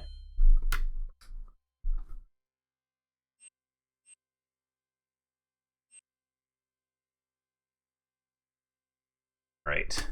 Guess that was our reward. He told us where a treasure was. 1912. 1914. So that would be way off to the west.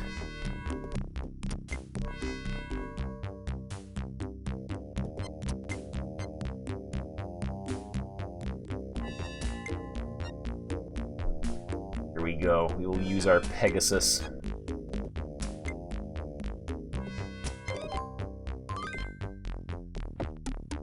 Oh, he was right. He did not lead us astray.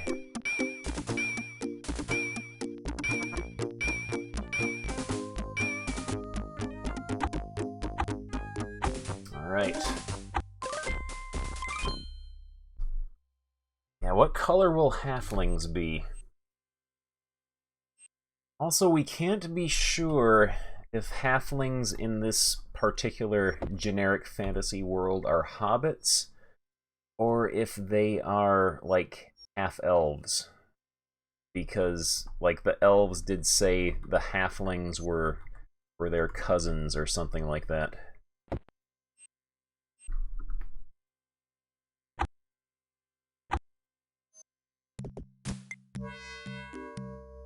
There's a clerics guild that we haven't visited yet. We actually got membership to it now.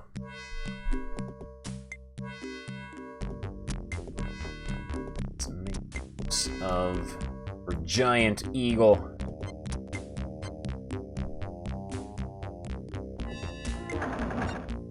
Welcome to the Clerics Guild of New Magic, the guild that belongs to their one cleric.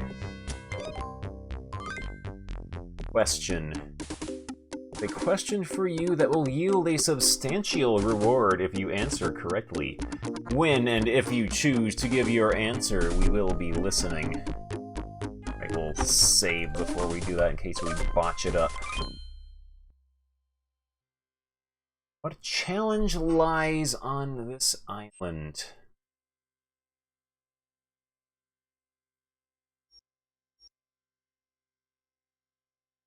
Go check that out.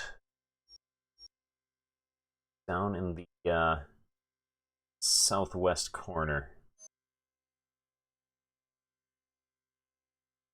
Alright, we can do this. Get to hear this song yet again.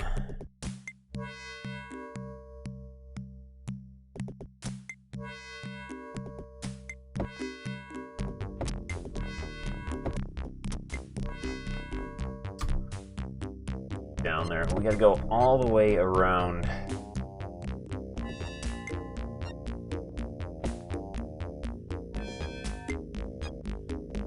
Challenge is this. Linguistics.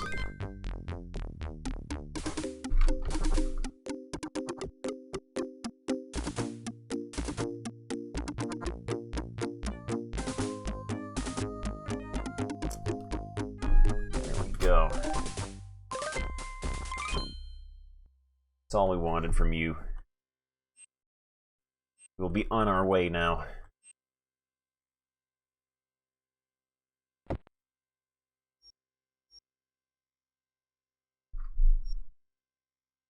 Whoa, check it out, Beavis. Yeah, Eh. cool.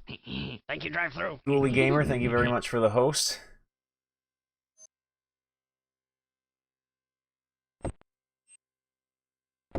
So we can go around this way. Alright. Question. Answer. What challenge lies on this island? Linguistic. That sounds good to me. Enhancement. Since you know that the linguistic challenge is nearby, perhaps we could help you accept their challenge. It's 20 linguistics. Scrolls have they got? Ball of fire. Quartz of infinite illumination. Remove hex, that could be handy. Quartz of spinal tap. Scroll of ranger's rock. We're gonna save before we mess with any of these. They're expensive. Save here. I will be right back. I'm gonna go use the turlet. Back in just a moment.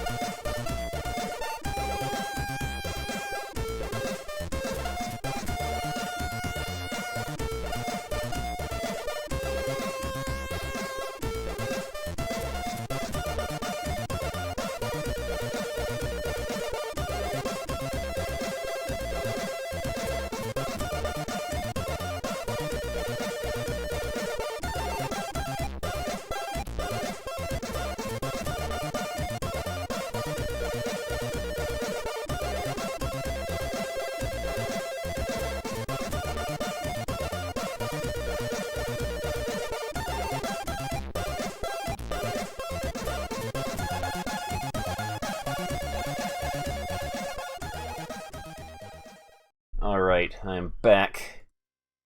Let's continue our adventure.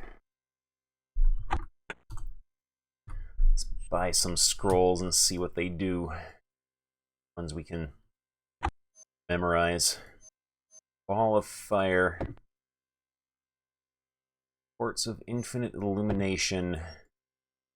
Move hex. Spinal tap. Ranger's rock. We've already got a scroll of Ranger's rock. We don't need to buy one. Let's see which ones we can actually memorize.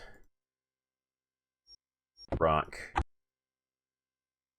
No one can learn that. I have a feeling you need to be a ranger to learn that.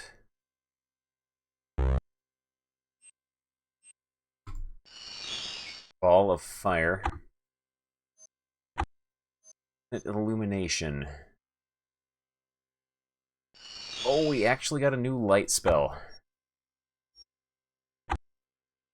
X.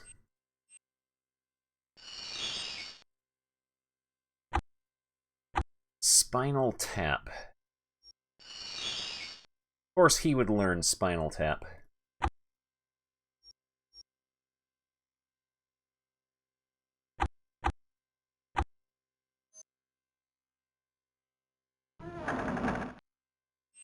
Yeah.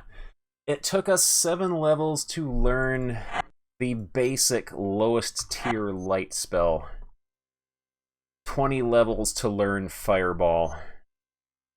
20 levels to learn Remove Hex, which we can actually use now.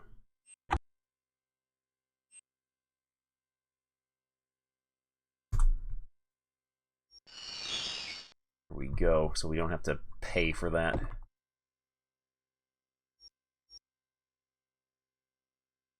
Let's see, what's our inventory looking like? We can sell some stuff.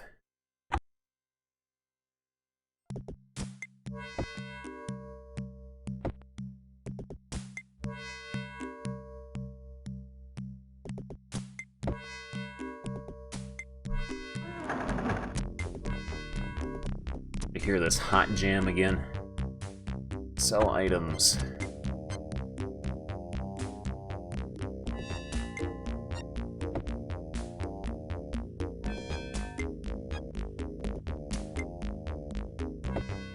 Try him with a Morning Star +5.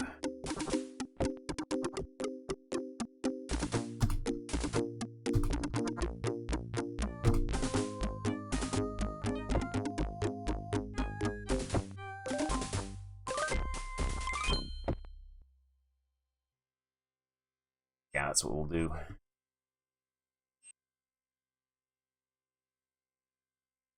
Pump that up to 7.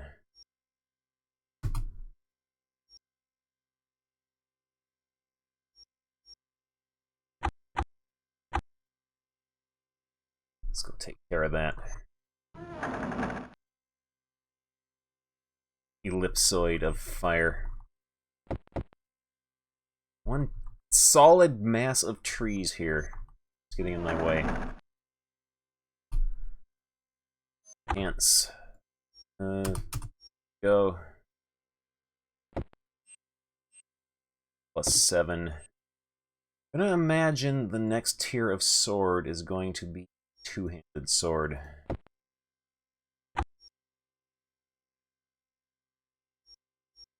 Let's see. Enhance your chainmail gloves, I think. Come on, your little hands. There we go.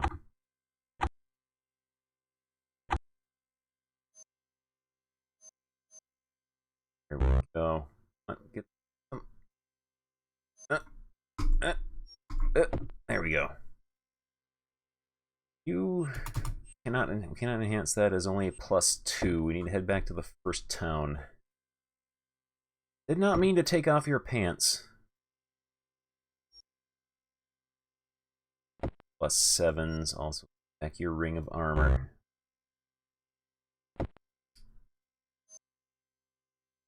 Gotta head back to the first town anyway. Got some gems to sell. And for some reason, the only jeweler in the entire kingdom. Might be one in the elf town, but can't remember. Go to this little village off in the middle of nowhere.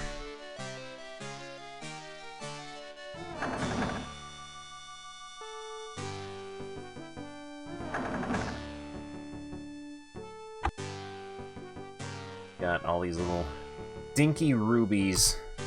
Still take up an entire inventory slot.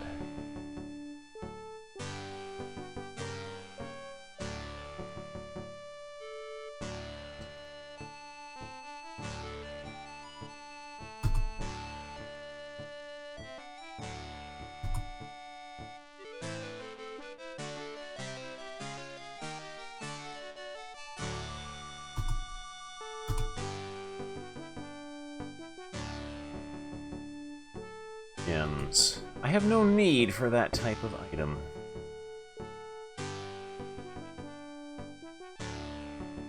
First protection ring. Hold on to that.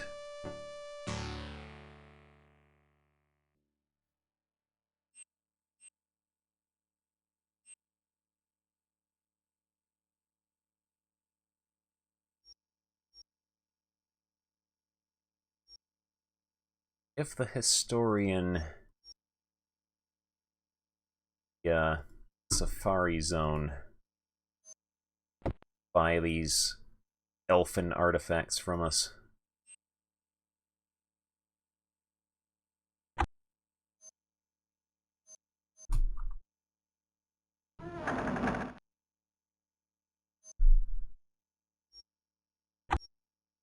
Enchant, that's what we're gonna do.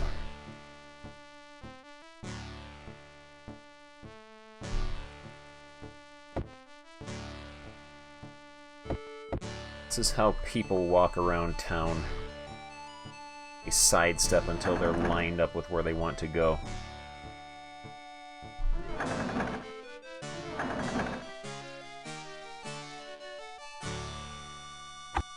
Alright, we'll enhance your little glovey-wubbies. Not yours. Goes on. Not your ring of armor. Come on, line up. Line up. There we go.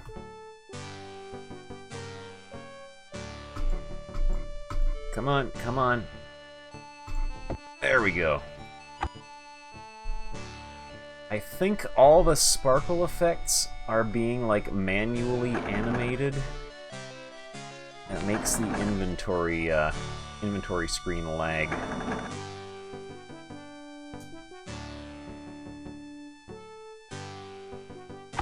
Gnome Village. I might actually have to bump the cycles up a bit.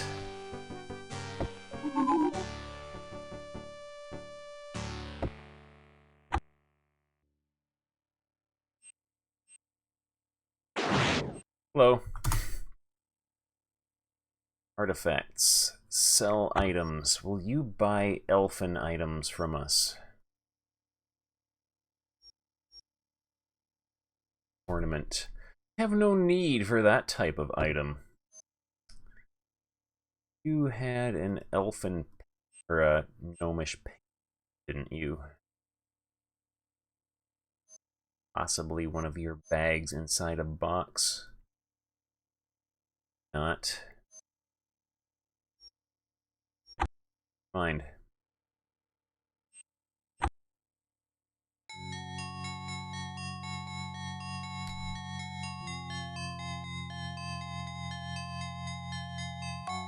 We're gonna buy mana potions.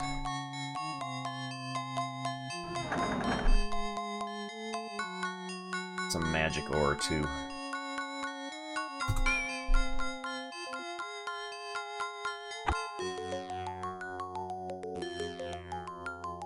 A gnomish horn we could have gotten rid of. It's okay. At least potions stay useful. They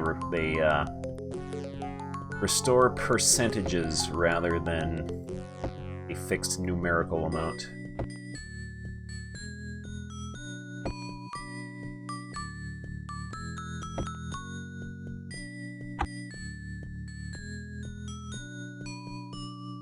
All right.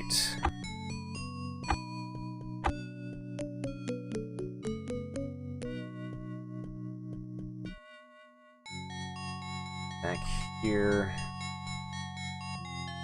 Got trolls we need to take care of across the land bridge, so I think we might conjure up some dungeon bread.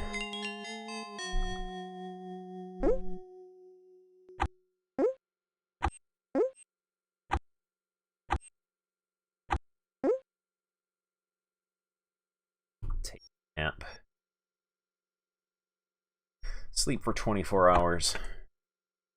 Don't want to fight trolls in the dark.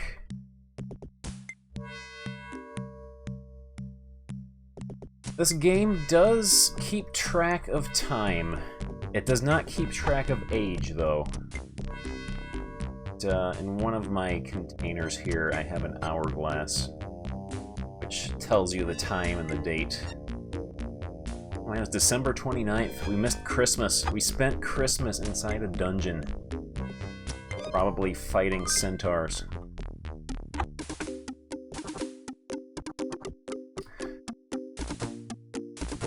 actually has a rather complex day-night cycle in which it, like, gradually shifts the palette of the sky as time passes. There we go. Oh, I need that. I need that. Need that. Come over this way. Come over this way.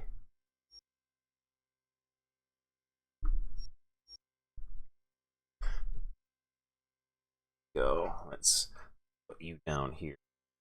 Let's put you down here.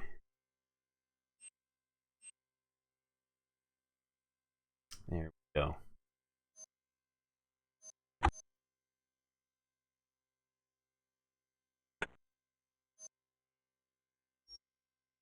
Oh, there's the troll.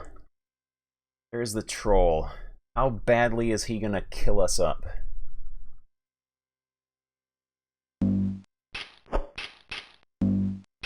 Oh, we might be in trouble here.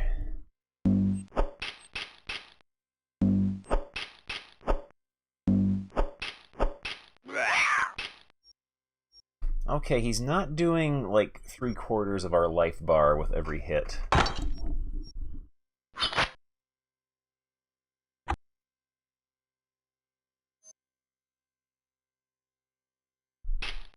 Okay, we can take him now. Got lightning strike. Yeah, the troll's not scary anymore.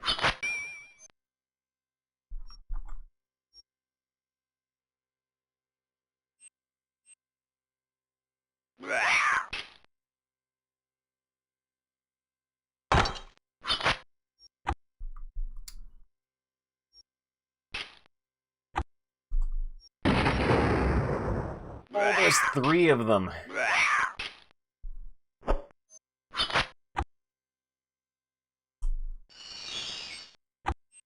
This calls for fireball.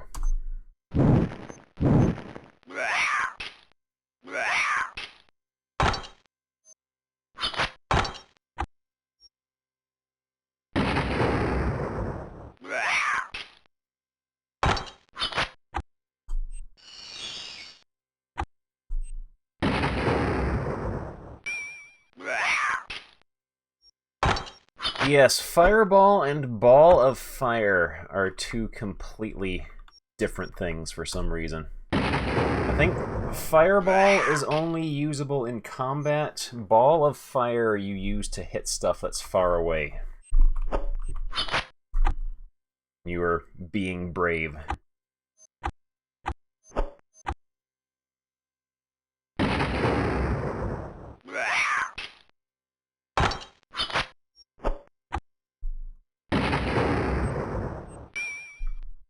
All right.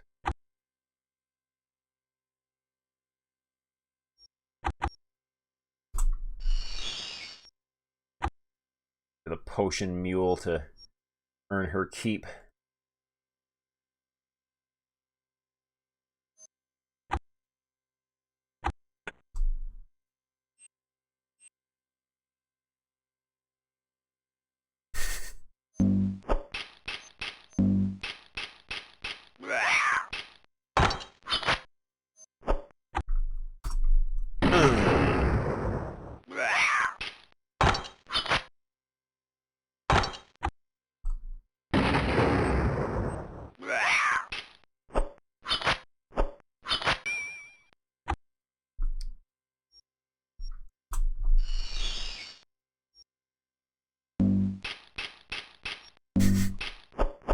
This is a good game.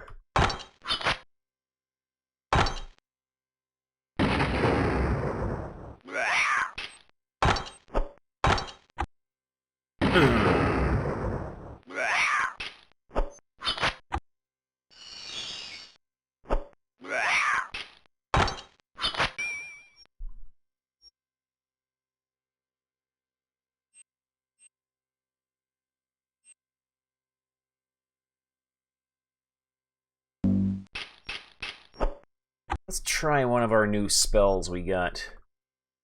Try Ball of Fire.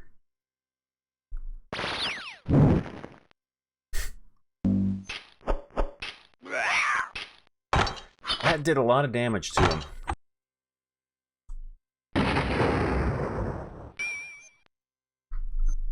Alright, Potion Mule.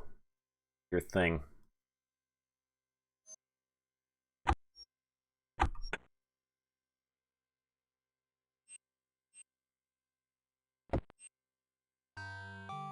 We got music.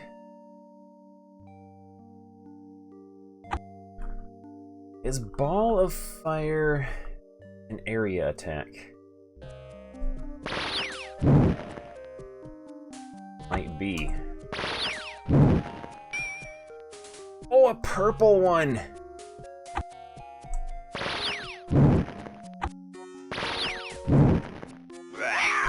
A bridge troll.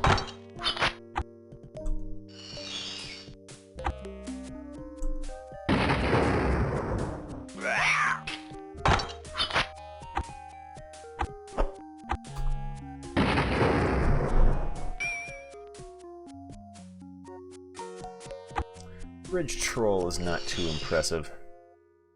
I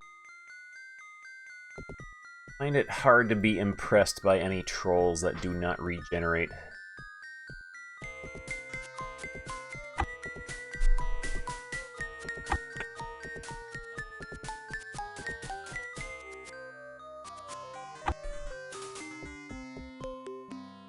Holy roller, what is that?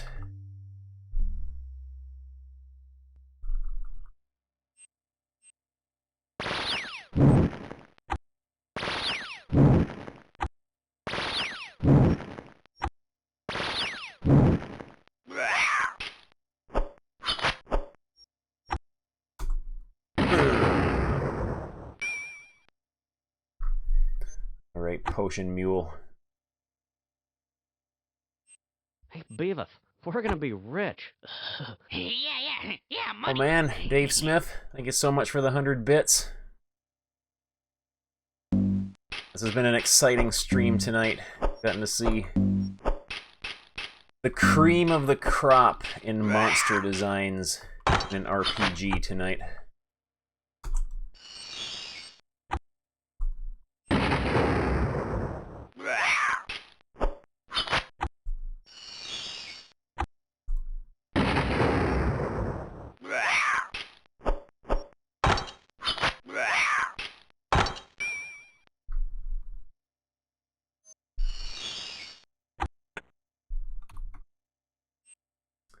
I see you.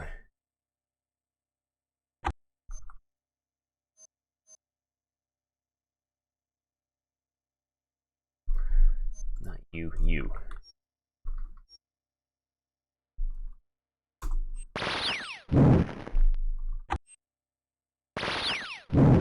Also, that Ball of Fire spell is very obviously supposed to be... It's just the projectile that they use for enemies throwing fire at you, except it moves the opposite way. So, like, the fire part is facing us and the tail part is still going outwards.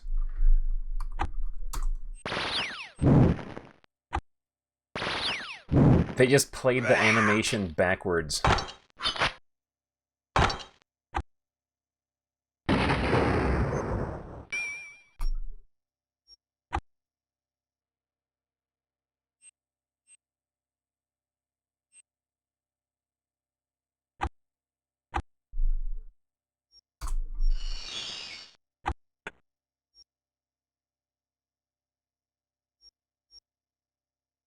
Look at you, just hanging out in the corner here waiting for me.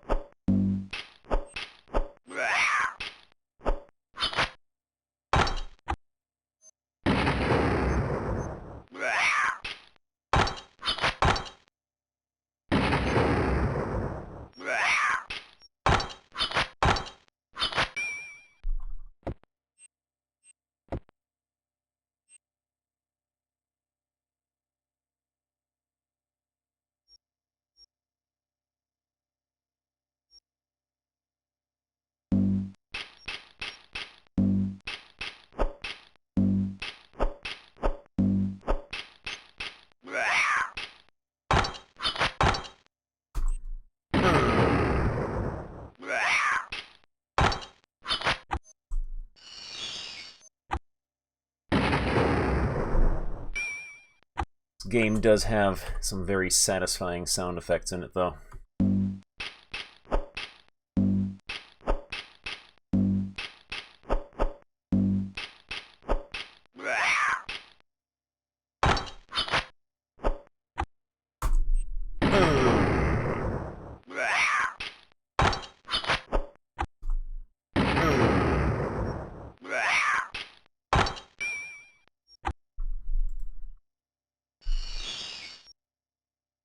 So yeah, seems like this game you want to have some characters who can just haul around potions for your spellcasters. And them going, because they are going to be carrying your party.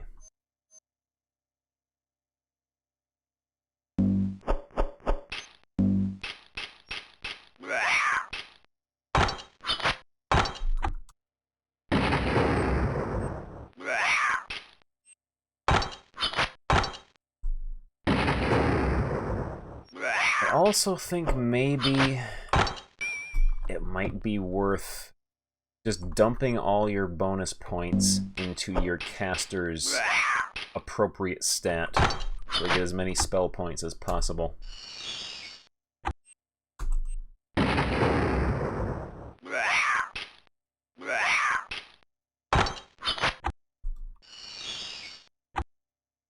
And fireball.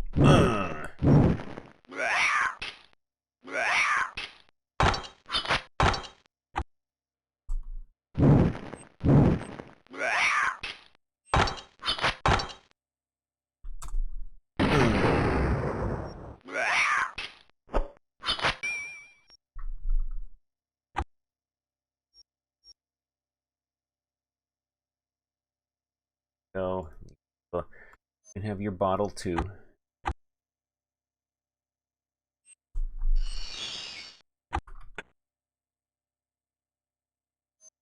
Ooh, they were guarding chest, which is magically locked.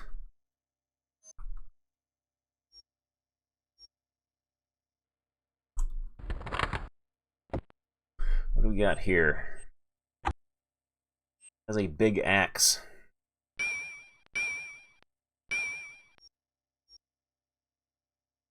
Casting parchment. Steel shield +5. No armor +7. Battle axe. Stats on that. Of 13.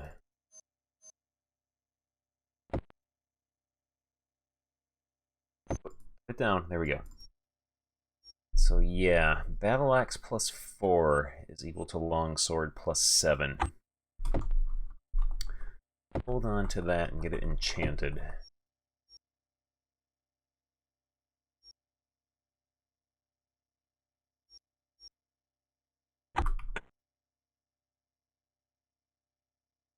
Yeah.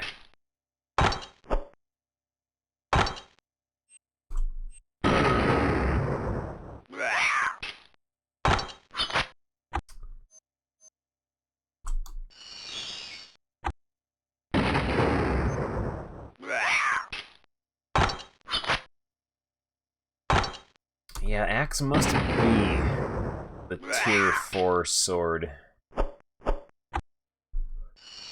Says, yes, just as axe battler wanted. Axe equals battler.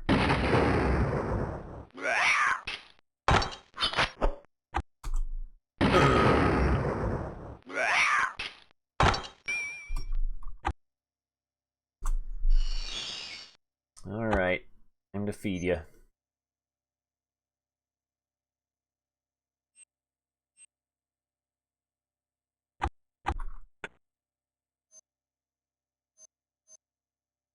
Birds must have built a nest in this troll apartment here. And chirping.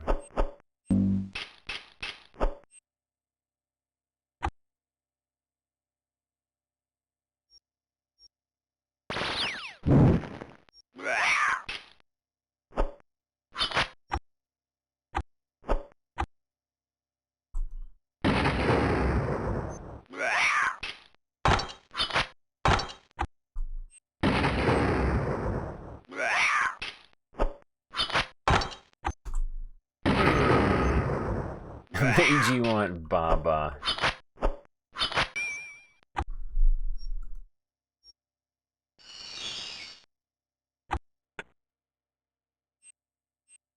What is that?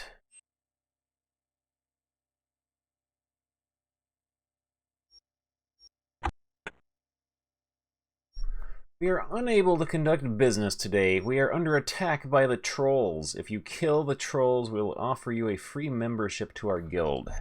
Right. Let's write that down in the stupid notebook.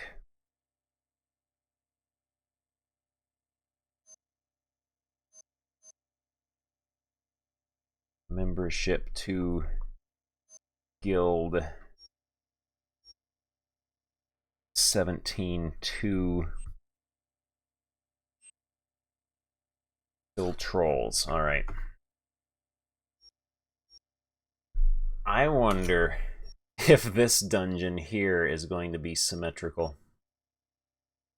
Looks like it just might be once we get across that one side.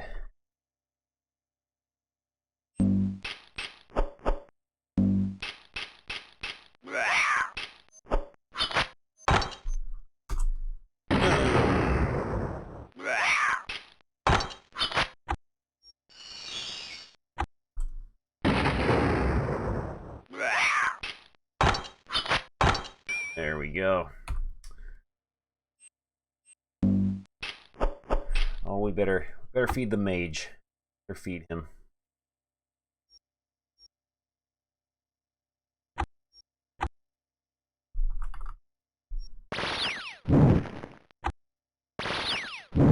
I don't know why I still have a whip in there. I keep forgetting to get rid of it.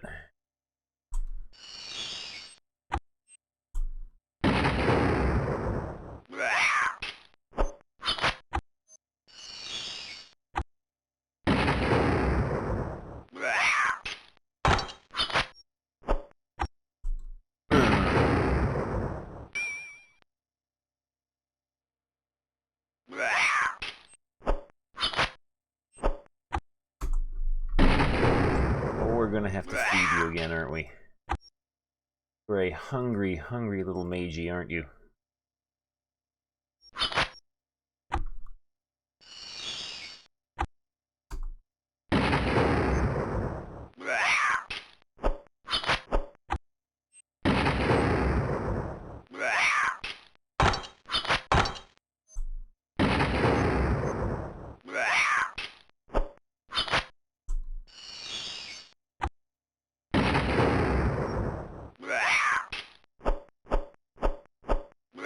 Nice attacks.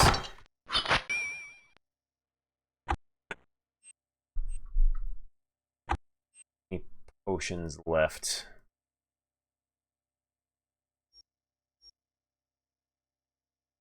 Here we go.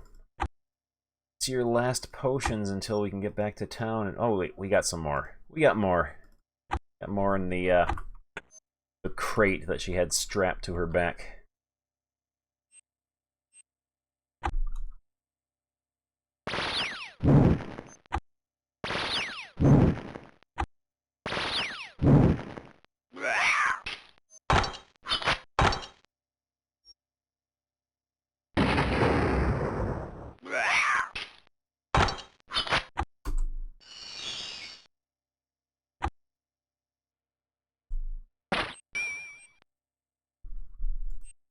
Right.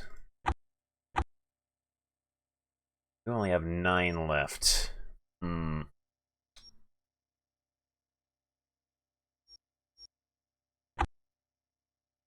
don't need your beacon anymore. Got the key to the elf town, so okay. Great value Lloyd's beacon here.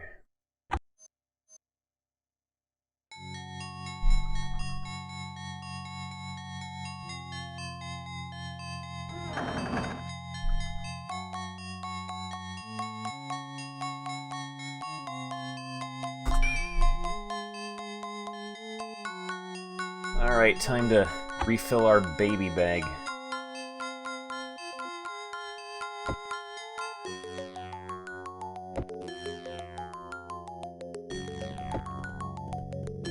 so we can go get our battle axe enchanted.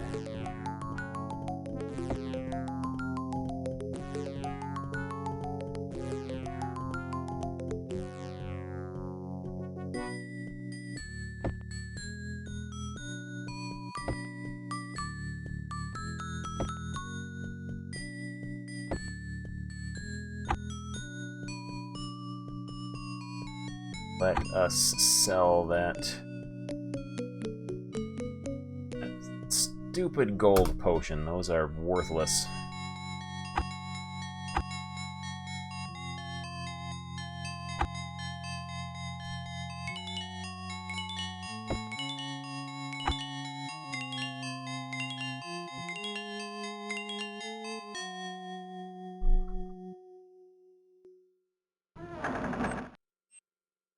All right.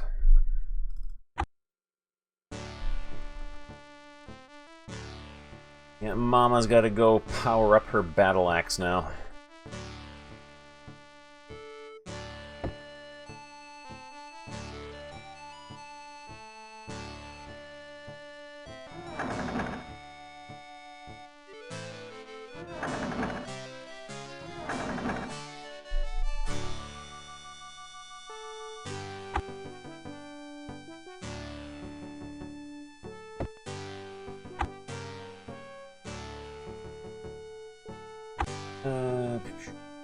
Gnome Town we go.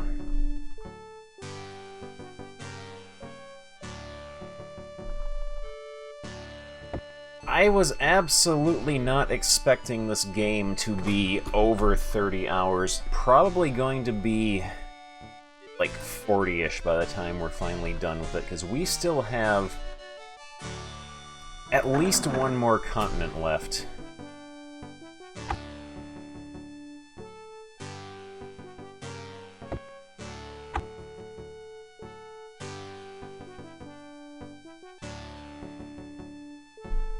Alright, back to Elf Town.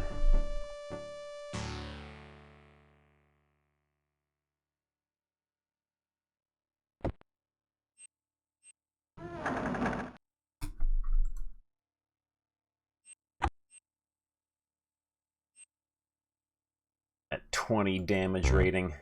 Yeah, that's two-handed. I have a feeling all of the high-tier weapons are going to be two-handed.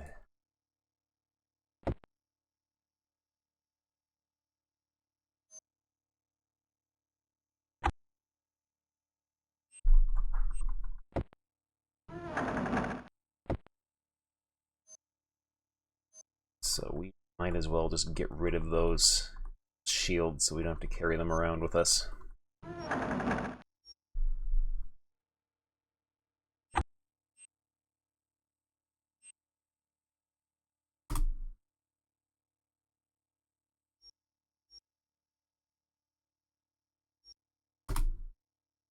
Go. Good enough. I did not want to talk to you again.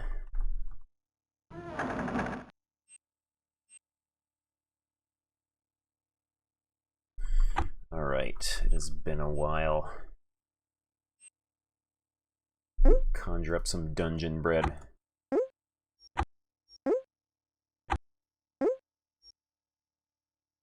Yeah, this is what nighttime looks like. Nighttime in this game is ridiculously dark.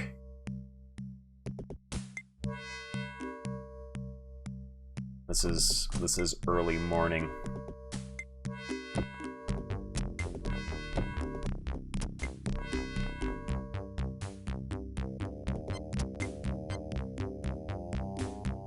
Also, I just remembered I had a beacon set. The troll's den. It's okay. Oh, and we wait here for just a moment. There's a very, very subtle, very gradual, like, palette shift they do to show the passage of time.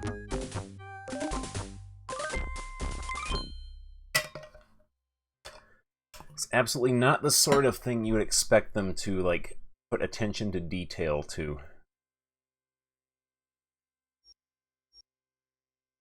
We gotta test out our new light spell. Somehow, the time of day also affects how bright it is indoors. Is odd, but who am I to question how things work in the world of Yendor?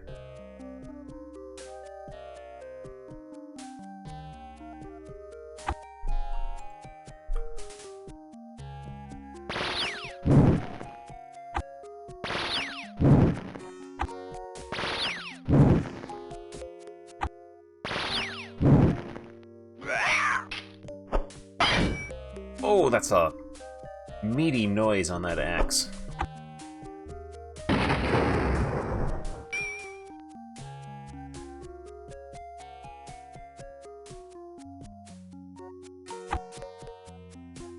Agey Wagey needs a feeding already.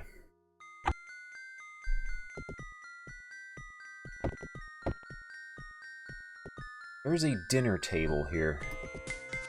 Judging by your appearance, I would surmise that you and your party are on a quest. The young boy seems very intelligent for his age. Name. I am Broderick of New Magic. Quest. You explain that your quest brings you from a land to the north known as Yendor.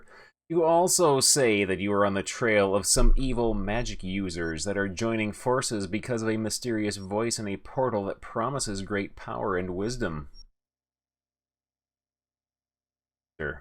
Relate what you know so far. Intriguing that from each region you have visited, there has been a prominent magic user that has left his home to follow this voice. Tell how the gnome Simich heard the voice in a portal. Cyril must have had a similar experience. This kid is not nearly as intelligent as the game tells us he is. Cyril must have had a similar experience. I can only guess that they have made their way to Stony Peak by now. Speak with Leon about this. Okay. Intelligent. It is true that I am extremely intelligent for my age, but I don't spend much time thinking about such things. I would prefer to get on with my work. My main interest is in elfin artifacts, which I can purchase at a good price. If you happen to come across a crystal goblet, I will pay you for it as well. We can sell our elfin artifacts. Raised to treat halflings as he would a barnyard animal, but in my dealings with Leon, I don't see that they are much different than us. Alright. Get rid of all our stupid artifacts. Elfin Christmas ornaments. It's a little after Christmas, but it's okay. And crystal. Gems. We are rolling in the dough now.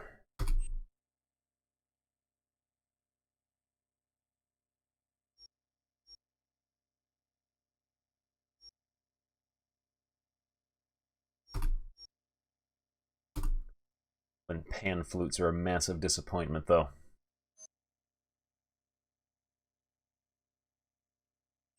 Your bags in a box.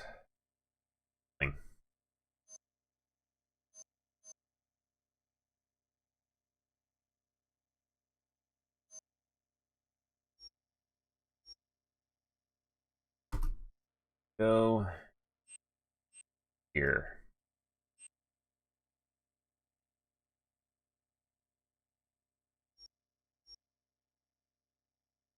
Alright, good enough. Bye. See any artifacts to sell? I'll be here. Why was he hanging out here with all those trolls? Hello there, I am Leon. Have you met my elfin friend, Broderick? That is what halflings look like in this universe. Roderick. I met him here on the bridge while I was collecting artifacts. I soon found out that he also had an interest in collecting. We've been good friends ever since. I spend most of my days collecting halfling artifacts and will buy any you have.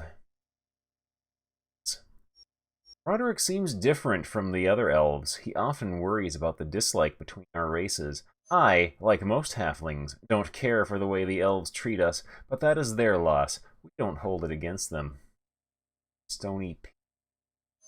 The name of the halfling town is Stony Peak. Things are quite horrible there now. That's why I am out here.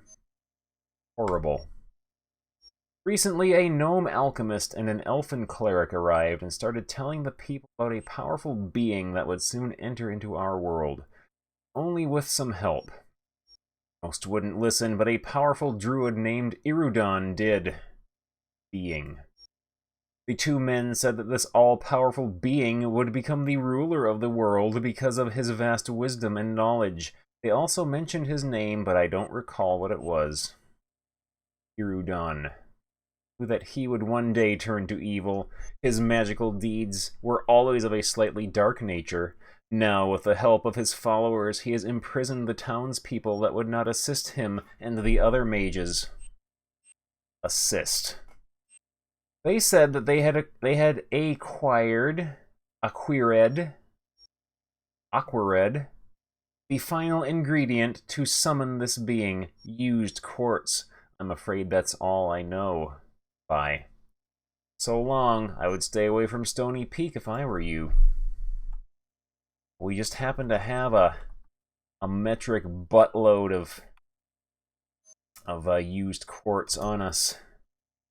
It's like it's outdoors.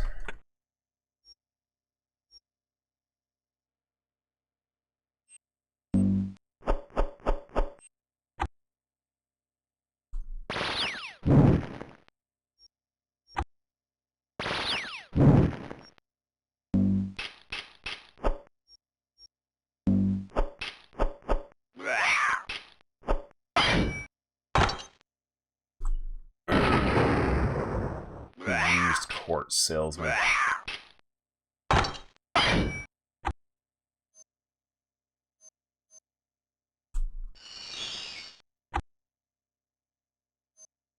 Fireball.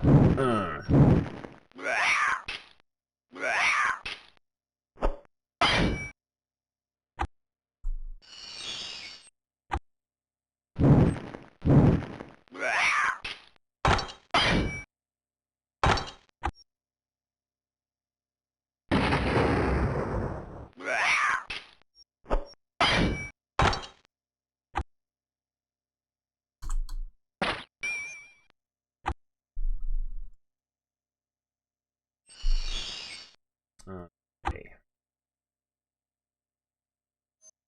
Go. Go.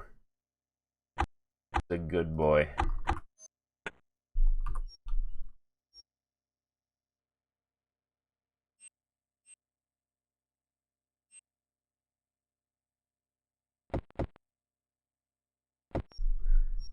Locked. Not for long.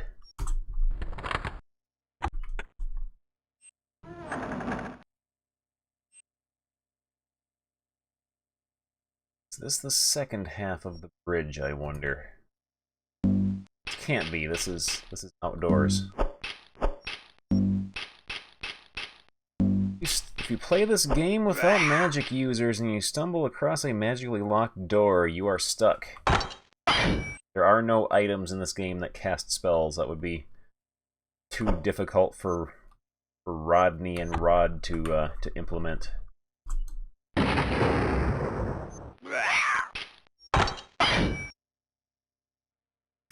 those giants made some poor life choices when they chose to live in a dungeon.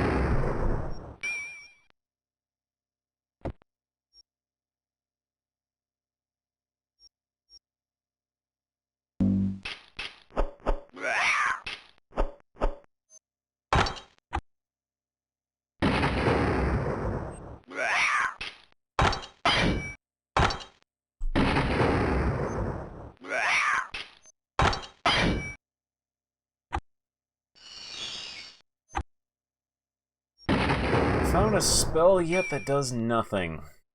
I have found spells that might as well do nothing for how useless they have ended up being.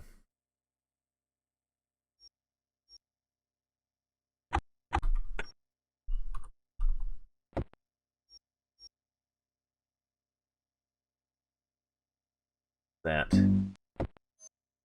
It's not a monster. Challenge. Welcome to the Challenge of Chemistry. For a small fee, you may test your skill in my lab by concocting a powerful potion. If you're successful, I shall reward you greatly. You are the only one of us who has a decent chemistry skill. Oh, we did it. Good for you.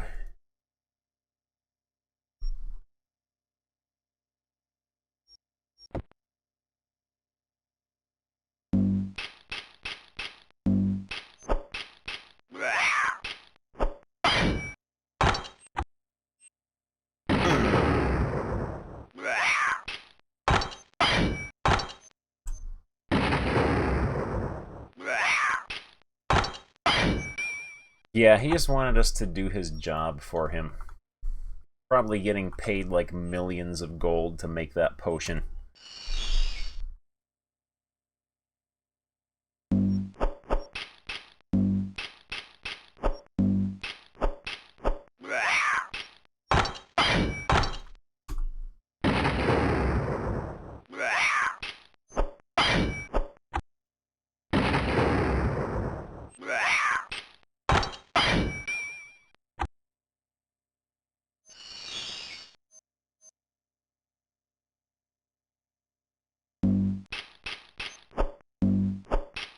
Yeah, we got 2 meat shield potion dispensers.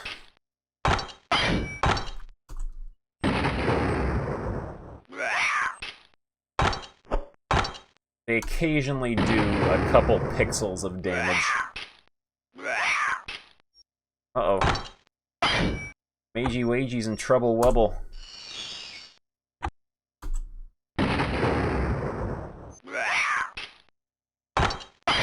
They're starting to get smart.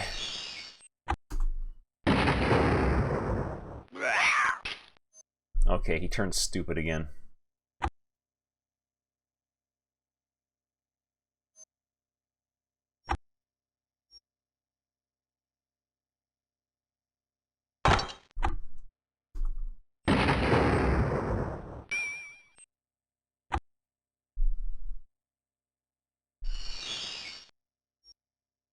Oh, hello. There are lots of you.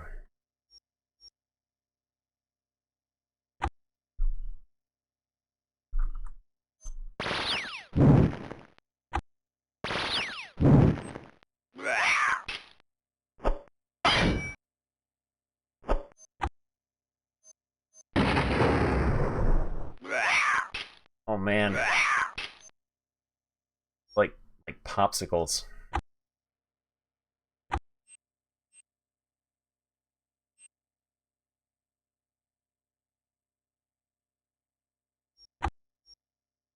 Just get you pumped up to full.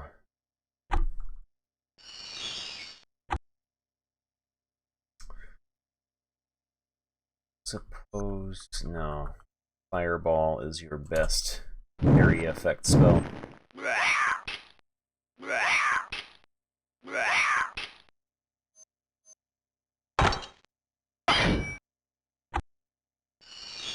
This could be bad.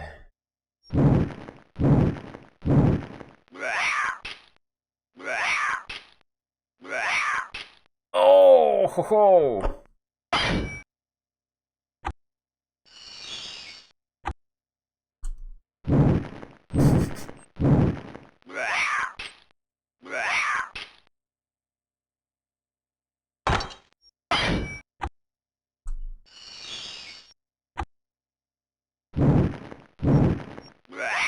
All right, we're good.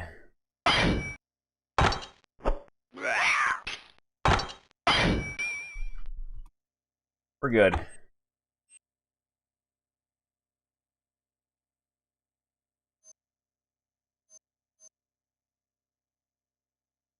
Okay, we survived that somehow.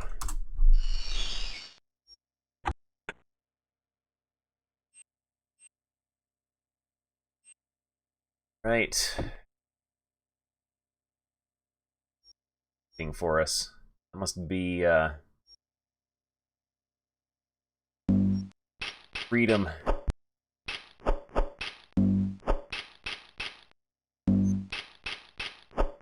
Blue skies, Barthy burgers, girls.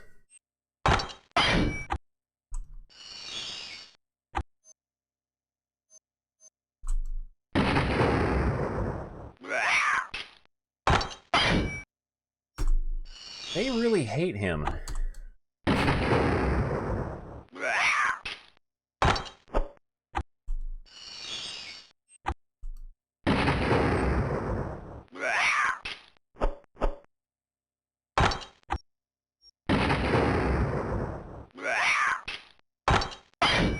There we go.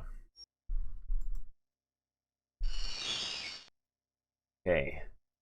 Let's see what is in this room here. Where they store their riches.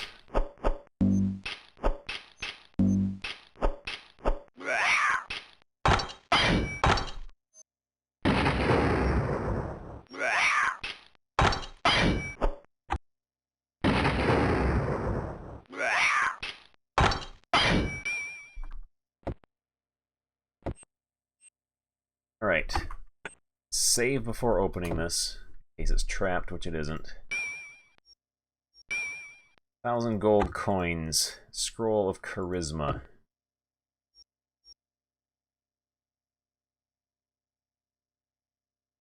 Magic apple. Might as well just eat those right away.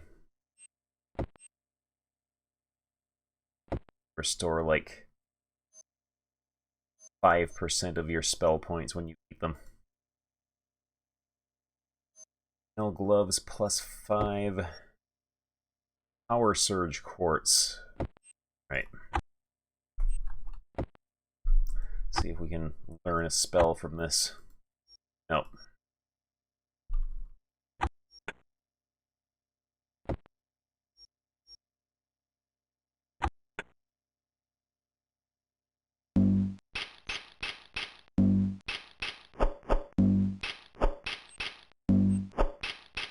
Where other enemies will be waiting for us in this new area.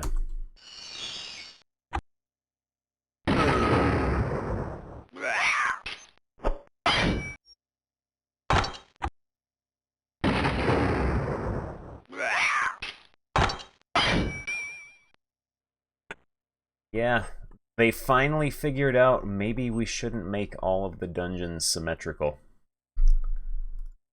Alright, time for the babies. Here you go. You.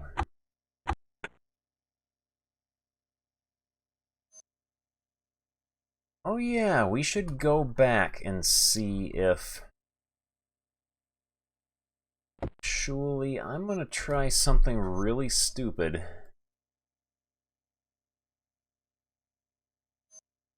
Yeah, we flew there on our giant eagle.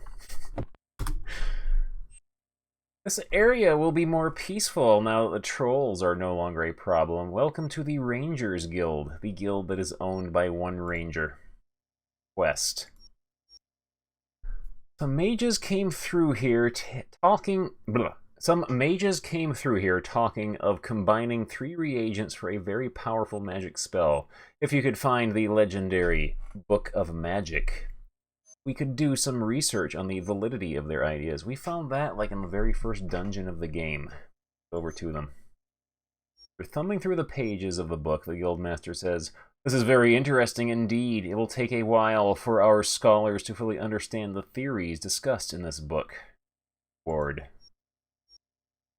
The ranger presents you with a satchel. Reward.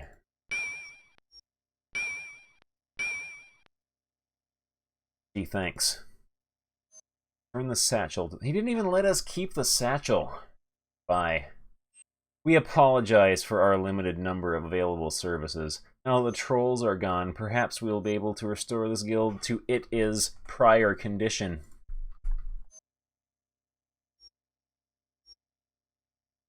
Oh man, yeah, apparently you can use your transport and... Okay, don't tell him I left some trolls behind. You can use your flying transport animals indoors, I guess.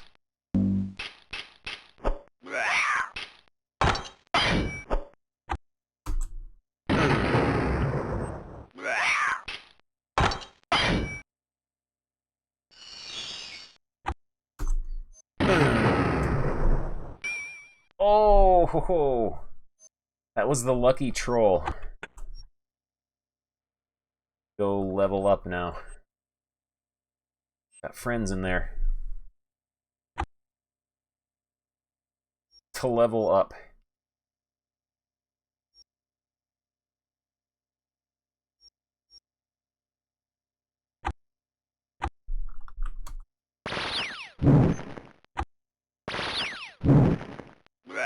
Yeah, it's good enough. It's just an inanimate piece of furniture. You won't know any better.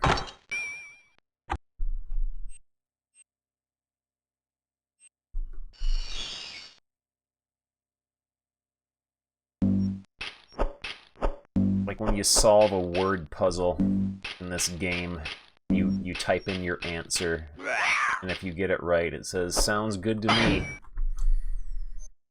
Like he himself did not know the answer. Just listens to what you tell him. If it sounds good enough, he'll accept it.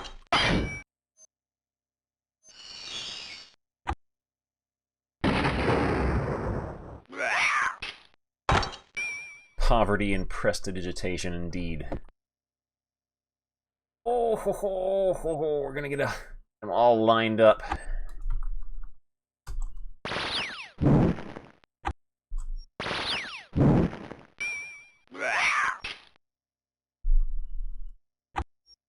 All right. Quick feeding for him. Another quick feeding for him.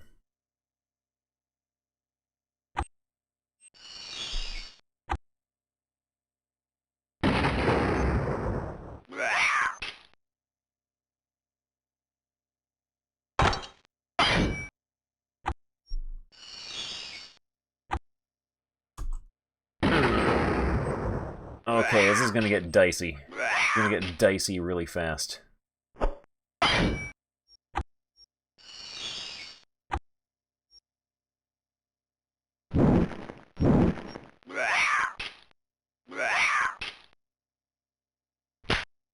And his weapon breaks.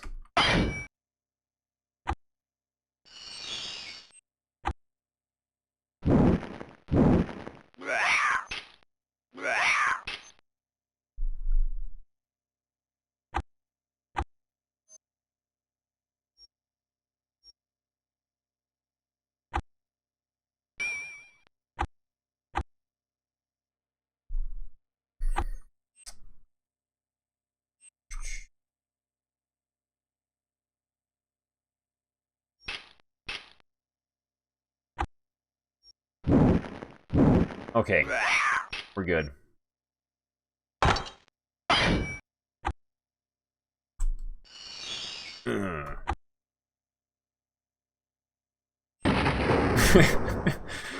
Black and white and red all over. Your face if you don't give me the reward.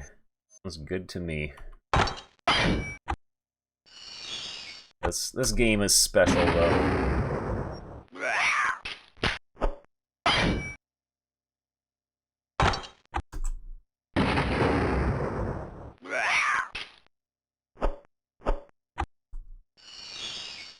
Mad at you.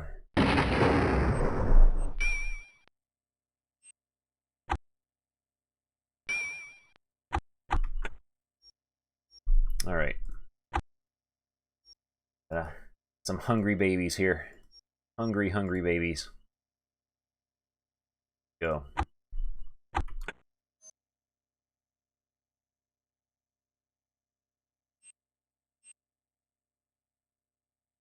They were guarding nothing.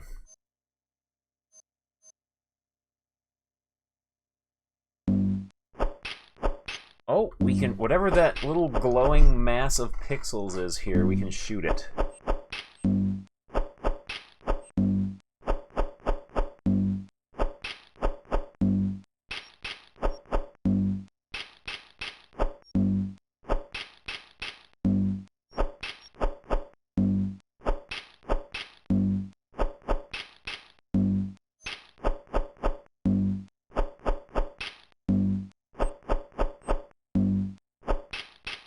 This might take a while.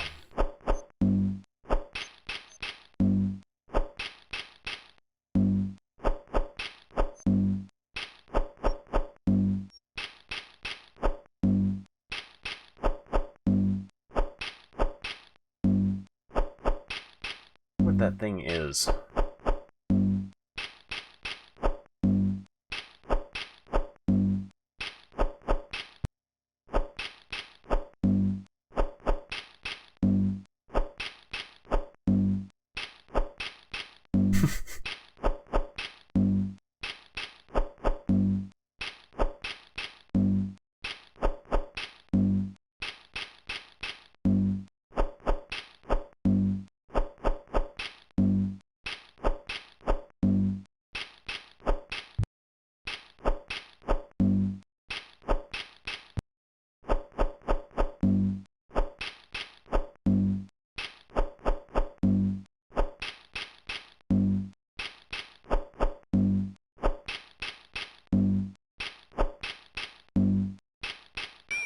Oh, there we go, we got it. 10,000 gold coins. Was worth it. Alright, back this way now.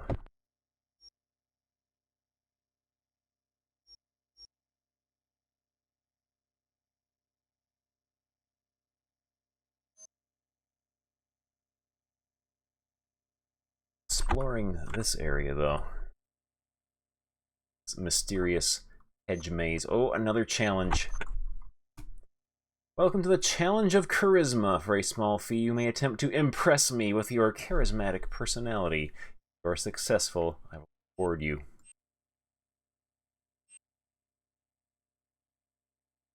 Unfortunately, you have failed to master this challenge. Maybe you'll have better luck with your next attempt. Back my 3,000 gold.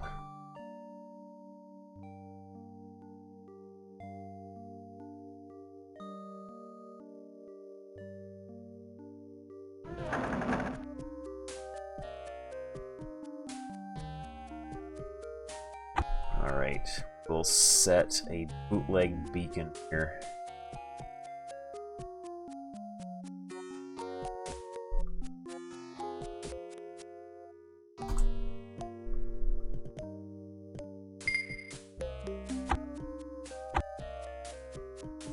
Let's go level up.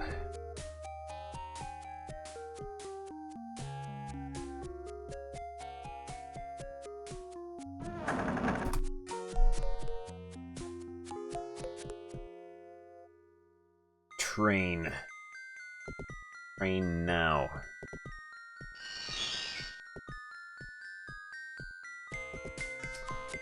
We'll put points into slashing.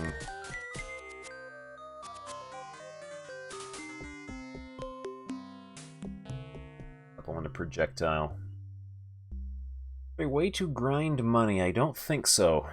I believe this game may have a limited amount of gold in the entire world. And once you are, like, out of gold, there is no more.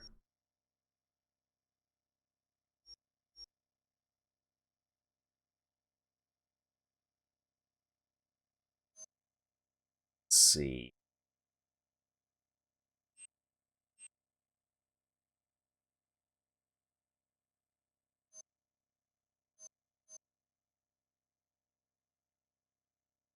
That.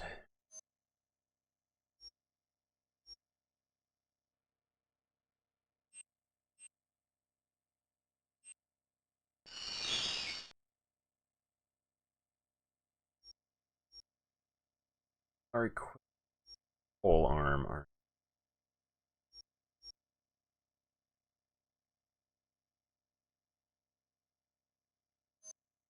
Have you start using like clubs or something?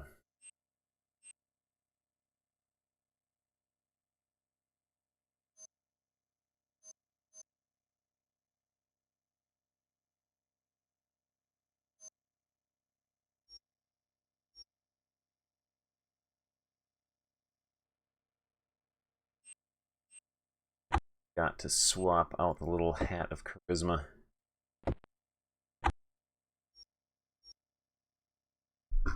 Those extra 3 skill points.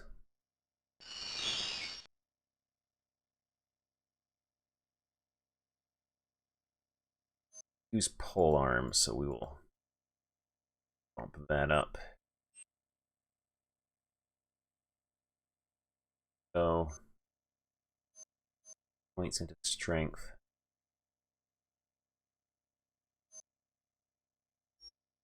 Go.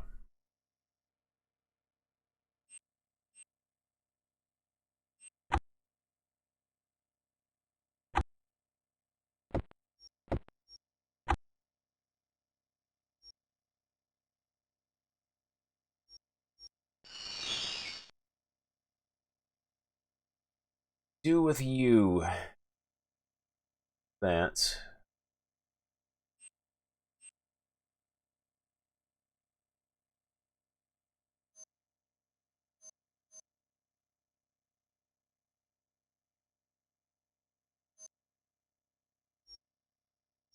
Bear palms for their attire, and yet they wear no clothes. You can ride on their backs, yet nobody does.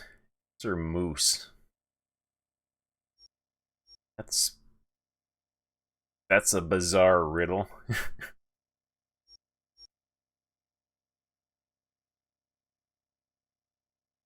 Man. I can only imagine how horrifyingly difficult it would be to translate like puzzles and puns and wordplay from those German RPGs like that.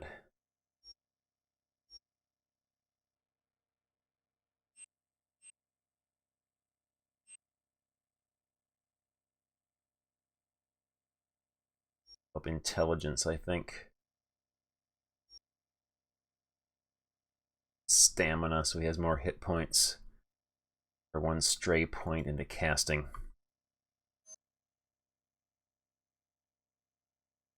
Alright, we're leveled up.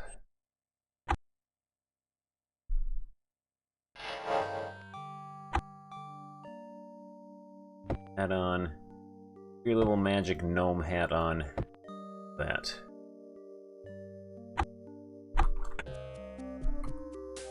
Also, can we learn Power Surge yet? We can't.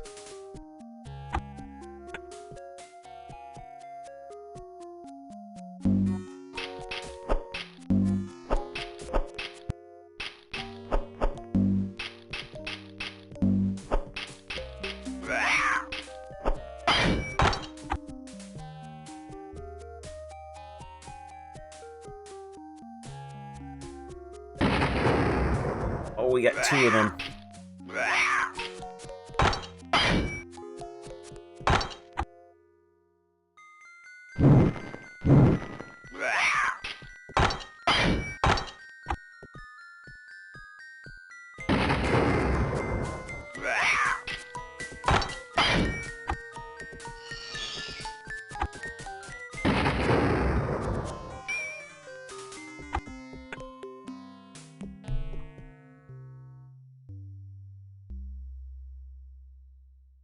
Spikes.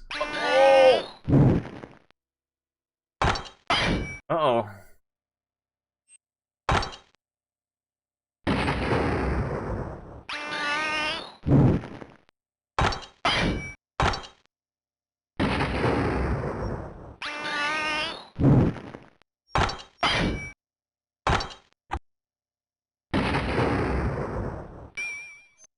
Worth a hefty amount of experience, though. Hefty, I say.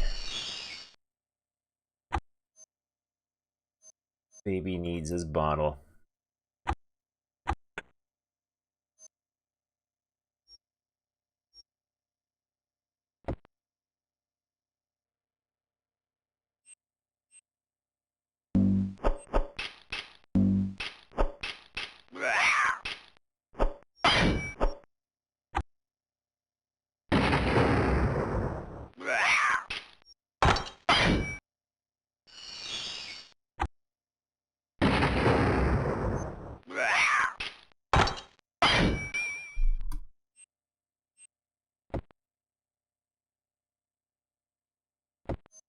Looks like a building of some sort. Uh-oh.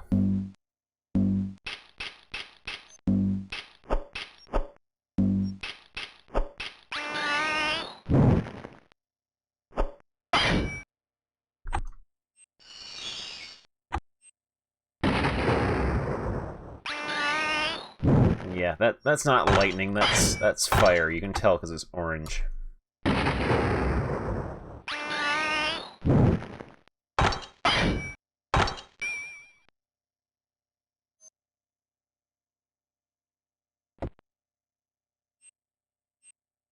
Stony Peak password. I bet we gotta go searching around for. Oh, we got alligators too. Go searching around for parts of the password again.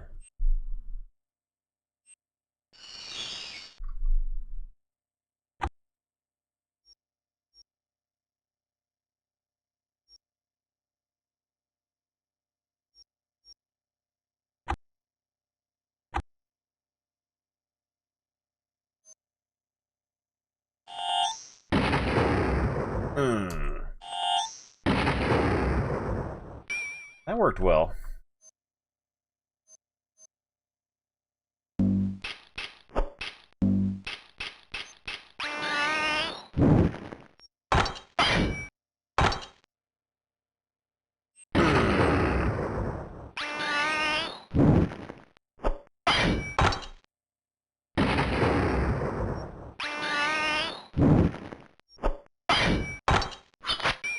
There we go.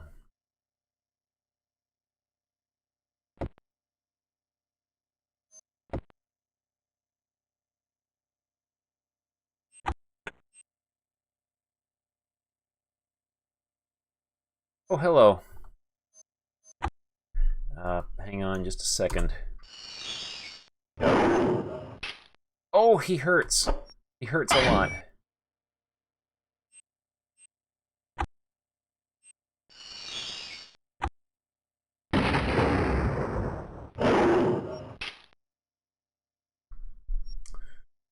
Okay. Let's feed the babies.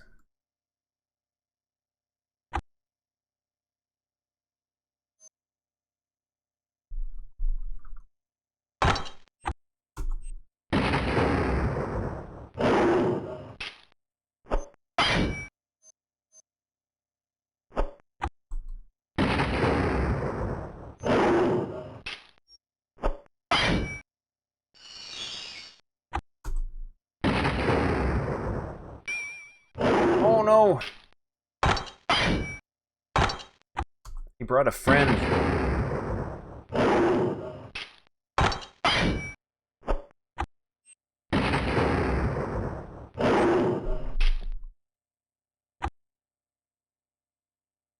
Have any food for our babies? No, you don't.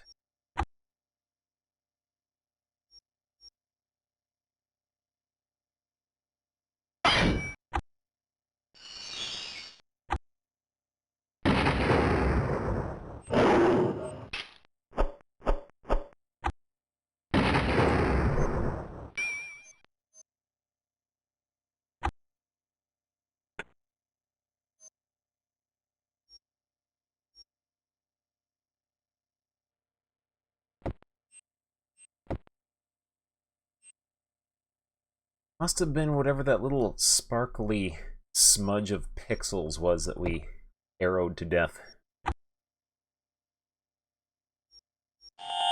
Okay,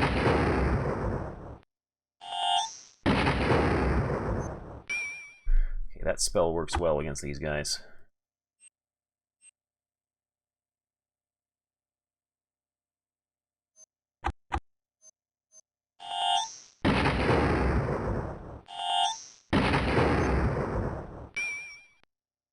That might be the key here, is to just take everything out with ranged spells like that.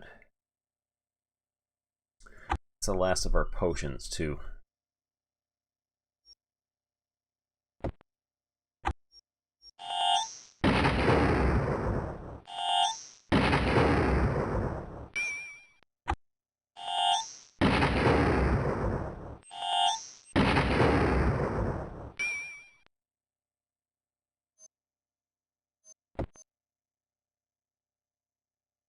Only imagine just how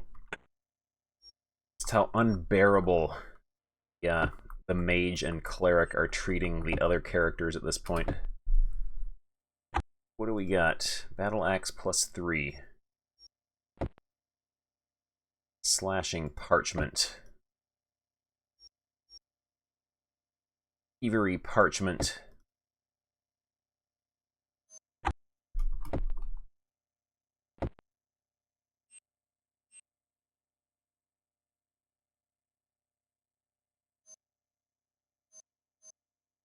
Right.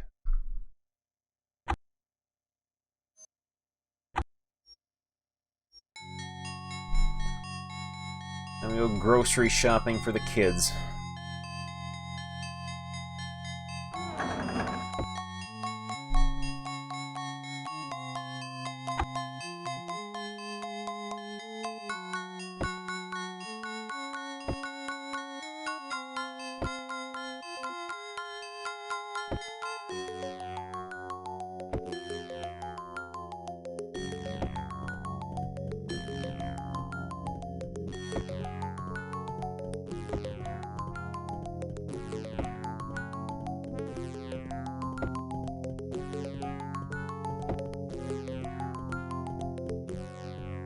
Carry some for the kids, too.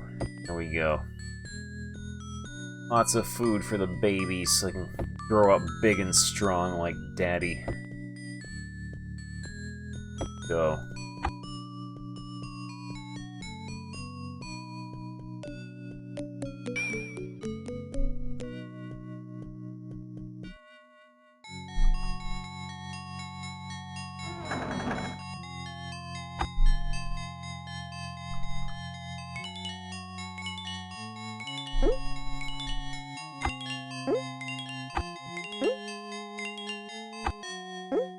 Yeah, this is very much sort of a homemade Poverty Might and Magic clone made by, like, some guy in the 90s and his son, and I think maybe his son's friend. The first game in the series is an Ultima 6 clone, and then the second and third are Might and Magic clones, but it's pretty decent, especially for a game made in the mid-90s by a team of 3 people.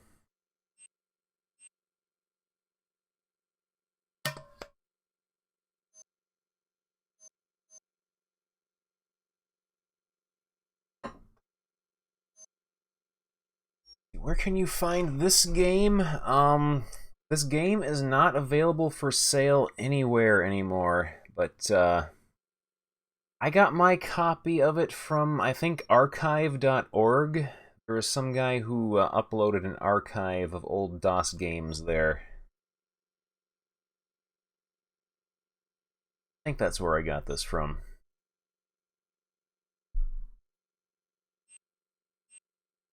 Let's see, we got food, so we can...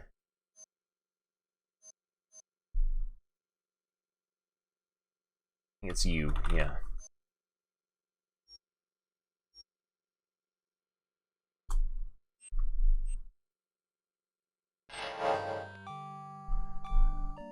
All the way over here, but that's fine. We can make our way out. Let's see, I don't have the link on me. You just, like, do a Google search for Yendorian Tales. You should be able to find a link to it somewhere, though. Well, thank you very much. Been a little unruly today. It was a very humid day, so it kind of went out of control. Sleep here. Oh, that palette shifting it does at nighttime. We'll just Wait until morning.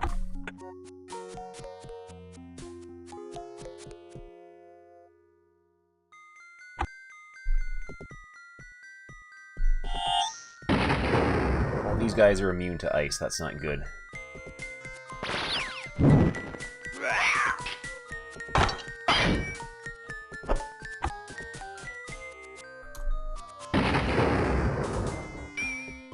Yeah, that is very obviously the developer's teenage son wearing a troll mask. I think it actually might be like a Yoda mask or something.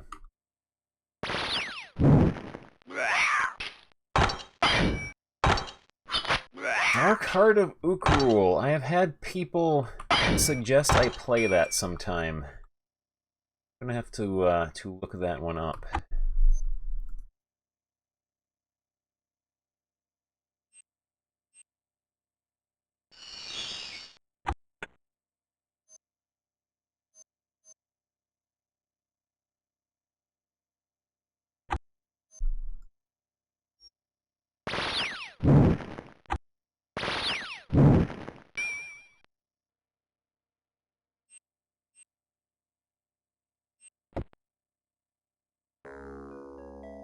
New music.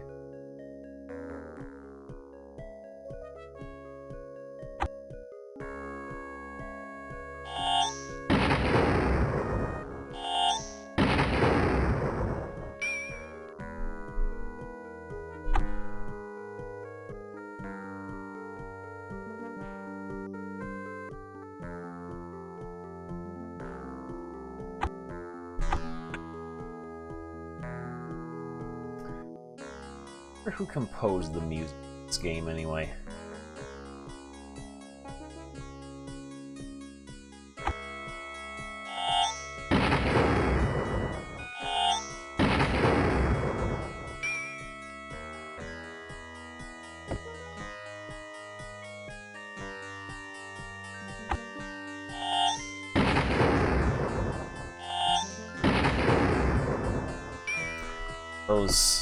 Those bugs are easier to just demolish with ranged spells like that than to try to fight them in melee. But yeah, we figured out a strat for this area. Gotta keep our baby well fed with potions.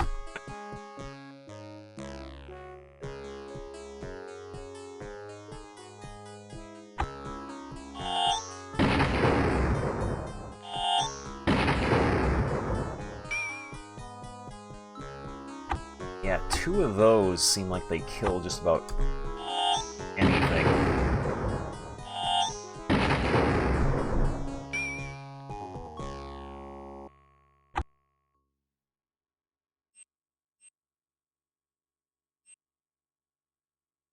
I think it is an area effect spell, so it will hit everything in like a 3x3 square area.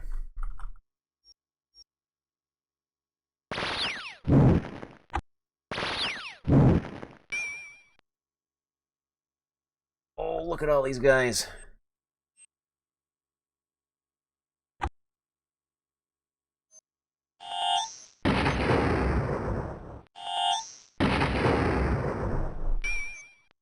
Go. We gotta feed the baby. The baby.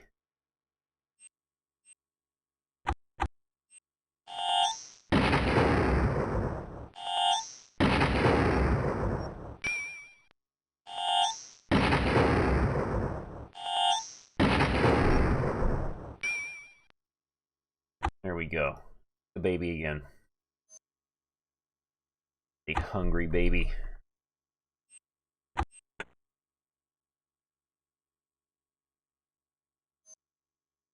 Yeah, I've got Lands of Lore on my my to play list because I picked those up on GOG when they were like $1.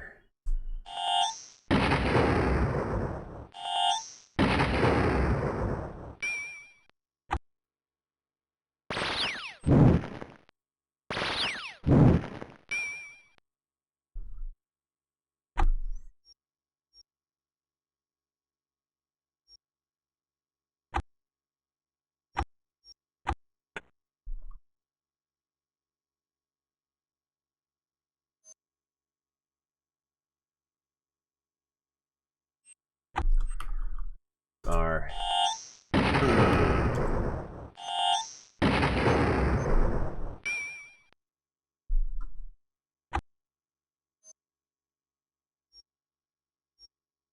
Our mage is gonna get the diabetes from all these potions he's drinking.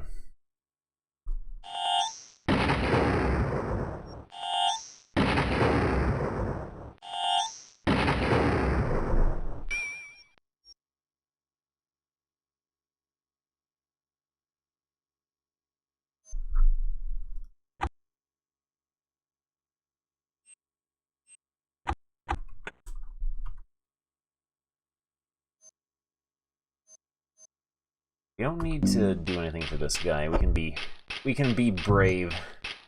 We'll be brave with this guy.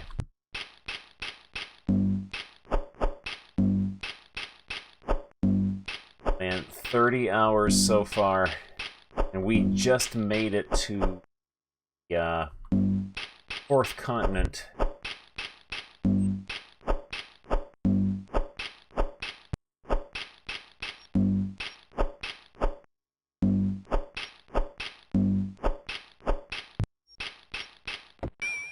Go.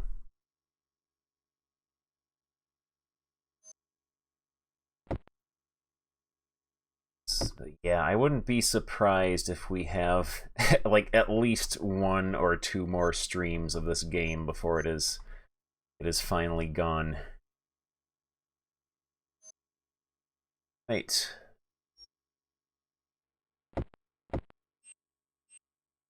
I did not expect this game to last this long either. I expected it to be like your usual 10 to 12 hour shareware RPG.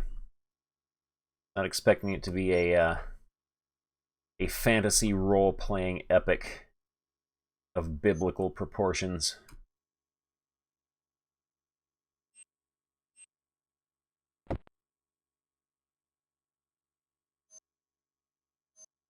And the early 3D era.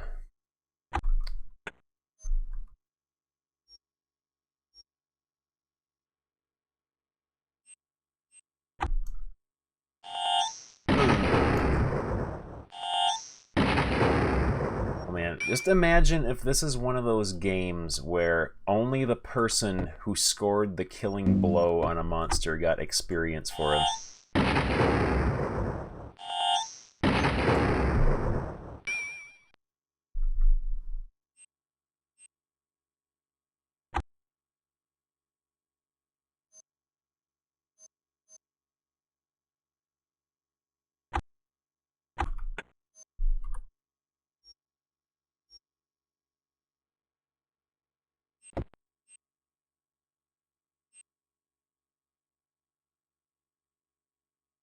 Okay, I'm gonna do some shifty positioning here.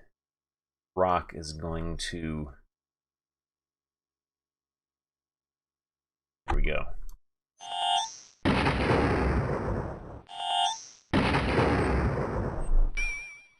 Speaking of mapping, one of these days, I really do have to play Might and Magic 1.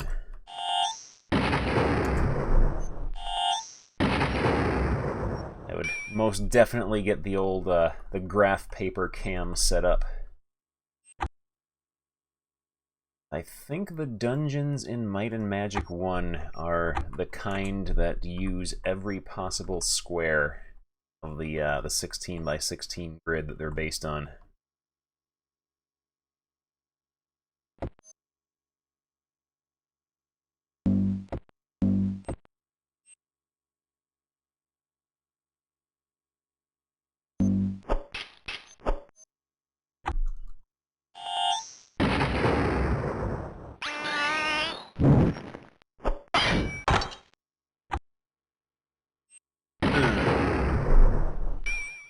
Yeah, we gotta play a graph paper game someday.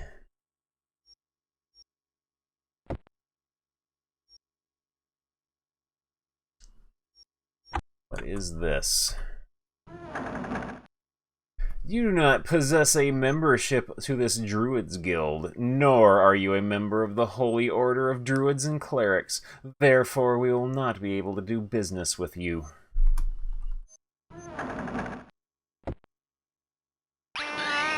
Did not see that guy coming.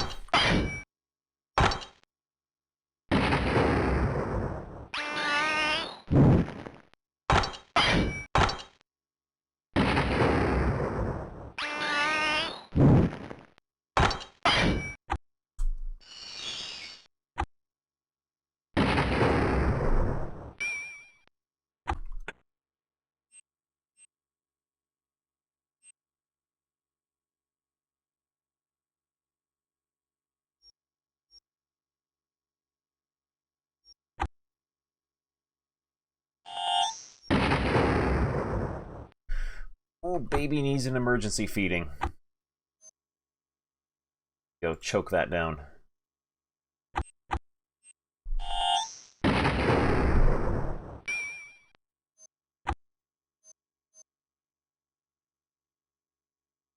Go.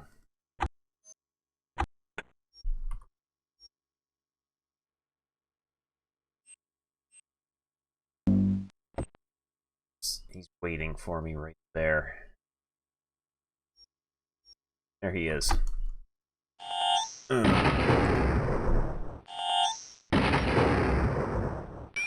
Yeah. That guildmaster is a poor businessman.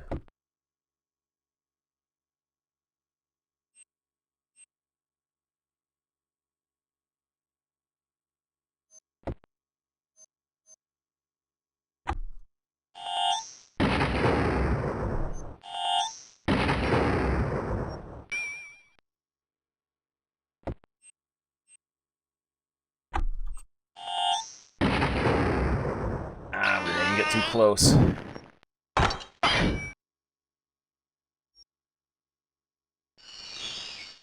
There, Gruska. Playing a real quality game here tonight. Only the finest in fantasy role-playing epics. Yeah, Dark Sun was a really good game. I really enjoyed that. I should play through the sequel sometime too, even though I've heard it is not nearly as high quality as the first. Fire Steel Key. That we don't.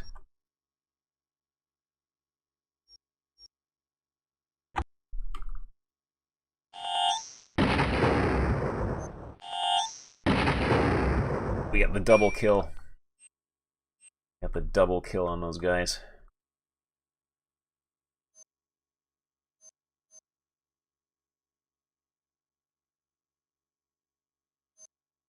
I do have those games. I haven't played them on stream, but I do have them.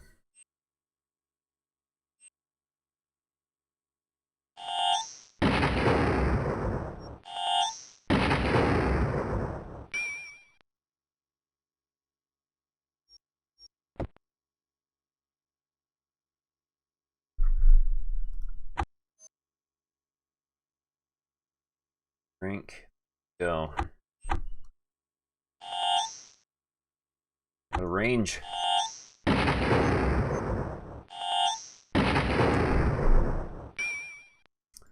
For DOS games, I just use DOSBox. For Amiga games, I use an actual Amiga computer.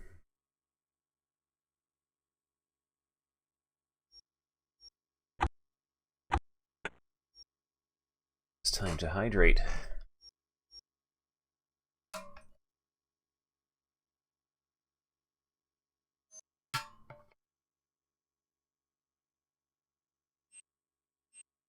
Oh man, that sounds like a tremendously annoying bug.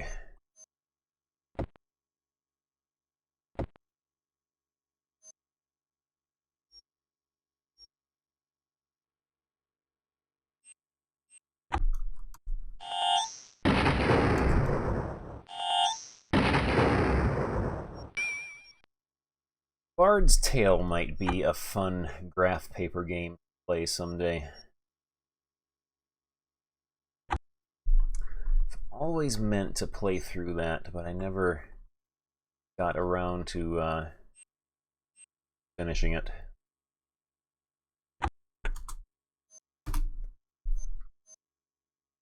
OG XCOM, I most certainly would. The original XCOM UFO Defense is one of my favorite games of all time. That would be an absolute delight to play through. Welcome to the Challenge of Navigation. For a small fee, you may attempt to fly this untamed dragon to the other side of the island and back. If you are successful, I will reward you greatly. We did it. Your navigation skill. 123. Let's see if 105 will do it, or maybe 101. Try 101. Alright, so everyone can do it then.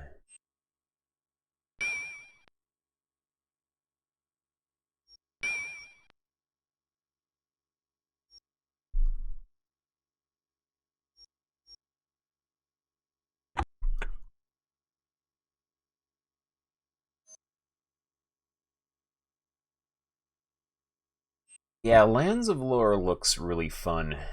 I do have that on my list of games to play.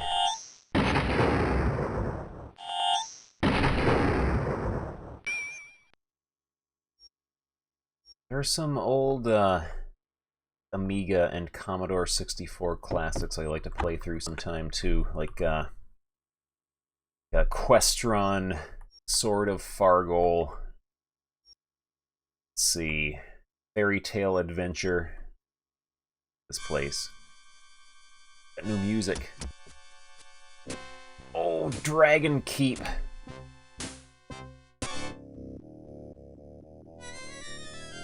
Man, this music is too spooky for me.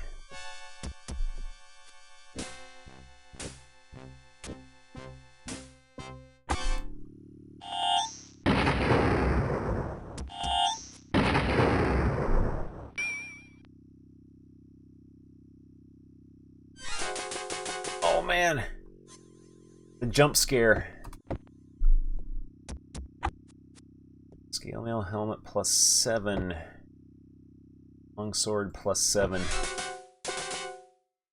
Flail +8. Healing potion.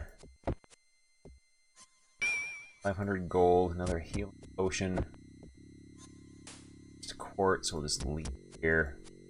Steel chest key. There we go.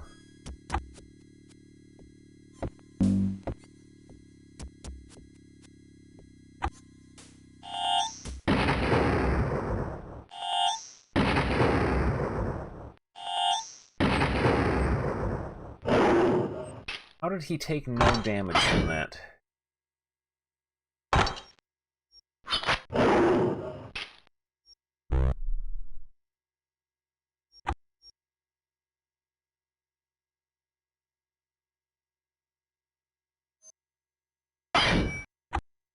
Third guy does look like Jesse Ventura.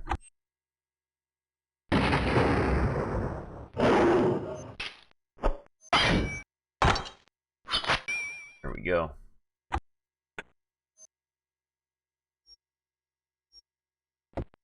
There's silver key. I don't think we found that. No.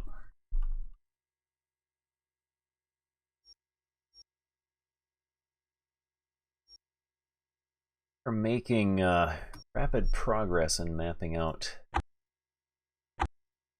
this area.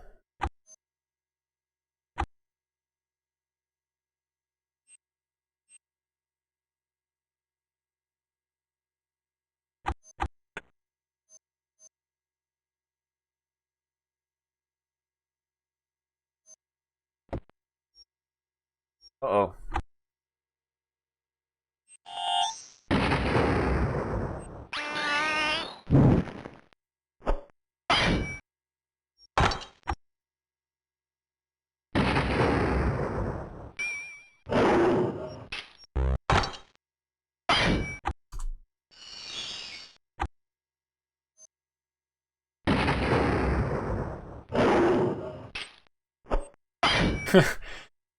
How do I keep going?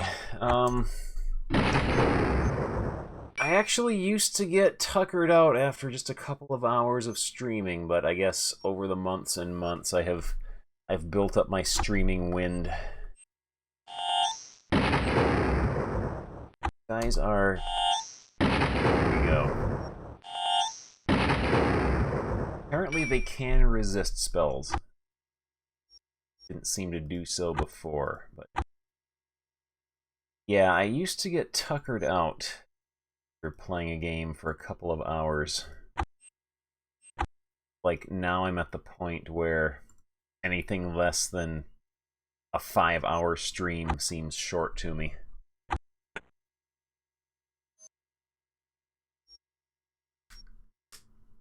Oh yeah, speaking of Jesse Ventura, as always, our Jesse the Body Ventura action figure right here with us. Our mascot. He gives us the strength to play these games for hours and hours on end.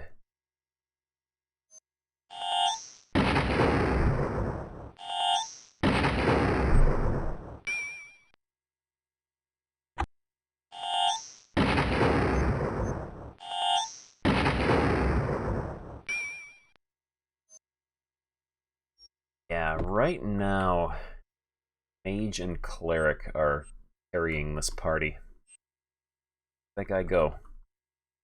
There he is.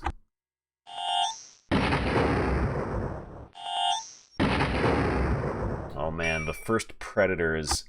That's an all-time classic.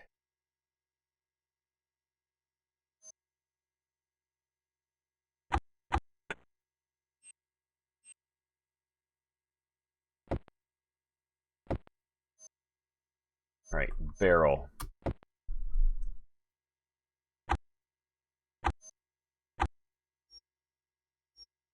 Potion for the babies to drink. So that we don't need... that we don't need. Healing potion.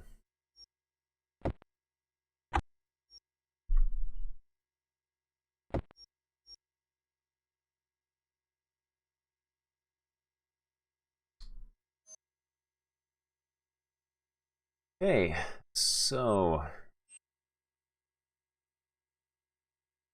I've, like, explored everything we can possibly explore.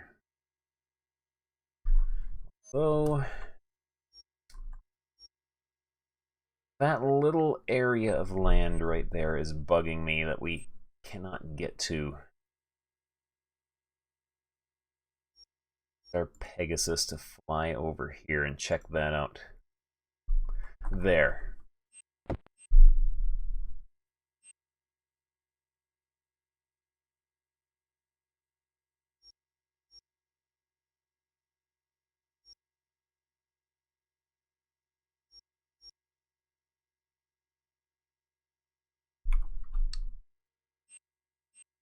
Place left is place beyond the spikes. Spikes which really hurt to step on.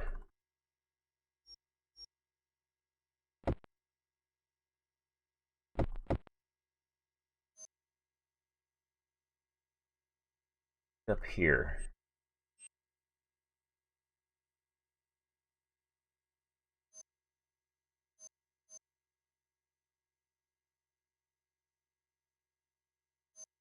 Yeah, this is gonna suck.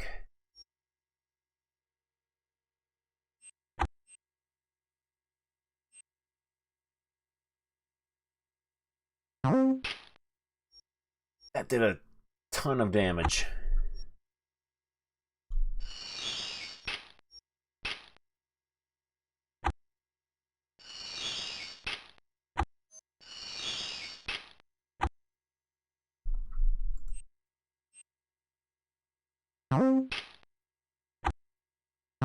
There we go.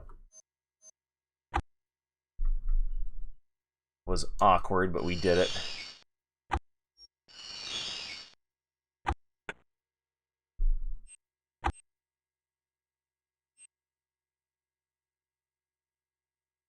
Baby some more. Go.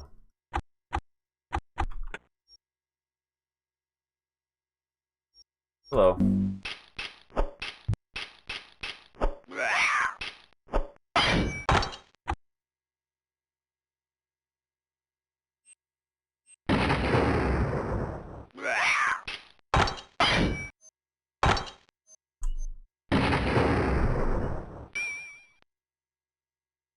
What do we got in our little Kool-Aid barrel here?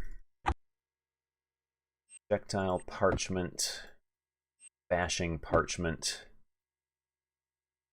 a potion, super mana potion, potato.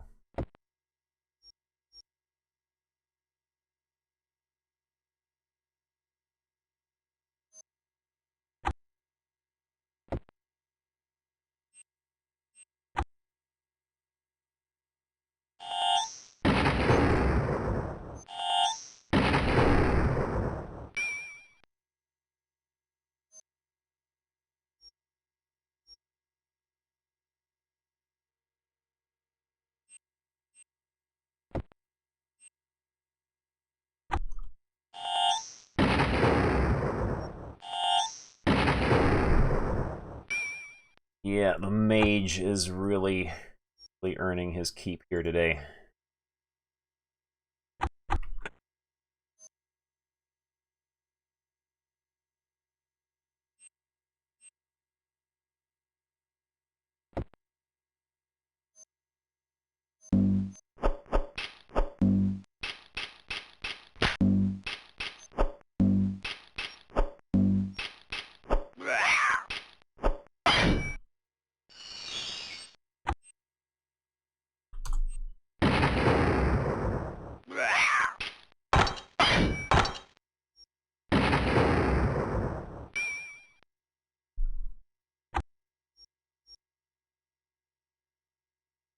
Go.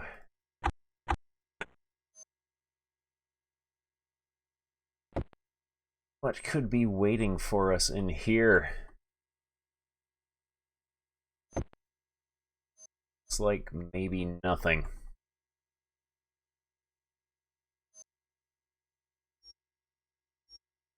What a disappointment.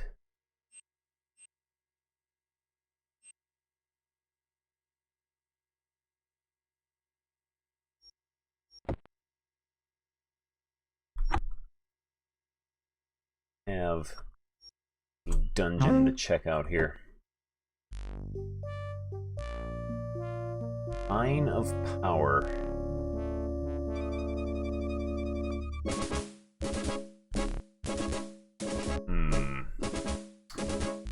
Check my stupid green notebook.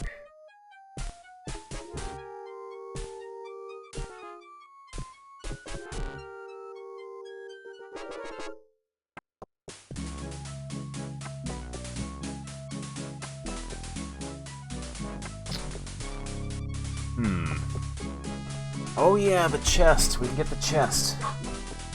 Let's do that.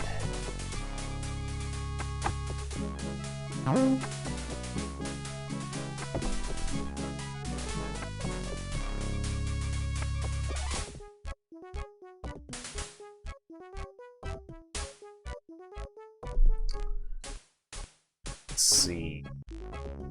What's inside this area here? Maybe the password inside the chest. Wouldn't that be exciting?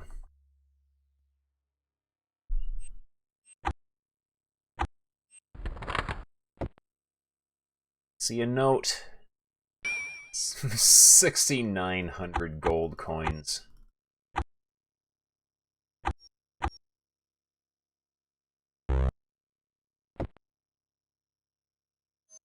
Scroll of Health.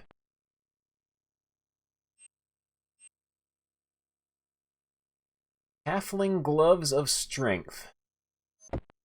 Those. Bow +8.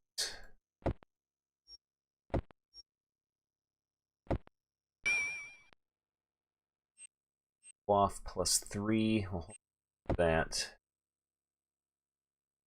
Upgrade it. Diamond. Stony Peak Scroll. Right.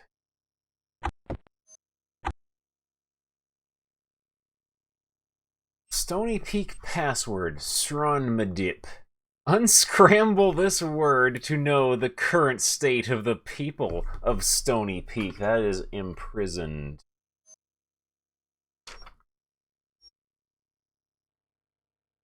We'll play along, though.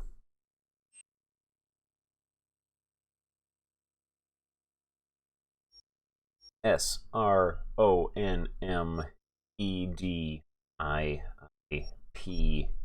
is imprisoned.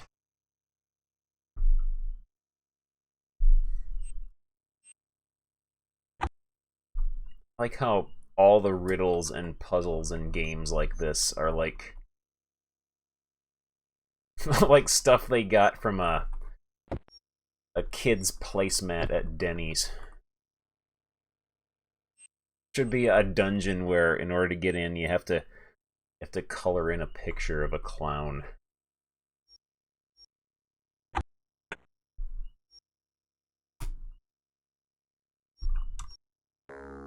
Oh, it was worth it. Look at this guy. Look at this special fellow here. Oh, we got our reward. We might as well just consider this game won at this point. It ain't gonna get any better than this. Oh! Halfling Guard. Look at that pain animation he does.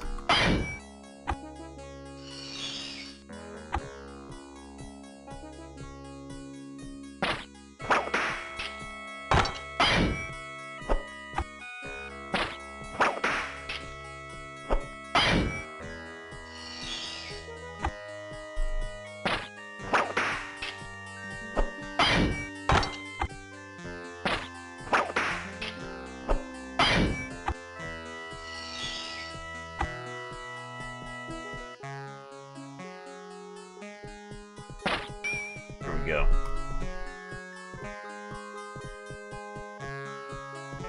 Oh man.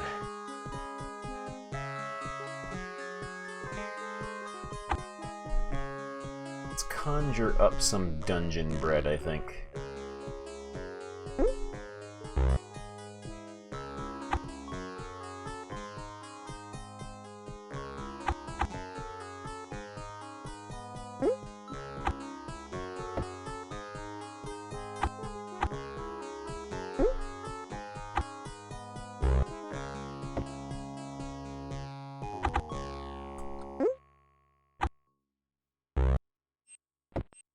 Go. Sleep here. Rest again till morning. They won't mind that we're sleeping here for like 16 hours straight. Oh, there's another one.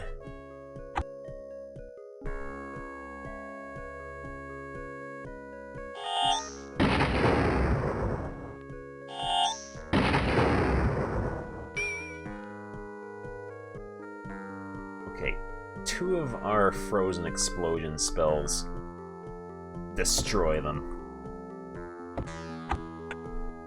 Magical locked door. Your spell has failed. That's safe unlock. We want magic unlock. Be waiting for us in here.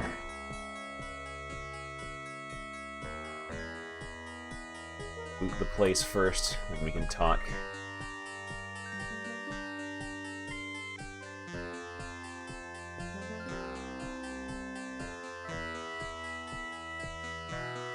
This is the healer. Healing.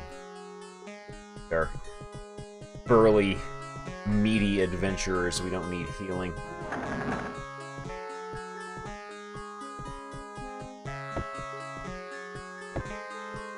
What have you got? It's potion. Chainmail leggings +4. It's an upgrade for you. Halfling pipe. Steel +4. +7. That green potion behind, we don't really need it.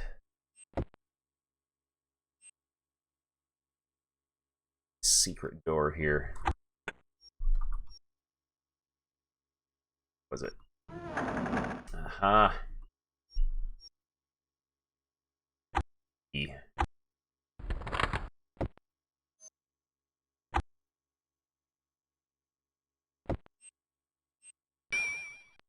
Help ourselves to your money.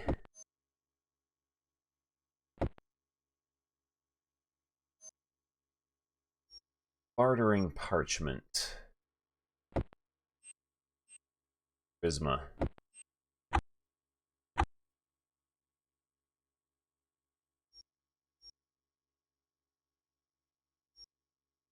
Alright.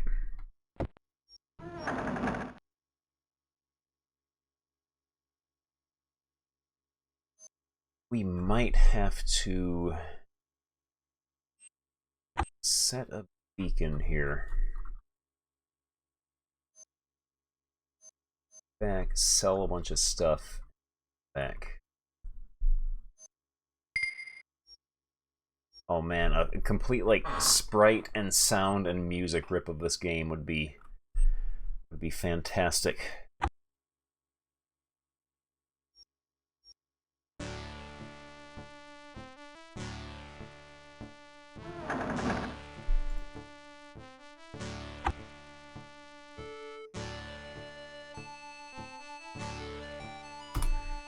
Sell those, we can sell those.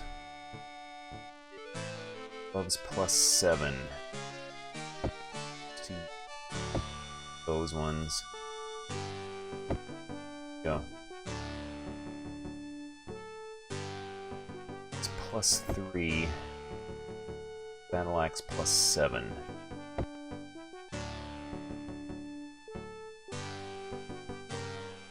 This is a weapon. We don't really need that.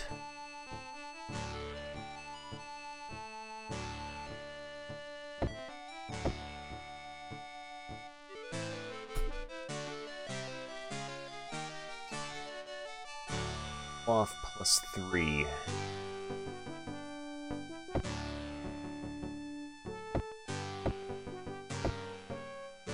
We can sell this. Sell that. Sell that. Rid of that. Rid of that.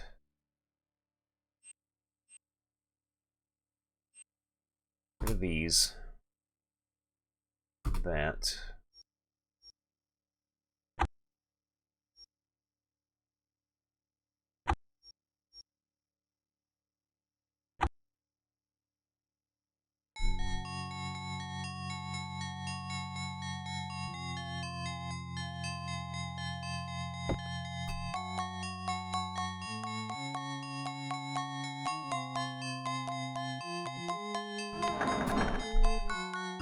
Alright, enhance. +7 already. 5.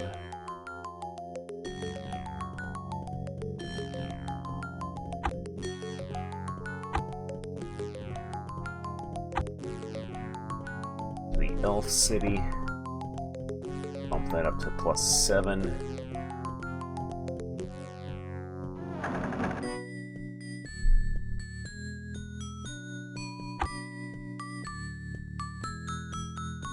His head looks so tiny. He has such a little tiny, like, tiny thumb for a head.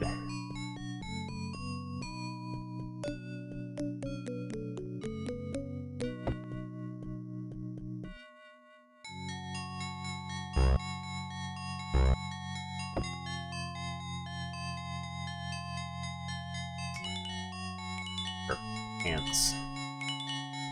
Not enhance that.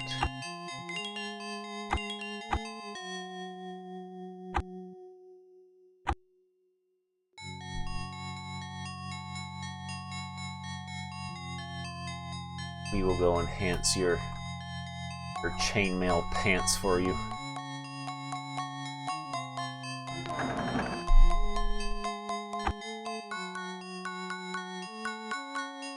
Go. We are rich now. We are rich.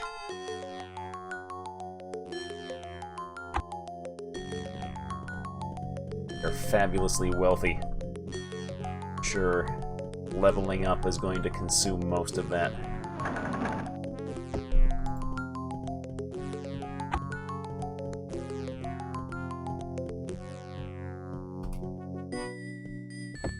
Go.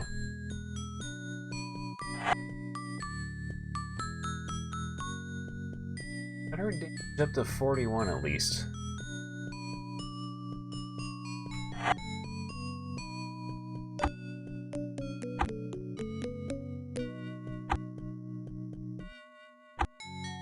Go stock up on magic potions again. I need that. I need that. I need that. You are the one who is unplugging the microphone, aren't you? You're the one who is doing that.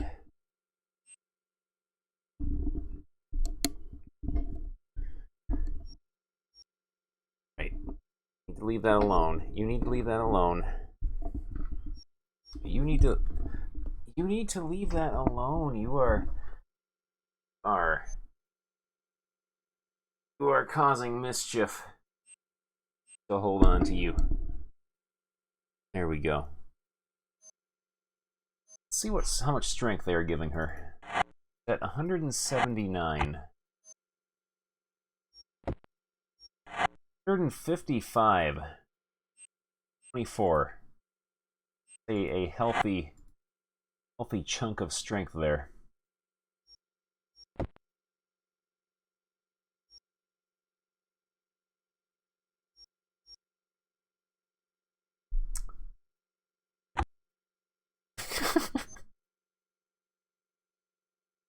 Doing.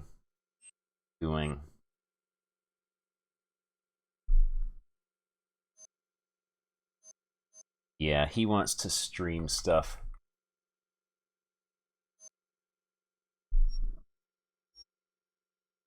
Oh. Go this way. Go this way. Go. Room for you over here. Go. I have to, like, some duct tape and just duct tape. Yeah, the USB plug into that microphone.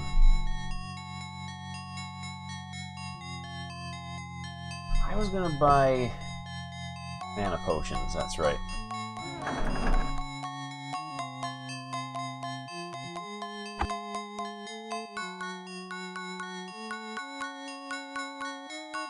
Our baby bag is getting full. Got a baby crate, though. That stupid whip that I keep forgetting to sell.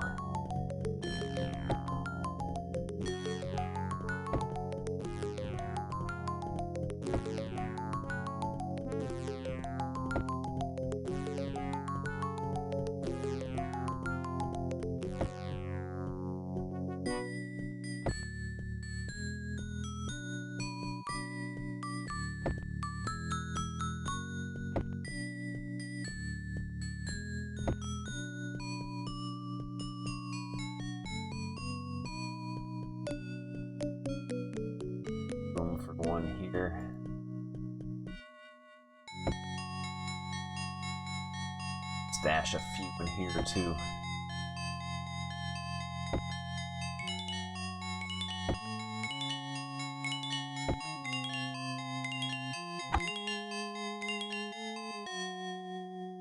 Buy mat or go.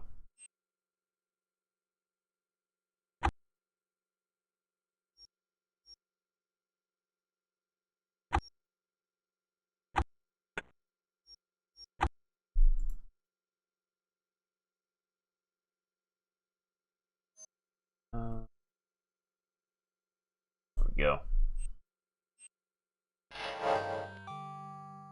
Not the right mark that we did. Here we go.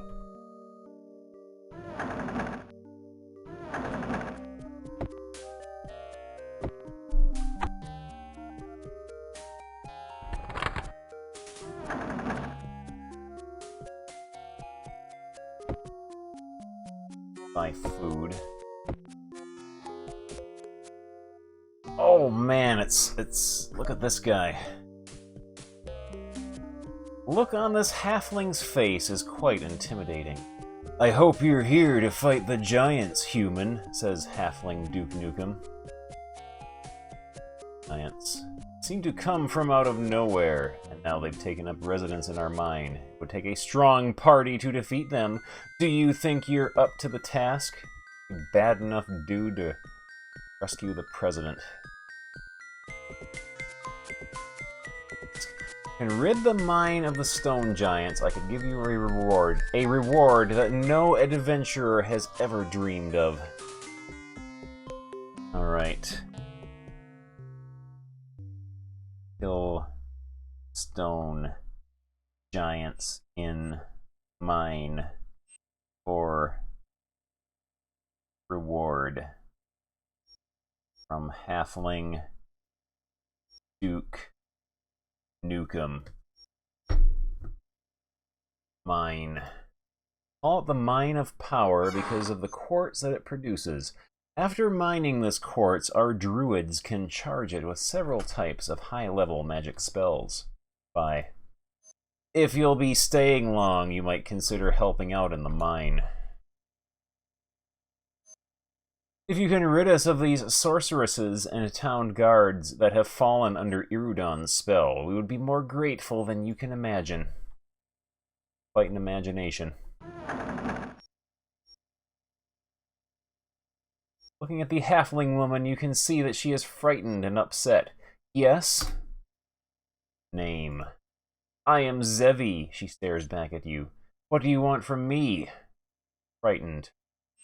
Why shouldn't I be frightened? My brother Irudon placed the entire town in captivity, and now he's gone off with a gnome and an elf to do who knows what. Irudon. He always acted very pleasant in public so that he could move into higher social positions. Because of the people's perception of him, no one would listen to me when I told him that he was darker than he seemed. Darker. He had a lot of strange ideas about magic, but he never hurt anyone until those mages arrived. They wanted our used quartz, and only Irudon was willing to give it to them. Wait, I can't talk about it anymore. Job. Hard to think of my profession at a time like this. She comes down a bit. Well, I can sell you a membership to the Druids Guild for 15,000 gold if you're a member. Thank you, the Druids will be grateful. Bye. I'm sorry, I don't feel much like talking. We'll just rob your bed here. Your second bed.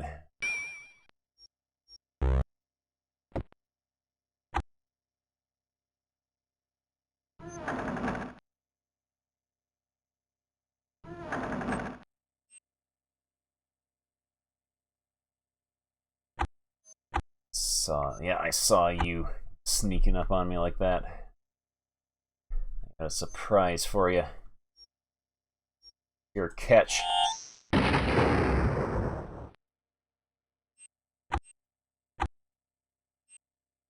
We're out of new ore. That's not good.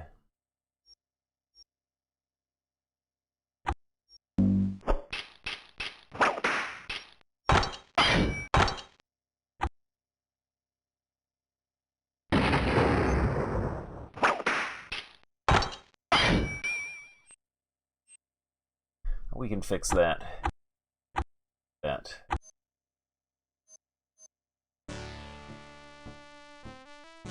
Now that we have like over 1 million in gold that we're carrying with us, we might as well just buy a bunch of agents to have on hand.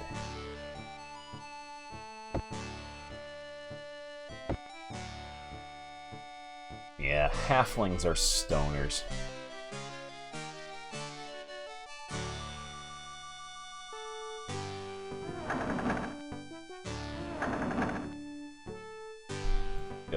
Buy new ore.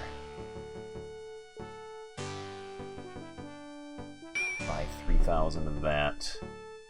Buy 1,000 magic ore, and we are finished.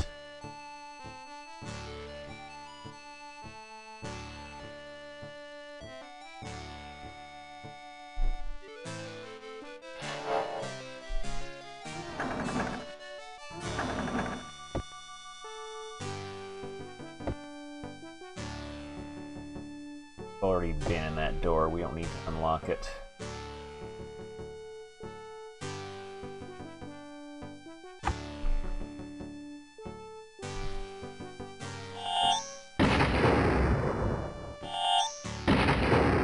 There we go.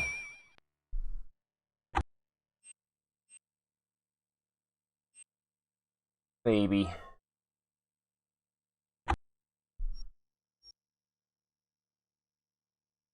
This is a new building.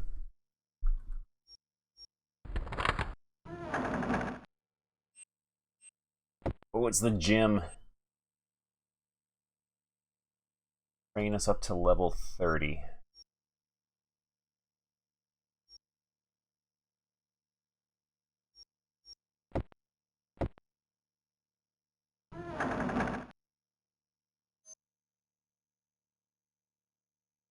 These. Halfling pottery. Those.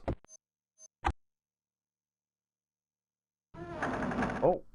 Stumbled into the secret treasure chest here.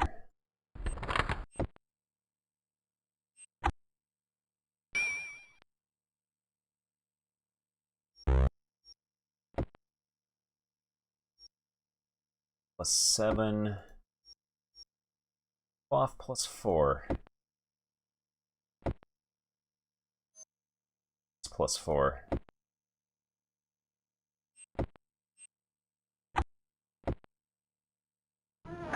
Nice that you can get gear upgrades just by breaking into people's homes and stealing everything in sight.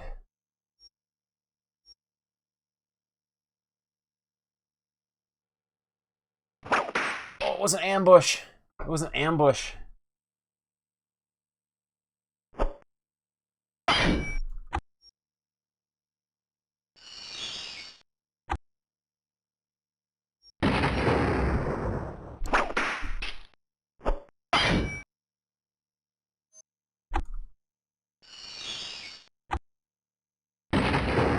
Uh-oh.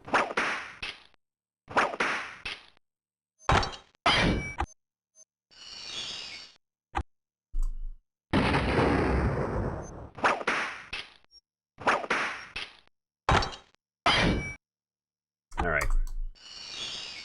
I'm whittled down to 1. Kinda looks like he could be a Down Under Dan character. Except, like, gray.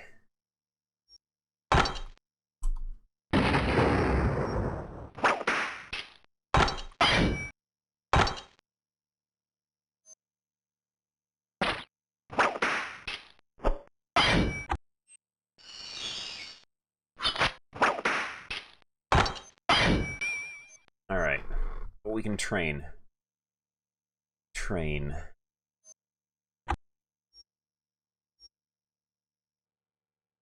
Need, potions. We can use this key. Go level up. Be better able to beat up those dudes.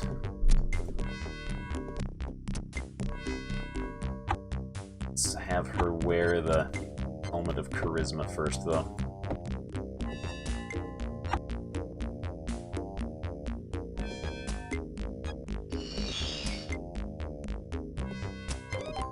Okay.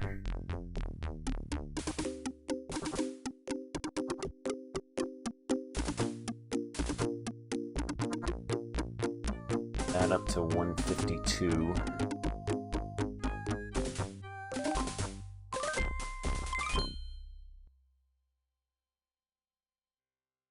Five points into that. dexterity, 2 points into stamina. Just 2 more points into slashing. Go.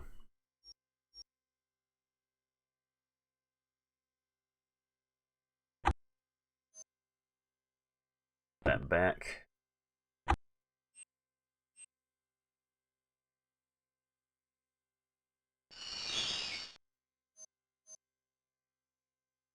Okay. Bashing once we get some bashing items. That. Strength, 1 into dexterity, 1 into stamina.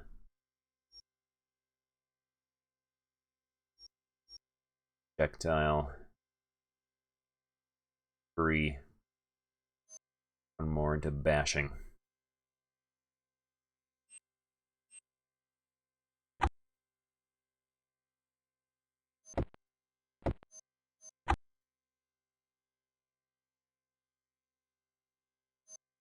Yeah, this game has surprisingly good music. Unfortunately, they don't play it very long. It only plays once.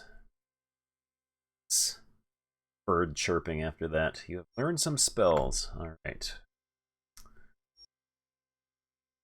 Into dexterity, stamina, points into wisdom.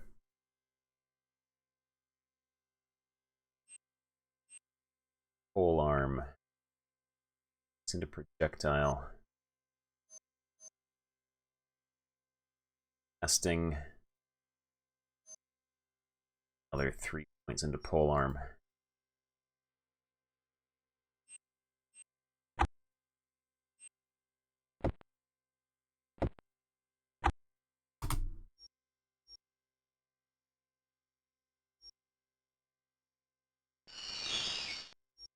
Some spells. I can hardly wait to see what they are.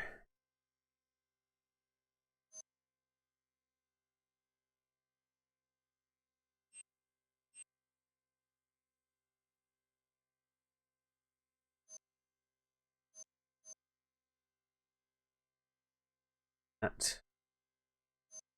Rest into intelligence.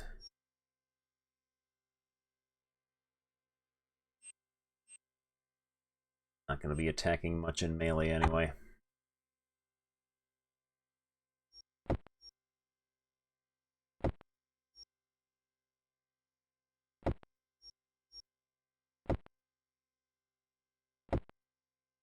So we got some pants and a little hat to enchant here.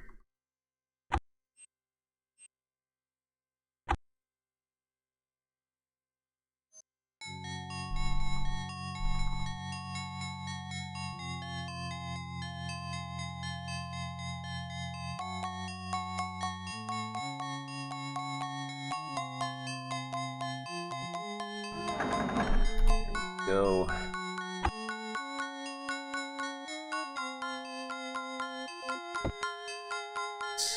Your pants.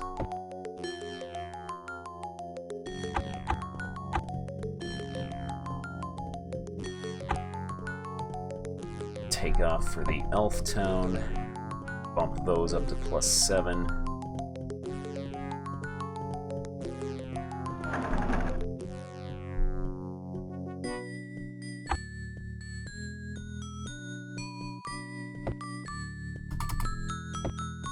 Oh, pants. Right.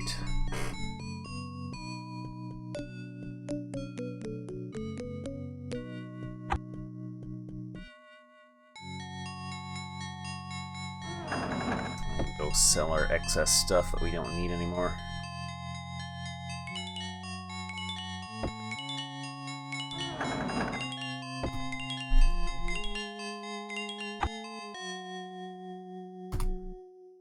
That and that and that. All right.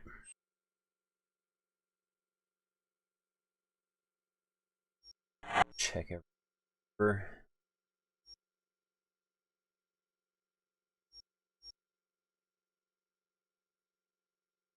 All right, we're good.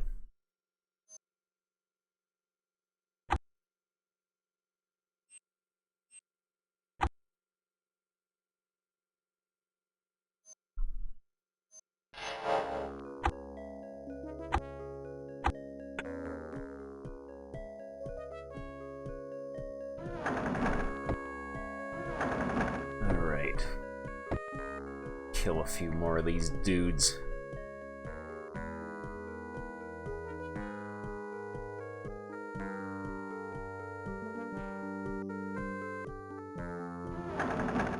Oh, we got a palette swap whose pants and boots change color based on his frame of animation. He is quality.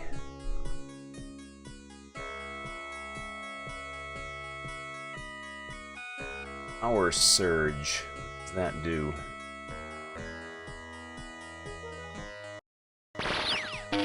Oh!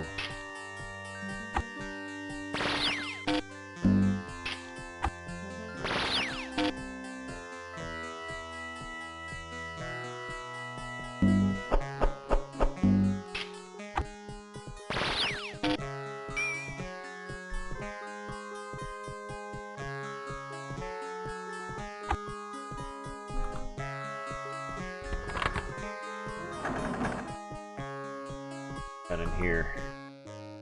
Greetings, you are equipped as great warriors, but I sense that we may still be of help to you.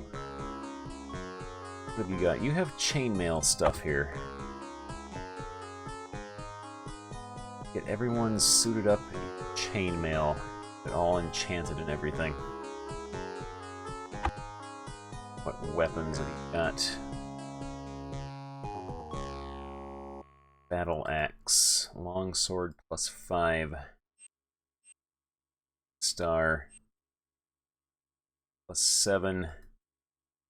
Light crossbow.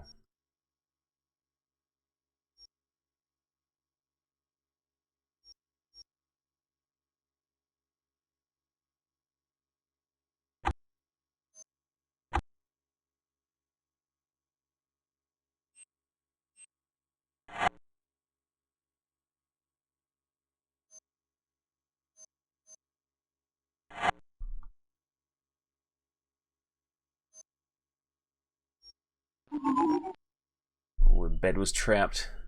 A whole suit of chainmail stuff here, though. L +9.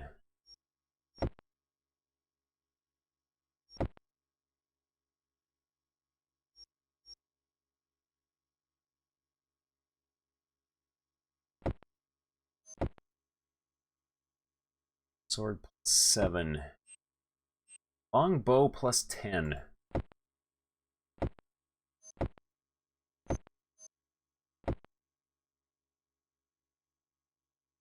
Or +3.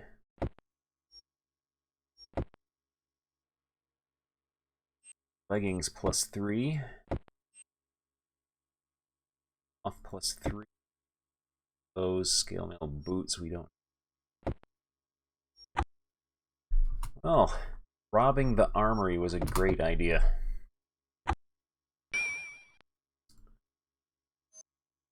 Potion is kind of useless. We'll leave that behind. That one. Silver potion is useless. Quartz behind. That stuff.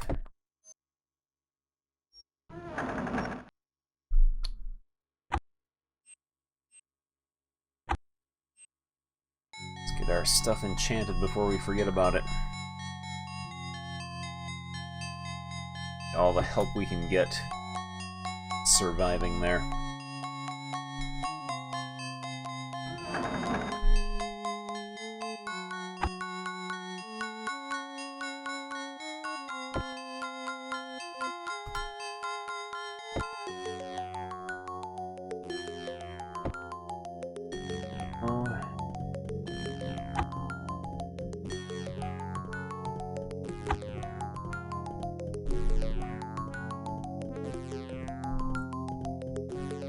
Very Ultima-esque music that's playing right now.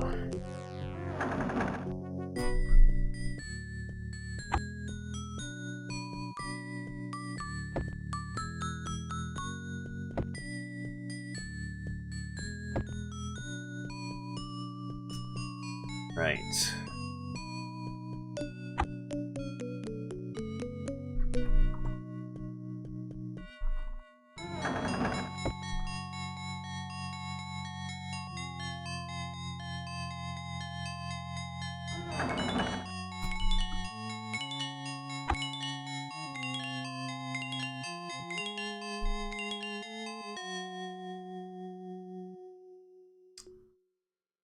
That's not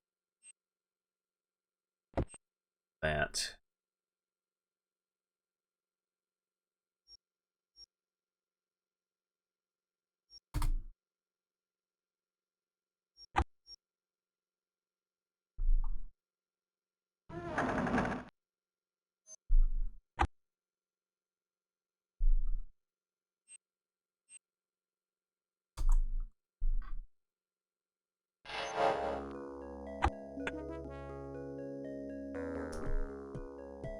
Okay.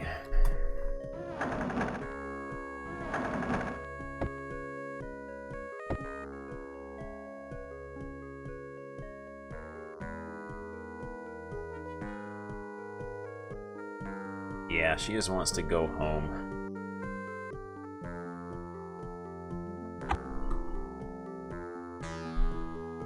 He did not want to go on an adventure.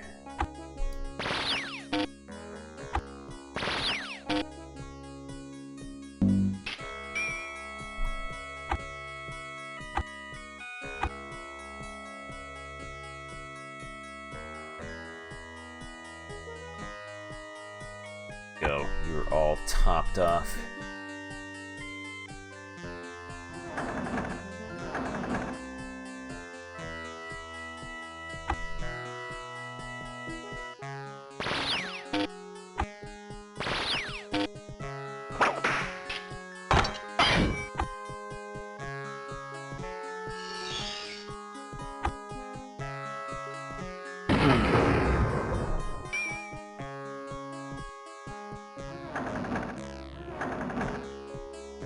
Right, so that is one half of the town, or one section of the town cleared out.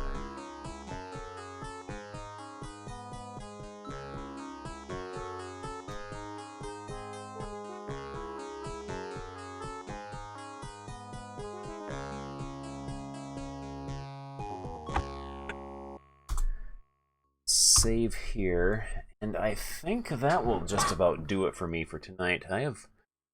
I've been streaming for almost 7 hours. That is... Did not expect that, but yeah. Exit DOS. This is not shareware, not duplicate. I will see if I can find someone to host here. See who is on.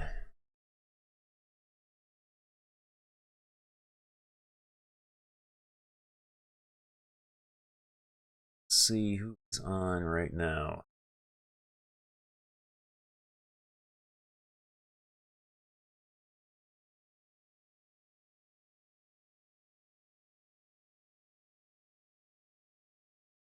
Guess I'll just send you all over to Macaw. He's playing some absolutely bizarre Korean game for Windows. I'll send everyone over to him.